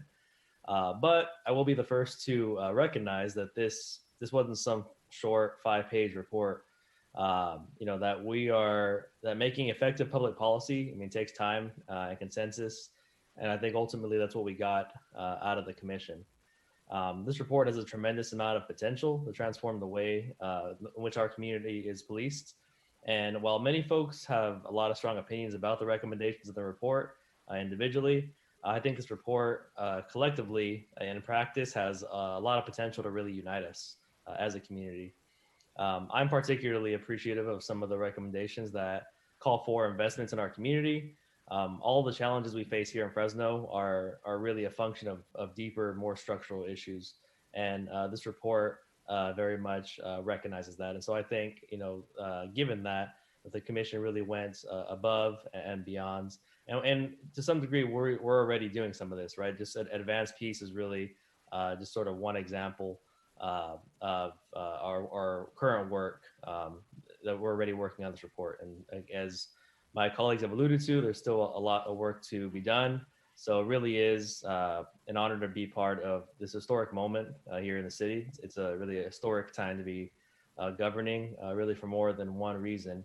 And I look forward to accepting the recommendations today and going one by one and really implementing and watching the rubber hit the road and the transformation occur here in our city. Thank you, Member Carbasi. You're on mute, Member Carbasi. That might be a good thing. Mr. President, I'm sorry. I want to clarify one thing because I think there might be a little bit of confusion. In the end, ultimately, these recommendations, it's the council that makes policy decisions, correct? Yes. Correct, Member Carbasi. Okay. We still have to take one additional step to make the vast majority of these recommendations, in effect. Meet and confer, and there's a lot of legal, understood. I just want to make it clear that with the report that we have, when we say we accept the report or the report, it says actually report and recommendations. It's not an endorsement of every single recommendation. We accept the work that's being done and we're going to continue the process. I think it's whatever you want it to mean for yourself. From my perspective, I'm accepting all the recommendations and committing to work through the implementation obstacles that bring it to effect. From my perspective, member, this report is the public clearly telling us how they want to be policed and kept safe. And it's now up to us to work through the details, whether they're budgetary, policy, or meet and confer, or charter issues, to try and get to that end goal. Now, we may not eventually agree to all the recommendations, or state or federal law might change that make them irrelevant or not necessary, but that is the goal there. Okay, then I appreciate it. Let me put it this way. So I'm concerned legally what this vote means, because for me, now that I have the report from the over 30 members of the commission, I don't work and say I know everything. I have to go to my district and get the will of the people I represent. So now it's my job to go to my district and say, these are the recommendations. How do you feel? They may feel very strongly about one that I'm not too keen on, but that's how my district feels. I have to vote that way. Absolutely. So I'm happy to accept the report and the recommendations, but not in a binding manner. I think, and maybe legal counsel can clarify this, Councilmember Carbasi, what we're doing today is really just, a yes vote is taking this as a blueprint and making a general commitment to implementing each one. But I understand, you like myself have probably read at least, a few sentences out of each recommendation. You probably have concerns given how you feel about law enforcement. And so I think there will be opportunities to go sort of one by one through each policy as we make that commitment to implement each recommendation. And I want to, Mr. President, 1 second. I just want to make it very clear. I want to reiterate, number one, the work the committee has done needs to be appreciated. And I sincerely appreciate all the folks. There were folks that are pro and anti, and a lot of people in the middle. That's fine. That's how a community process works. It's not about that. I want to make sure we're very upfront, no false expectations. There is more work to do, and I'm going to go through every single one of these recommendations and make a decision. Like with the budget, we go through every single item. That's what I envision. So, Council member, rest assured that we still got a lot of work to do. That's why the implementation committee is being formed. That's why they're going to work with the executive committee, because a lot of this work is going to require, legal counsel drafting new policies, having those vetted, looking for state and federal alignment. There might be some changes in, funding that we have to approach. There's a significant amount of work to do still. Okay, I'm about to win the blah, blah, blah award from CAP. Last point then. But in the end, let's say we implement something. We implement, I don't know, I don't want to make something up. We implement something. The council has to the council has to first vote to make that policy, and then we implement it. I'll give you an example. Changes to homeless task force still have to come back to a council because they involve budget. They may involve changes to the police, policies or the city policies.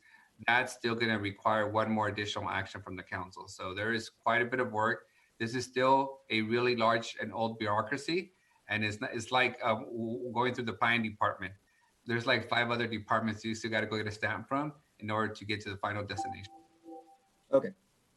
Yeah, I think that answers my questions. Basically, I'm not prepared or willing to give up my responsibility as a policymaker I want to make sure that the council is the one duly elected to make these ultimate calls. That's all. I think I think that's clear.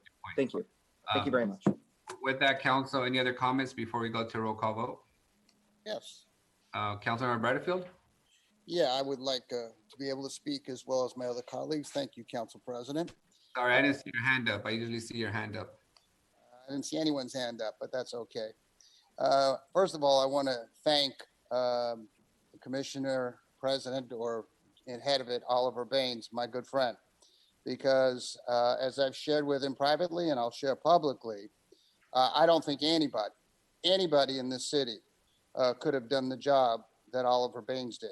I don't think anybody had the credibility that Oliver Baines has to have pulled all these people together, to have listened to all the different sides, to have had the patience that he had, to listen to the criticisms of him and others, and to pull this document together.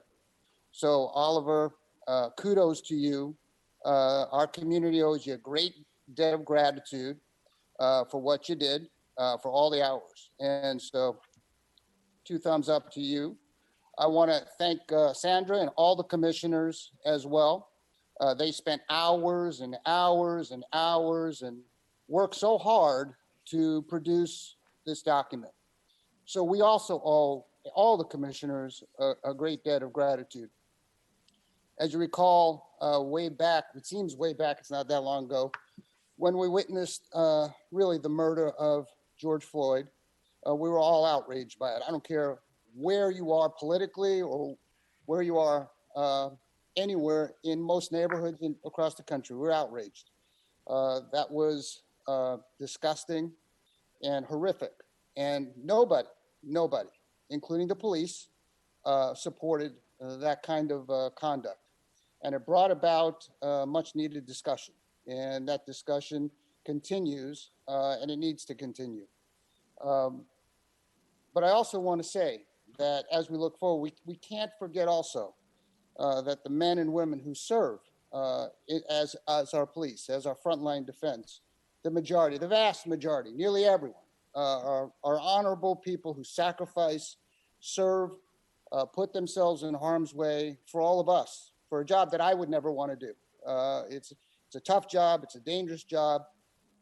It's a rewarding job. And Oliver, you know that as well. You know, I've talked a great deal about your work on the police department. And I think we all recognize that what they do is critical. And without the police, we see what happens in places like Portland, Seattle, and there's total anarchy. So we need our police. We respect our police, admire them, and want to assist them do the very best job that they can. And I appreciate the recommendations. I appreciate the report. I certainly have disagreements. I think we're all going to disagree. I mean, you have 72, 73 recommendations. I'm not even sure that everybody on the commission would agree with all the recommendations. And I certainly don't.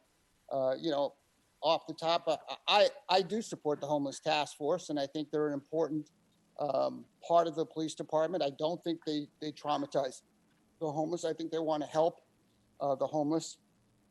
I remember asking then Police Chief Jerry Dyer how many officers he needed for the Homeless Task Force to do an effective job. He said, actually, we need 15 or 20 more in the Homeless Task Force. Now, people have very different points of view. I respect that.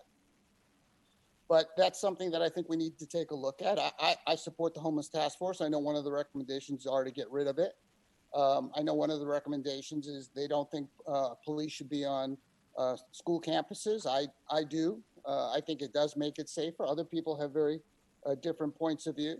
And I also want to recognize, and it's been alluded to before, that through the course of these last months that have been so turbulent throughout our country, we in Fresno have witnessed how it's done right. From 3,000 people that marched after the murder of George Floyd and did so peacefully, to people who've held other rallies for different reasons, all peacefully, all expressing very strong points of view. When there was threats of harm coming to businesses in River Park, it was people in the African-American community, the Hispanic community said, nope, not in our town, and came out there. And so this is, in very many respects, a very united community. We have seen how it's done right, and we've seen it done right here in the city of Fresno. And I couldn't be more proud as a representative to say, I'm from Fresno. This is the way it should be done, and it should be done peacefully, always peacefully. Having said that, I want to say one thing about the resolution, and I think Councilmember Carbasi is expressing this to some degree. On number 3, and Councilmember Chavez, you can maybe address this, but on number 3, it says the purpose of the police reform implementation team will be to prioritize, develop, and identify the resources to, quote, implement the commission's recommendations in the manner in which such recommendations may be implemented.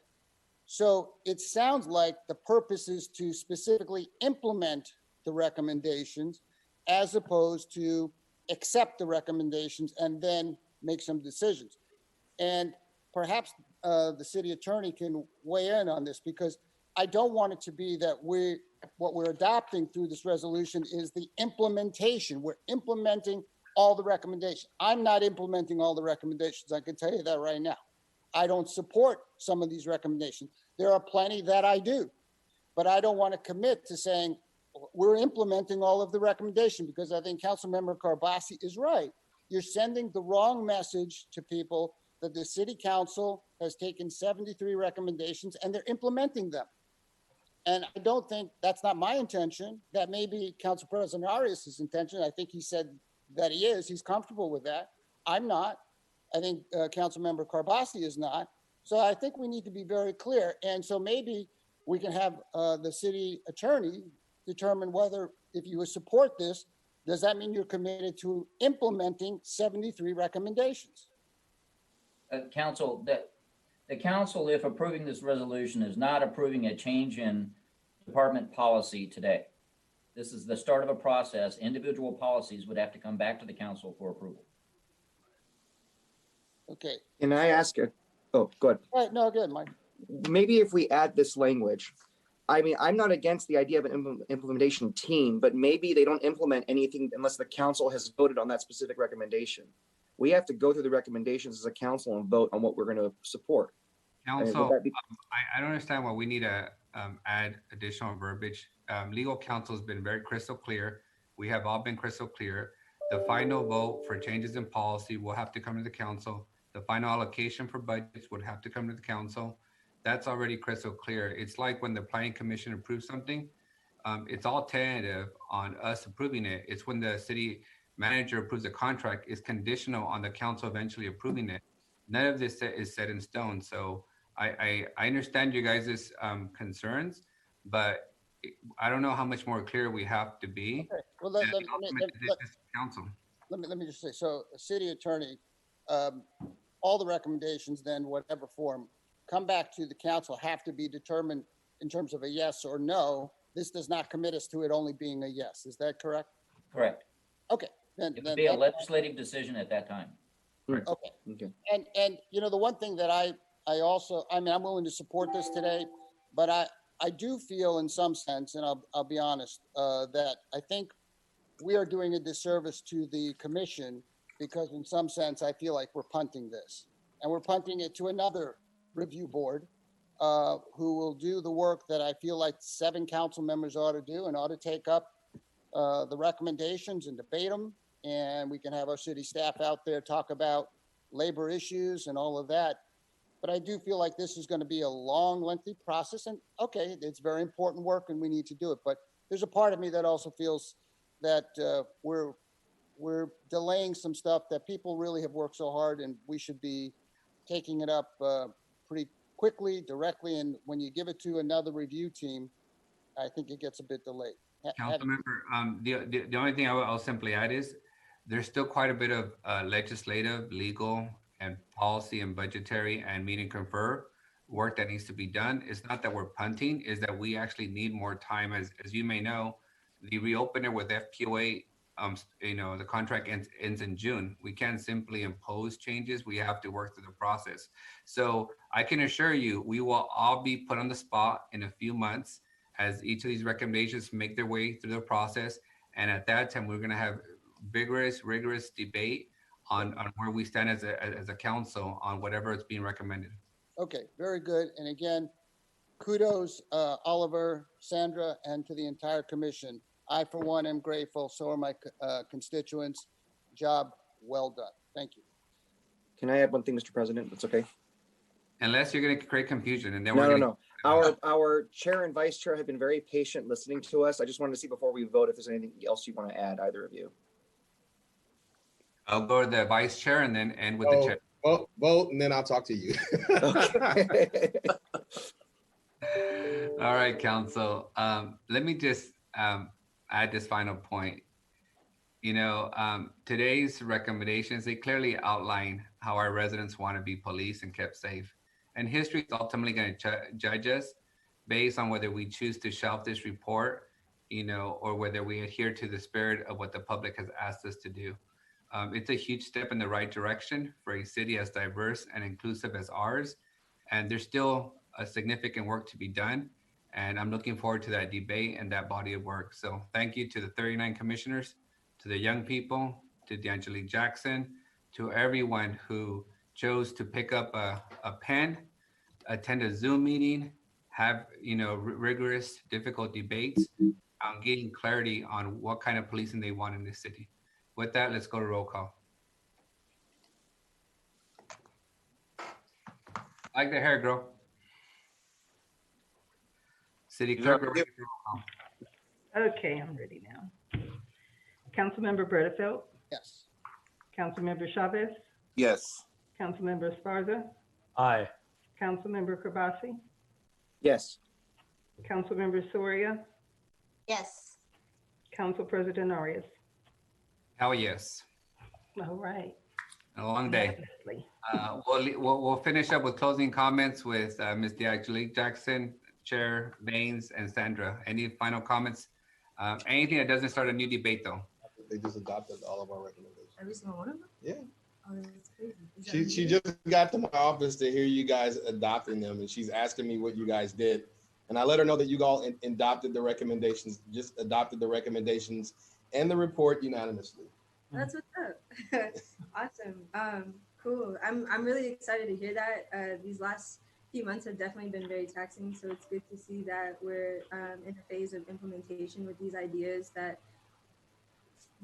like pretty much 40 people came together to create. So I just thank you all for still considering this, for still keeping it close, and for still keeping it on your agendas. And I'm just excited to see the implementation piece and how we can incorporate that. So also, like, hey, sorry I just popped up. I came to do homework, but then I heard Miguel talking. I was like, what's going on? Get back to the homework, Ms. D'Angelique Jackson. All right, Baines, Sandra, any final words? Angela, do you want to add anything for it?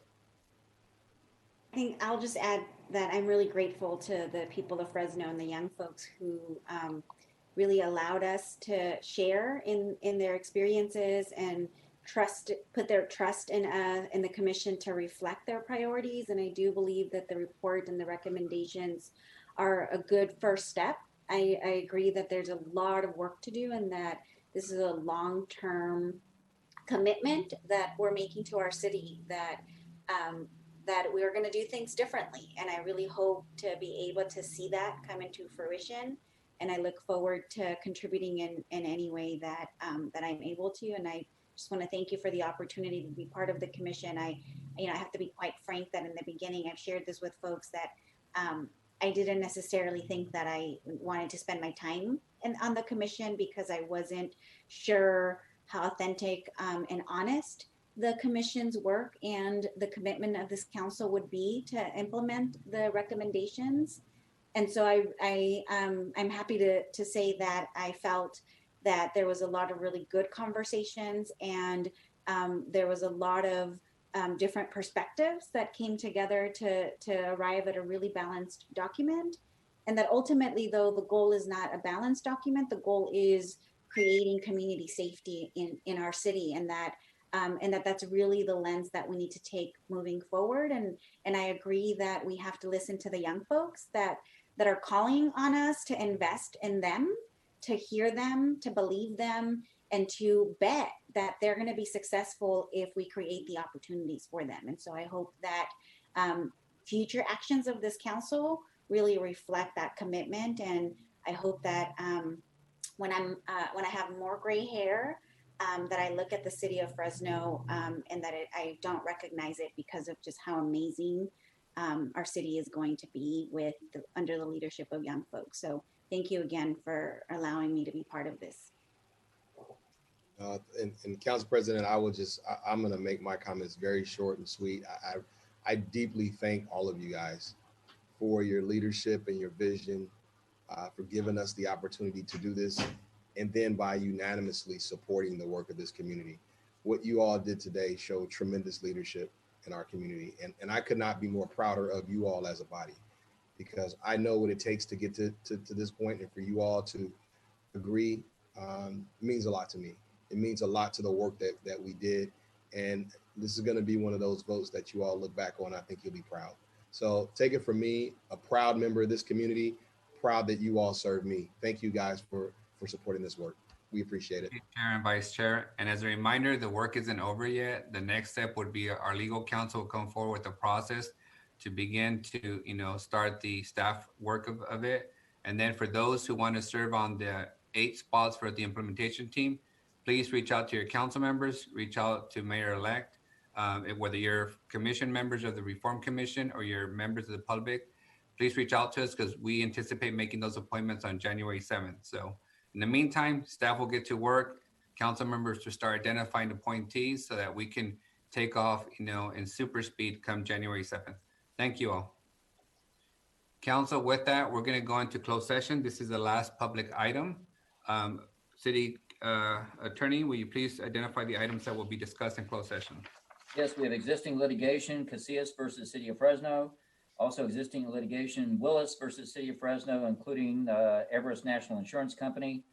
Existing litigation, City of Fresno versus U.S. Department of Interior, and also performance evaluation and negotiation concerning the city clerk. There may be an announcement afterwards. All right, council, city staff, for the purpose of planning, we will start off in the order which the agenda is listed. So we'll see you in closed session, city manager and city attorney.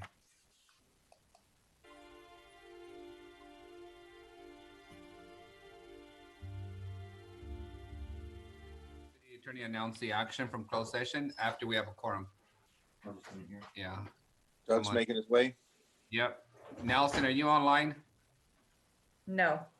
Okay, we'll just wait for Nelson and then we'll announce the action. For that, you don't need Yes. all. You don't? Sounds like Doug is on the line. I thought I heard him. Okay. All right, city attorney, you have the floor. Announce the action. Yes, in the case of the City of Fresno versus U.S. Department of Interior, the council did authorize by a vote of 3-1 to file an additional lawsuit for 2015 damages. All right, to the public, that is the final action of today's council meeting. Thank you for joining us. We'll see you soon. Thank you.